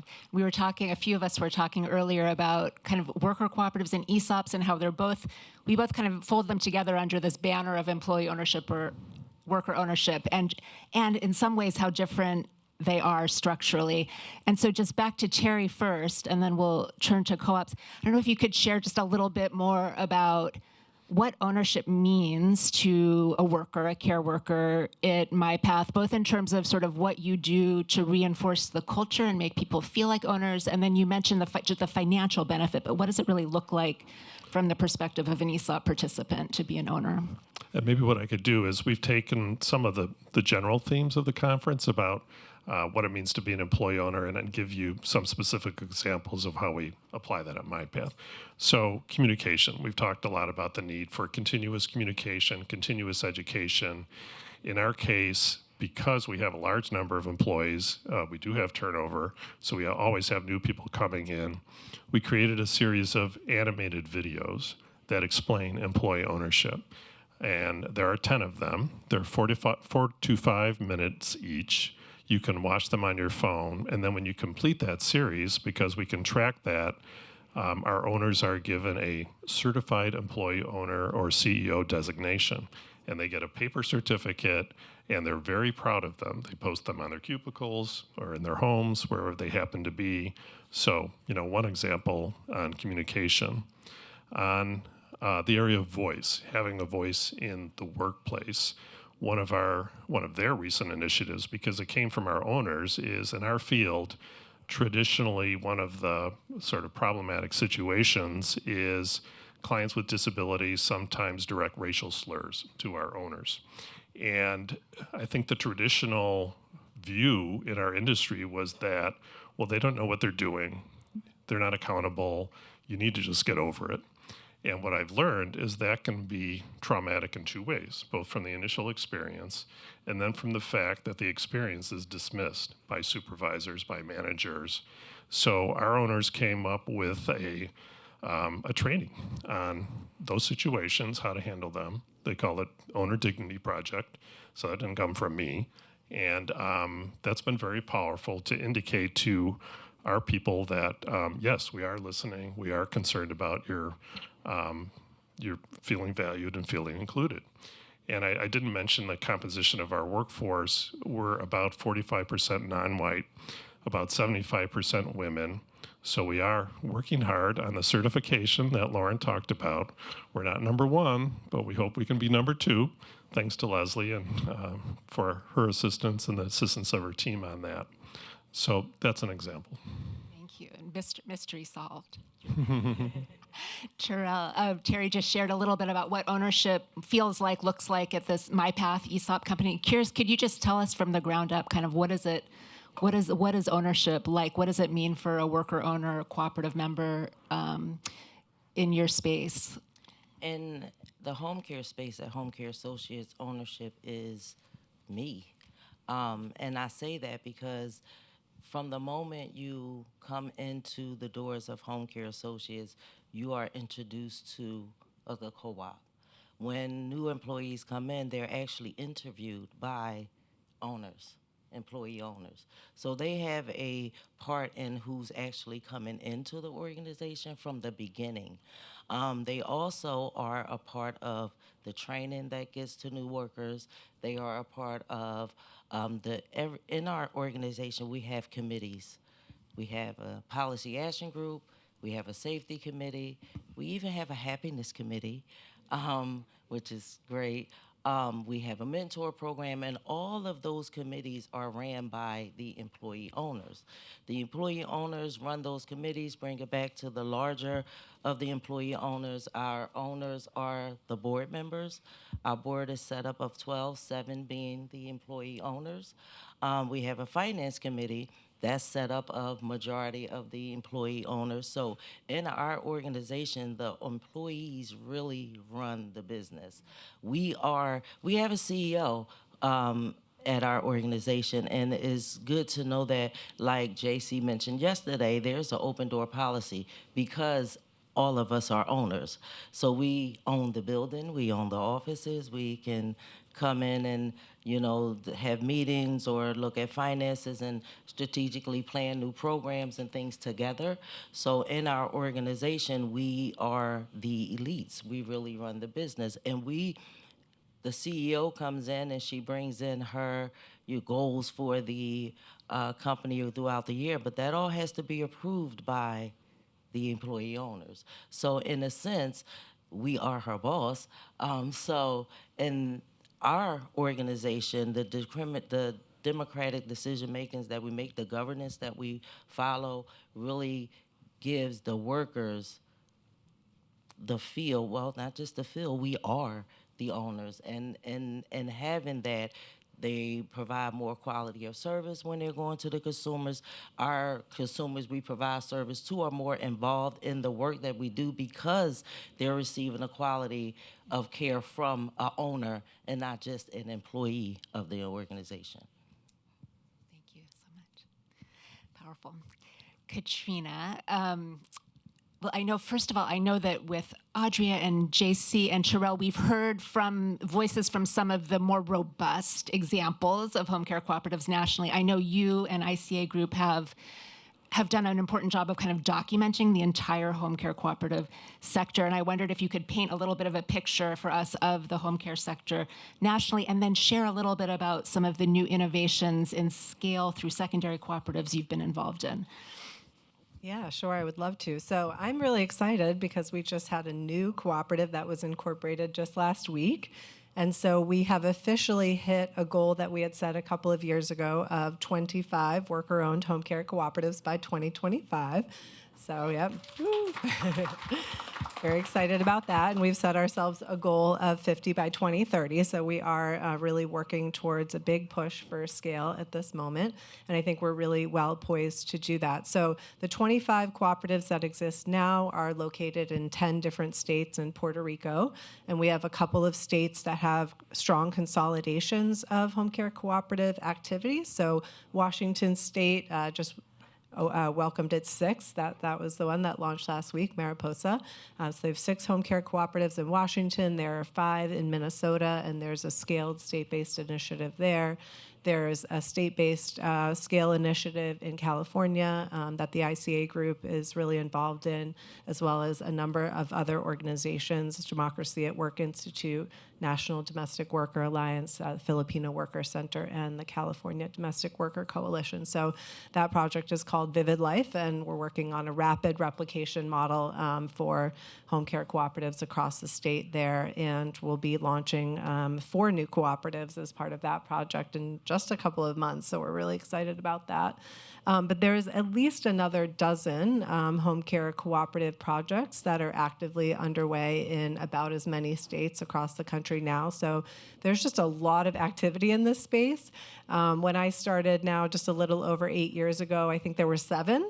So this is a really exciting moment for us, and especially coming out of COVID. There's just been so much interest and activity in worker ownership in the home care space because caregivers were not treated well during that time. They weren't treated well before, and they're certainly not being treated well now. But it really just, I think the combination of knowledge about the model growing and just dissatisfaction growing with the conditions, has really led to a lot of activity. But in terms of the 25 that exist now, they're all women-led. Many are led by owners of color and immigrants, and they are primarily small businesses. So, I was happy there was some conversation in the last panel about true small businesses, and that is the vast majority of businesses in the country, and that's very much the case in home care. So, over 80% of businesses in the home care space, have 50 or fewer employees, and so home care cooperatives are, very much in that space, though we do have some larger outliers, including CHCA, and that's certainly a goal that we have for the sector is, not only growing the number, but also growing the size of home care cooperatives so that they can be more resilient. So that gives you a little bit of a sense of what the home care cooperative space looks like now. And ICA is really involved in kind of a number of different initiatives. We have now for years been really focused on supporting the existing home care cooperatives that are in operation, making them stronger, making them more resilient, really getting to that growth path and growth mindset. Home care is an incredibly difficult business, very, very slim margins. And then also, growing startups and now really looking at scaled initiatives. So I mentioned that there's this project in California that's a rapid replication model. We'll actually be replicating under a common brand with common systems, policies, et cetera, with a shared secondary cooperative back office. So that's a new model that we'll be testing out, and we're really, really excited about that. And really what we'll be testing is, our hypotheses about how to address some of the challenges that we see that are replicated across the country. So we have been, benchmarking the sector now for 7 years, and we, have documented all of the ways that home care cooperatives are outperforming the broader industry, but also the persistent challenges that we're seeing year after year, state to state, et cetera. So that's one. And then the second, which is really, my love is the development of Elevate Cooperative, which is a new national secondary cooperative for the home care cooperative sector specifically. And Elevate Cooperative will actually launch a formal membership program this fall. But we have, for a number of years now, actually been piloting a variety of different initiatives. We have a national online peer networking and exchange platform where cooperatives can share information and connect, et cetera. That's something we launched last fall, and a number of other programs. But really the idea is that, it's very difficult for home care cooperatives to compete. And there's a number of challenges that I can get into around that. But what we have as our competitive advantage is this desire to cooperate. And so really leaning into and formalizing cooperation among cooperatives and pooling our resources to be able to better compete with the traditional home care space. So there's a lot more I could say there, but I'll stop there for now, and we can talk more about that as we go along. Thank you. It's an important innovation.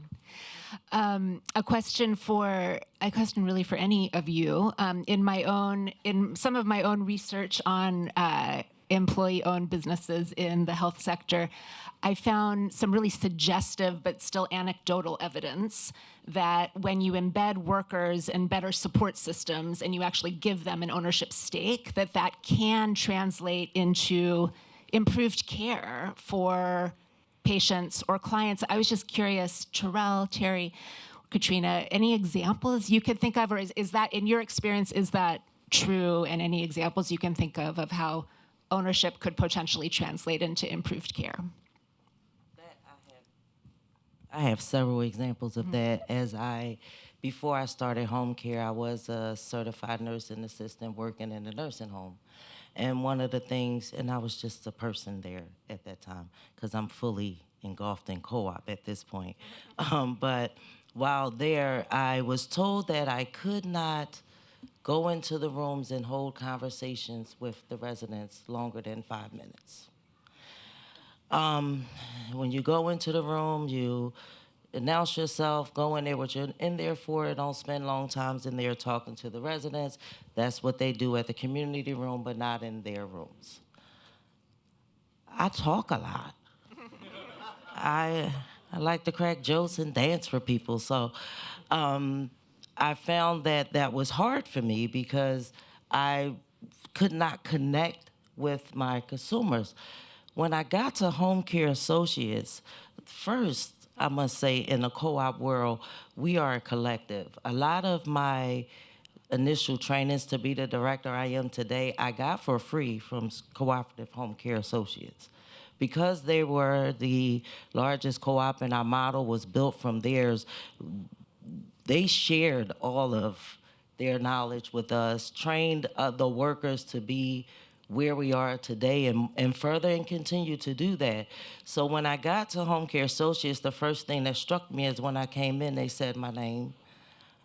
and I didn't know these people, and then they gave me a hug, and they gave me food, and it was really nice. But when I got to my consumers' homes, and I'm, in there doing my work, and I found myself conversing with my consumers, and I got appreciated for doing so. And I was like, wow. And they said, well, Terrell, you got a really good rapport with the consumers. We want to send you over to this one, and maybe you can talk with her and help. So now I'm being asked to go in and talk with people where I came from, you can't talk with them more than 5 minutes. So when you are given some ownership in the work that you do, you tend to put more quality in the work that you do, and is supported to do so, because it's quality jobs, quality care. So in the quality of my job, it pushed me to want to give more quality of care because it was expected. If I could follow up on that. So if you look at the data produced by NCEO or Rutgers or the other groups about financial outperformance by ESOPs and employee ownership, that's great data. I would love to have similar data in the healthcare space. I don't think we do yet. In our case, we're in that subset or that niche of healthcare where quality has not really yet been totally defined in a standard or uniform way. We have accreditations, so we achieve accreditation in different areas, but that's kind of a baseline. So, and that's actually been a topic in our peer networking group under the auspices of NCO. We have a small group of healthcare companies that get together, and it'd be great to have that data. So you could produce that. Together. I think I'll add as well. I think this is such a tricky one. It's something that we're very aware of, that we need more data on the client side. I think in particular to be taken more seriously, though we have tons of anecdotal evidence from clients who express how different the care is from cooperatives. And what we do also have is data on the caregiver side. So Audrey touched on this earlier. So home care cooperatives have an annual caregiver turnover rate of only 30% versus the broader industry, which is 79%. And that relationship and that consistency that's created by a caregiver that is showing up day after day, is building rapport with clients, knows their needs, their wants, their specific ways of wanting support, because it is quite a client-centered service, that produces a higher quality experience. And so that's a key factor, is the turnover rate, and the turnover rate directly relates to caregiver tenure. All of the cooperatives have examples of numerous caregivers who have been employed with them for years, decades, et cetera. And the other that we do know is that client tenure is longer. So that is a piece of data that we have, that client tenure at home care cooperatives is more than double the industry average. And so we do all of our benchmarking. We compare against what's now Activated Insights, which is a great report that looks at the broader industry. So I think we have a lot of data indicators, but it would be great to get more on the client side, and it's something that we're certainly thinking a lot about. I think the challenge is that the way that, it's typically looked at is rehospitalizations and things like that. And that's such a tricky data point, because actually going to the hospital could be an indicator of better care. And so I don't think the industry as a whole has figured this out. It's kind of a challenge that everybody is dealing with, cooperative or not. And so we're not unique in that way, but we're trying to figure that out so that we can have more proof on the client side of kind of the cooperative difference to the client experience. We definitely need better measures. Mm-hmm. Let's see. Oh, I guess one more question, and then we'll turn it over to some Q&A. We've talked about how this home care, residential care are quite low margin sectors, and in part, it's an economic space that's very much constrained by policy and like Medicare, Medicaid reimbursement rates and such. So just curious, as we're talking about quality of jobs and also quality of care, if any of you have thoughts on sort of policy solutions, regulatory solutions that could help kind of undergird this higher job quality, higher care approach, shared ownership approach? Like what policy solutions, regulatory solutions would be helpful? Well, that's a big one. In our case, we have, last count, 230 different government funding sources, and that's a lot of policy to keep track of. But I would say one of the themes that we run into, frankly, is overregulation. No offense to Hillary, but there are situations, and we see this more at the state level where we're involved, but you might have situations with poor quality providers, incidents occur, and then the immediate reaction is to regulate. Like, oh, what this means, we just need more rules. That's totally disconnected from funding, and those two sides do not talk to each other. So, yeah, I mean, dealing with that. And then the other is more support for technology. And we are not early adopters of technology, but when we look at the workforce situation, demographic trends, we have to come up with technological solutions to take away the tasks that divert from client care. And I think there are a lot of opportunities to do that. And again, regulators do not necessarily see that or are not familiar with systems that are available today. So those are a couple things I would mention. I would add to, if there was a way to make it feasible for worker home care co-ops to have the same access to funds as non-traditional agencies without that personal guarantee, because the guarantee is already here, it's proven. We are the workforce. We are the owners. To make that easier for us to gain, to put that back into the workers, you know, whether it be in money and training and those things, if there was some way to have that policy a little more clear for home care co-ops, it would take a little weight off of us. Because we're always innovative because the workers have ideas, and getting over those struggles and being able to persevere like we did through COVID by leaning on each other. But if we were able to get those funds, it would have been a lot more easier. That, like, access to capital, Access like to the capital. earlier discussion Yep. about, yeah, okay, thank you. Katrina, any additional? Yeah, I mean, well, the big and obvious one is we need more public investment in home care, you know, through Medicaid, Medicare.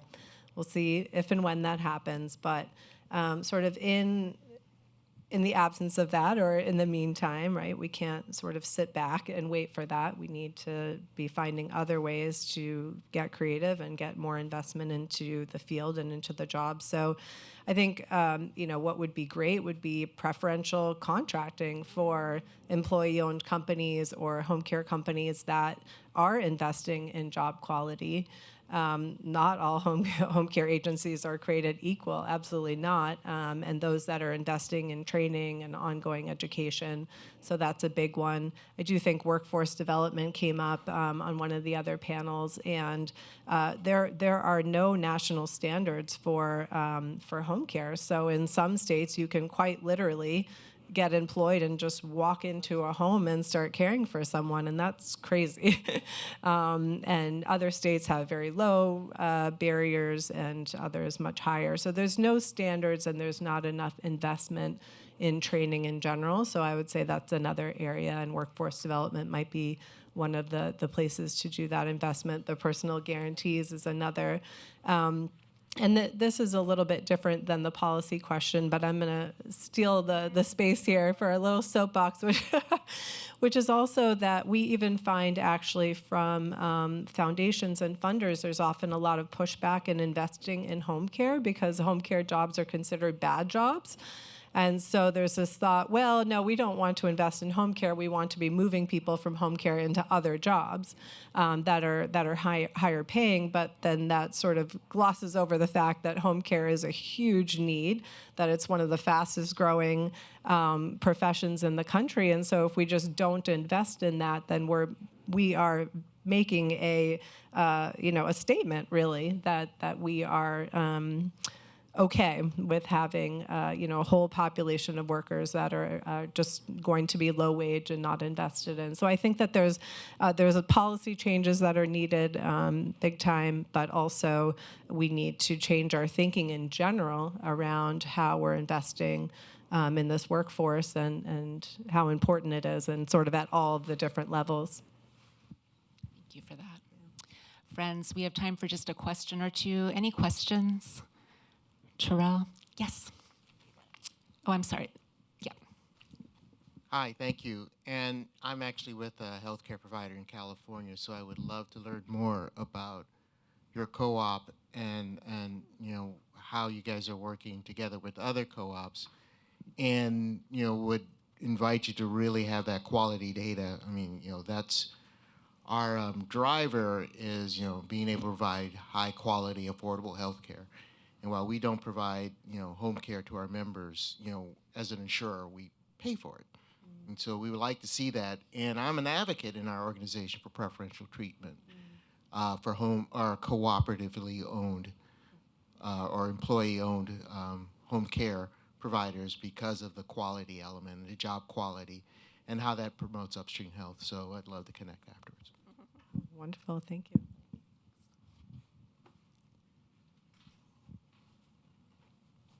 Any other questions? Got one more. Hillary. Actually, not a question, but a comment. It is just so inspiring to hear. Thank you for laying out those numbers, Katrina. 7 home care co-ops 8 years ago, 25 today. We'll double that in the next 10 years. So just congratulations and thank you. It's remarkable to see the infrastructure you've built through cooperation among cooperatives, through the excellent support of the technical assistance providers like the ICA group and Dowie. And we need this in home care, and wonderful to hear about your ESOP as well. So just thank you for the work and keep it up. Thank you. Thank you, Hillary. Last question, sir.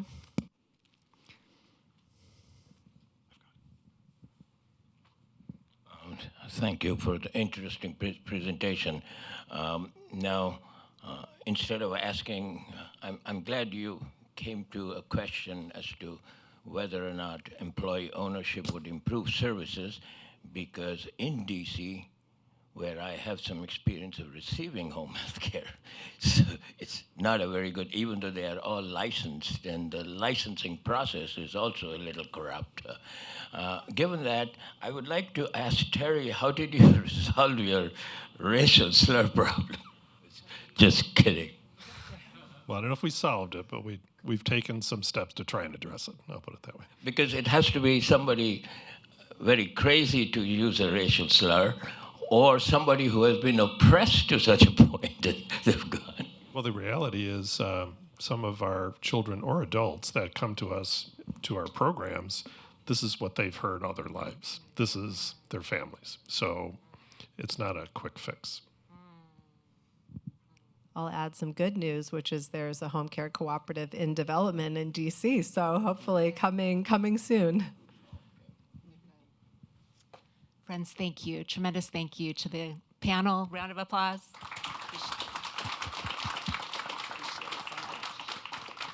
Excellent discussion.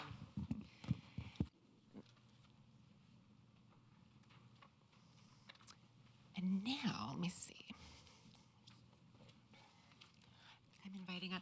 So, and now I'd like to invite up Stephanie Silverman, CEO of ESCA, Employee-Owned S Corporations of America, to share a few words. Stephanie Silverman. Do you want to come here, there, wherever you'd like to be? I know there's like really, yeah, it's a big step here. You got it? You got it? Okay. Amazing. Good job. This is on. All right. She sticks the landing. Let me see if it's...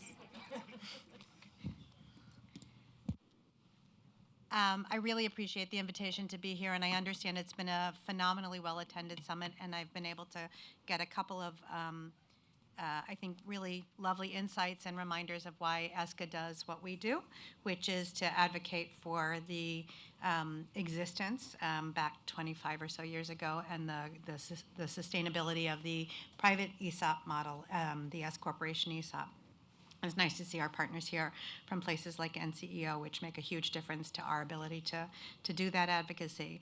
I don't have anything to add to the home care industry's conversation except to say thank you. For those of us who have aging parents and have had them, we know how important that is, and we'd love to see more ESOPs emerge in that sector of the economy, and hopefully we can do more to help that along. I only want to talk today a little bit about why Washington actually even matters to ESOPs. The ESOP structure in 1974 was created here in Washington. It's a creation of statute. And in 1996 and 1997, we created the statutes that allow privately held ESOP ownership through subchapter S companies. It was a strange configuration of a statute, and I was a baby lobbyist at the time. I was 12, and I'm not kidding. I don't think I understood what we were working on at the time, but when you're trying to make your bones and someone says, can you create this structure through a change in the statute, any idiot lobbyist will say, sure, how hard can that be? And so we went and we worked with the Finance Committee and the White House, and through a series of technical changes to tax law, we're able to give rise to the S Corporation ESOP, which has been a really powerful way for private companies to give their employees opportunities that they didn't have before.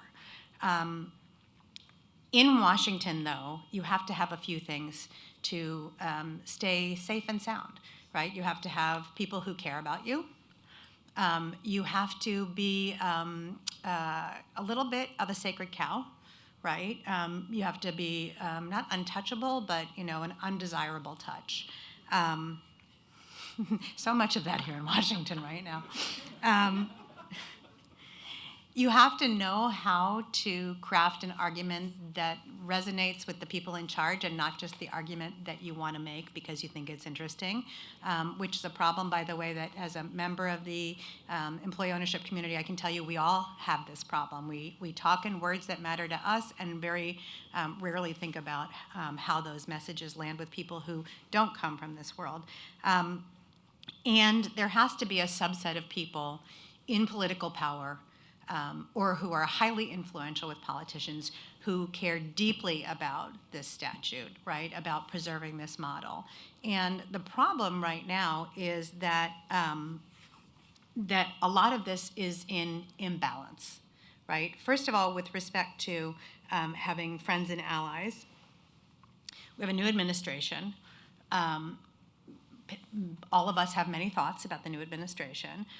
One fact is true. This administration has not given employee ownership much of a thought at all. And that's a problem right now because while people can talk about how enthusiastic a cabinet secretary may or may not be, these are not the people who make the day-to-day policies that change the environment in which our companies operate, live or die, get audited or not, right, suffer restrictions to their tax structure, create or lose opportunities to sell to an ESOP model or to an ESOP as part of their corporate transition. And so right now there's a vacuum of care for ESOPs in the political environment. That's pretty typical whenever you have a transition from one regime to another. The challenge here is that things are moving at warp speed. So the other reason to care about Washington is nothing that we do is going to keep pace with the freneticness of the political movements that are underfoot. This afternoon, the House and the Senate came to an agreement, if you can call it that. They all kind of hate each other right now, so they agreed that they hate each other. And they agreed that they would work together on this budget framework where both sides will work to find $1.5 trillion with a T, in offsets. The most money that anybody has ever endeavored to find to offset tax policy, right? I mean, really, I've been doing tax policy since 1986. Those numbers didn't exist then. They haven't existed until now. But they're all going to find $1.5 trillion in available resources and to offset the new tax bill that they want to push forward. And that new tax bill will continue the 2017, right, Tax Cuts and Jobs Act and all of the policies that are currently in place. And it will create many, I suspect, of the new ideas into statute that President Trump has suggested, like, no tax on tips. I look forward to everyone here claiming that their wages are tips in the future.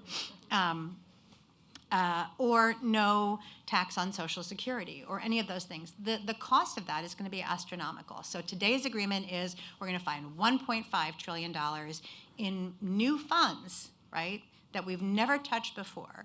So it's not like you can just check in your couch cushions for quarters. There have to be really massive, seismic changes to tax policy to arrive at those numbers. And what they really agreed to was that there can't be any budget games, right?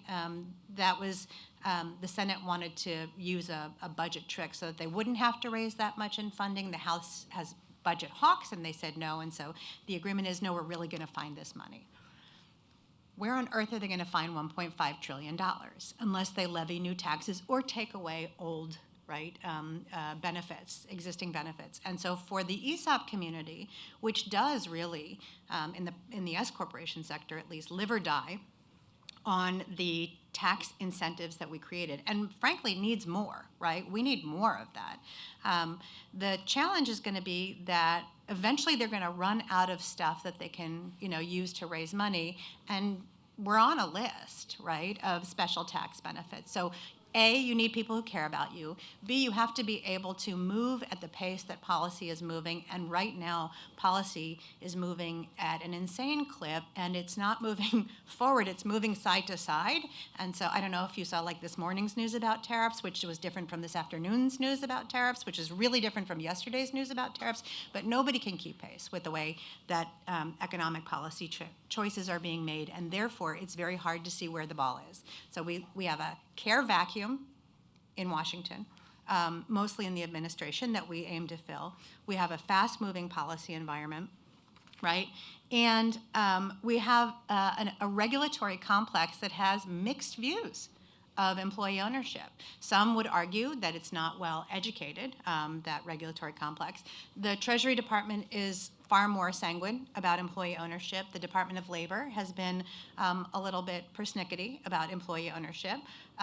As one of the regional officials from DOL explained to me a few weeks back, well, we get calls from unhappy people, and so we go look for bad guys, and nobody ever calls us to say, I have an amazing job at an amazing ESOP company. So that's their point of view, right? So we have different regulatory perspectives, a care vacuum, a fast-moving policy environment.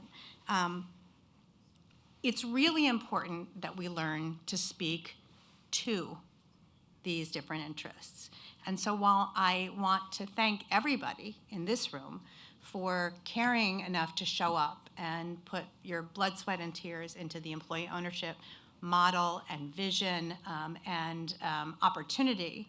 And my own business is employee-owned through an ESOP, and so I really do sit with you. I want to tell you one thing, and one thing only, which is to please stop talking to ourselves, right? We have these conversations all the time. I see a number of you at meetings with regularity. And by the way, I love this community. I mean, you all have made ESOPs what they are today, which are strong and powerful and inspirational. I'm first-generation American. I could never imagine, my mother, my grandparents who came here with nothing in their pockets. I could not imagine being in a place where I could own a business or create a platform where my employees could participate in that and be encouraged to do that through policy. But we tell these stories to ourselves all the time. So I just want to say, I got it. Y'all got it, right? We know what our story is, but it's tenuous. Washington has a tremendously strong history of screwing things up. And we're not about to stop that pattern anytime soon, right? So I'm going to ask you, from the bottom of my heart, it's not that you shouldn't talk to each other. It's just that you need to turn outside and have a conversation with people who matter. Write something in your local paper. Post something online. schedule a meeting with your member of Congress, right? Find a contact, a kid who was your neighbor's son who happens to have an internship in the White House National Economic Council. It doesn't matter. Have conversations with other people. Because the more we talk to each other, and only each other, the more time we waste trying to protect and defend what we need to keep whole. It's ESCA's vision that more of this needs to happen, not less. And we will continue to do more to protect and also to promote the creation of more employee ownership. But first things first, Washington is in a frenzy. We have a care vacuum. It's moving very, very quickly. And we are a very insular community. We love to hear our own voices, right? It's like my whole family. Everybody loves to hear their voices, and that's a group of voices that don't agree with each other. This is a group of voices that does. So let's stop just agreeing with each other, shall we? Let's find ways to speak to other interests. I want to see more companies do what the companies that have spoken today and yesterday have been able to do successfully, and the only way we get to do that is to be able to speak to those outside of our community. I want to close by saying this. I believe that the community is a really, really important tent, and I know that there are different members of the employee ownership community. There are think tanks, there are advocacy groups, there are business-oriented groups, groups that provide technical services. Let's not be so picky about why this group doesn't look exactly like us or why that group doesn't look exactly like us. All of these groups have some common denominator. So let's find what we agree with and work together, please, because this is a moment that's not going to come again like this for a while. This is going to be the fastest moving, most behind-the-scenes tax policy making process I have seen in my 40-year career in Washington. So one more time, it's time to stop talking to ourselves. Thank you.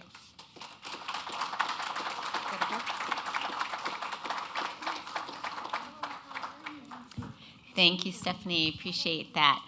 It's now my great pleasure to introduce Gwyneth Galbraith.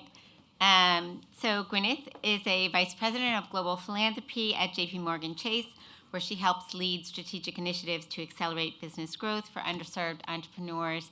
Gwyneth has a long history in community economic development and financial inclusion and education, and importantly hails from Berkeley, California, a hotbed of employee ownership. Gwyneth, thank you so much for being here and for closing us out today. Really appreciate it.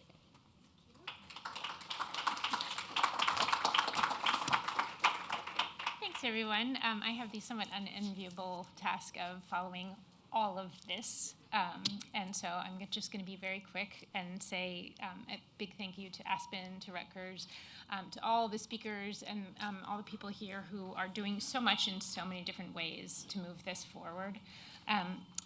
I'm going to repeat a little bit of what I said last year when I came here. This is sort of a full circle moment for me. I spent a lot of my time before I joined JPMorgan Chase working at a small business lender. One of the first loans, I was a grant writer. I wrote client stories. One of the first client stories was Emma's Echo Clean, which we made a loan to a worker cooperative at Wages, which is now Prospera. Hillary was on the board of that small business lender, and here we are today. Hillary, you're sitting there. I'm here. It feels like such both an amazing kind of full circle for me, but also just to see how much progress has been made and also how many barriers still exist. I feel really lucky to now be in this position at JPMorgan Chase to be able to support some of this amazing work, and it's so much fun to be in the room and hear all of this. JPMorgan Chase wants to help create a more inclusive and stronger economy through business and community investments. And employee ownership is an important piece of that. On the business side, I am very lucky to partner with my colleague Regina Carls, who leads our ESOP advisory group. Our ESOP portfolio is now $6.5 billion and growing. And I remember when I stood up here last year, the number that Regina gave me to say was $5 billion. So we are making progress and growing, and really excited about that work. And that's the business investment side. And on the community investment side, I sit in corporate responsibility, where we have the great fortune to be able to work with community partners to support this work. many of you have heard me say this, but I'm going to say it again. For us, employee ownership is part of a larger strategy around succession planning and business ownership opportunities. We all know about the silver tsunami and all the ownership transitions that are getting teed up, and many of those will not go anywhere. And there's a huge threat to communities, jobs, economic activity, and then this huge opportunity to think about alternative ownership opportunities like employee ownership. And I really appreciated Philip from A&H isn't here anymore, but in his in the 5 big ideas, he specifically talked about looking at this from the seller's point of view, and that's how we're approaching this. Not least of all because JPMorgan Chase has a lot of clients that are sellers, so we can be really part of this seller-driven approach. We're really proud, well, I'm proud to get to sponsor this forum, and I'm really lucky to be here because I learned so much. I have so many notes. I wanted to share a few of my things I've learned and a few memorable moments. I've sort of scribbled them down, and half of them have been stolen because they clearly are everybody's memorable moments, so sorry, I'm gonna repeat a few. But nobody's mentioned the first thing that I learned when we started off yesterday. I did not know that the first legislation around employee ownership was to help the cod industry, signed under George Washington. That was a fascinating piece of history that I am going to pull into my employee ownership pitch wherever I can. As several people have mentioned, where else do you get Bernie Sanders representative quoting Reagan and Bill Cassidy talking about Karl Marx? But I think what that really shows is that there actually is common ground. We can find shared values even in these difficult and uncertain times, and that's very powerful for this work. Alex Brill talked to us yesterday morning about thinking about rearranging the pie and growing the pie, and that was, for me, that was such an interesting, I hadn't really thought about the rearranging the pie, but it's really, employee ownership is a chance to do both. Rearranging the pie, who's at the table, pick your metaphor, and then growing it from there, and so trying to do, the opportunity to do both.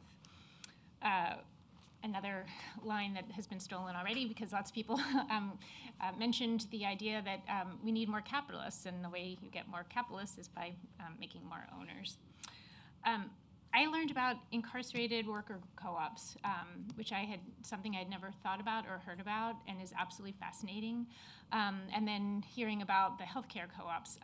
I'm going from here, I'm spending the weekend with my 87-year-old mother, who is on the verge of needing a little bit more care, and I think somebody else mentioned this is something that hits home for all of us. It is an area where we don't appreciate the skills and the talents, and worker co-ops are one way of really moving in that direction. I learned a new word, and I don't know if Sean Matthews is still here, ESOPable and non-ESOPable. Another good way of sort of getting at the thing that I should say about our approach, JPMorgan's approach to this work, is we are very much an all of above. We are agnostic. We think employee ownership in all forms needs to be advanced in every way, and we want to be a part of doing that. Which leads me to another quote. For those of you who were part of the Piton lunch conversation, we had not one but two people saying that they are in love with EOTs.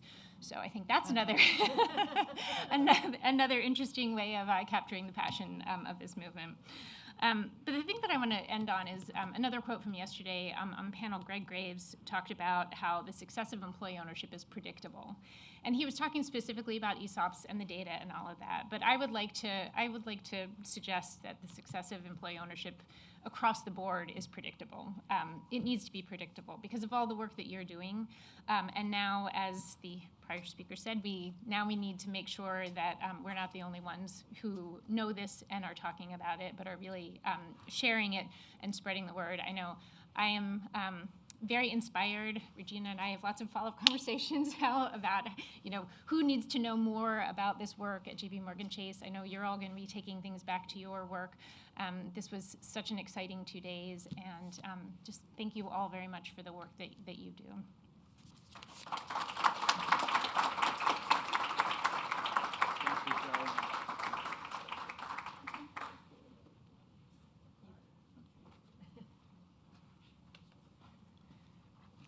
Well, I'll start with Thank you. I want to thank employee-owned S Corporations for America, of America, and Stephanie Silverman for their work. S Corporations were the more recent, but many, many years, ESOP kid on the block. And you may not know that ESCA has a strategy of very focused networking of highly influential and sophisticated members of Congress, and I think that they have been extremely effective in doing this. Many of us do not see their small conferences, their networking sessions, their intensive research, and Rutgers has been very pleased to partner with them on some of this research. Thank you, but they have a very important role here as the sort of elite fighting corps in policy, and we appreciate them. I also want to thank again the financial services firms that have supported us, Prudential, JPMorgan Chase. The support of the Ford Foundation has been very important, and the Sorensen Impact Fund. And this relates to my comments that if you can bear with me for 3 or 4 minutes, about the first part of this conference, which focused on the tent, who should be inside and outside the tent, and how big the tent should be. This is a matter of, I think, of important debate. I think the tent should be very big, and I've tried to share with you some historical perspective. So let me sort of take you back in the Star Trek time machine to the 1880s and talk about 1880 to 1920. What was happening? There was a smattering of very small smattering of pure worker cooperatives around the country, which were barely holding themselves above water. And then a few people who they all thought were outside of the tent, big finance people, sat down and were thinking about the future of capitalism under what they were observing is mass urbanization, industrialization, and development of transportation systems. One of them was William Cooper Proctor, Republican, who managed the 1920 presidential campaign of one of the leading Republican people. Proctor essentially invented something very similar to an ESOP at Procter & Gamble, using cash profit sharing, loans, and dividends to help workers buy stock. When he was trying to get his candidate, who almost won at the Republican National Convention, elected, employee ownership was the center of their campaign idea. Proctor heard about employee ownership from his professor at Princeton University, who talked about it in his theology class. Okay, all right. So what Proctor did at Procter & Gamble set the stage for a lot of other imitation of their plans. No, it was not a pure ESOP. It was not a pure worker co-op. But the point I want to make is that purity and homogeneity has not served the idea of shares for workers well. Then you had George Pillsbury, who created a whole series of broad-based employee ownership plans in Pillsbury. Most people don't know, again, I love going to these dusty archives, that Pillsbury, in his nighttime activities, was advising the worker cooperative barrel makers in Minneapolis and giving them personal loans of credit to keep the whole, that was a very important group of worker cooperatives, to keep them alive. Again, Pillsbury was big business. John D. Rockefeller, who designed a employee ownership plan, which again was very similar to the ESOP. He even added more than Proctor by providing low interest loans to buy the stock. De facto, the impact and the operation of the Rockefeller plan was essentially like the ESOP. And then Rockefeller organized something called the Special Conference Committee of about 20 top CEOs and businesses around the country who called for broad-based employee ownership as a solution to the differences between capital and labor. Now, it's important to understand that when all of these people were working, we didn't have tax incentives and tax policy because we didn't have individual income taxes and we didn't have individual corporate taxes, until we had the 16th Amendment in 1913. But all of the laboratory work they did in their companies, and they were not pure, right? Procter & Gamble, Standard Oil, and Pillsbury were about as far from purity of worker cooperatives than you can get.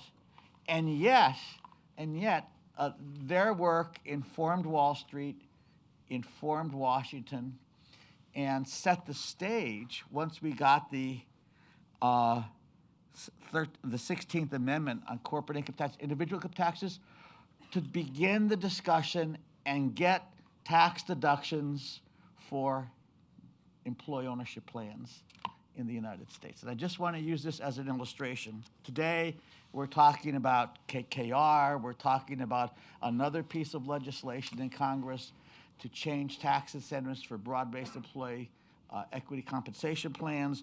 We're talking about the expanding ESOPs initiative. We're talking about EOTs. We're talking about ownership works.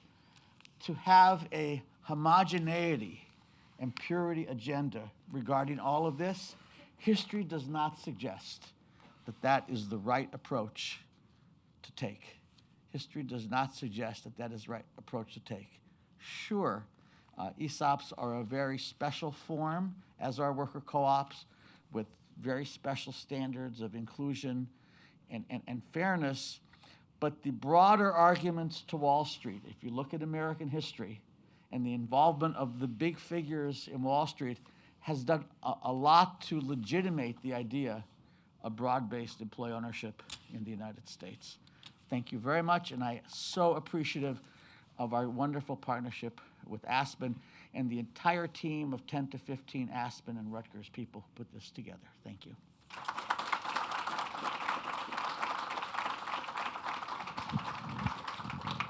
All right, well, thank you everybody for sticking with us today. I also want to thank, we do actually have a live stream audience that's been with us pretty much most of the day. So huge thanks to the live stream audience for sticking with us. I gather the live stream actually worked today, which that was a plus.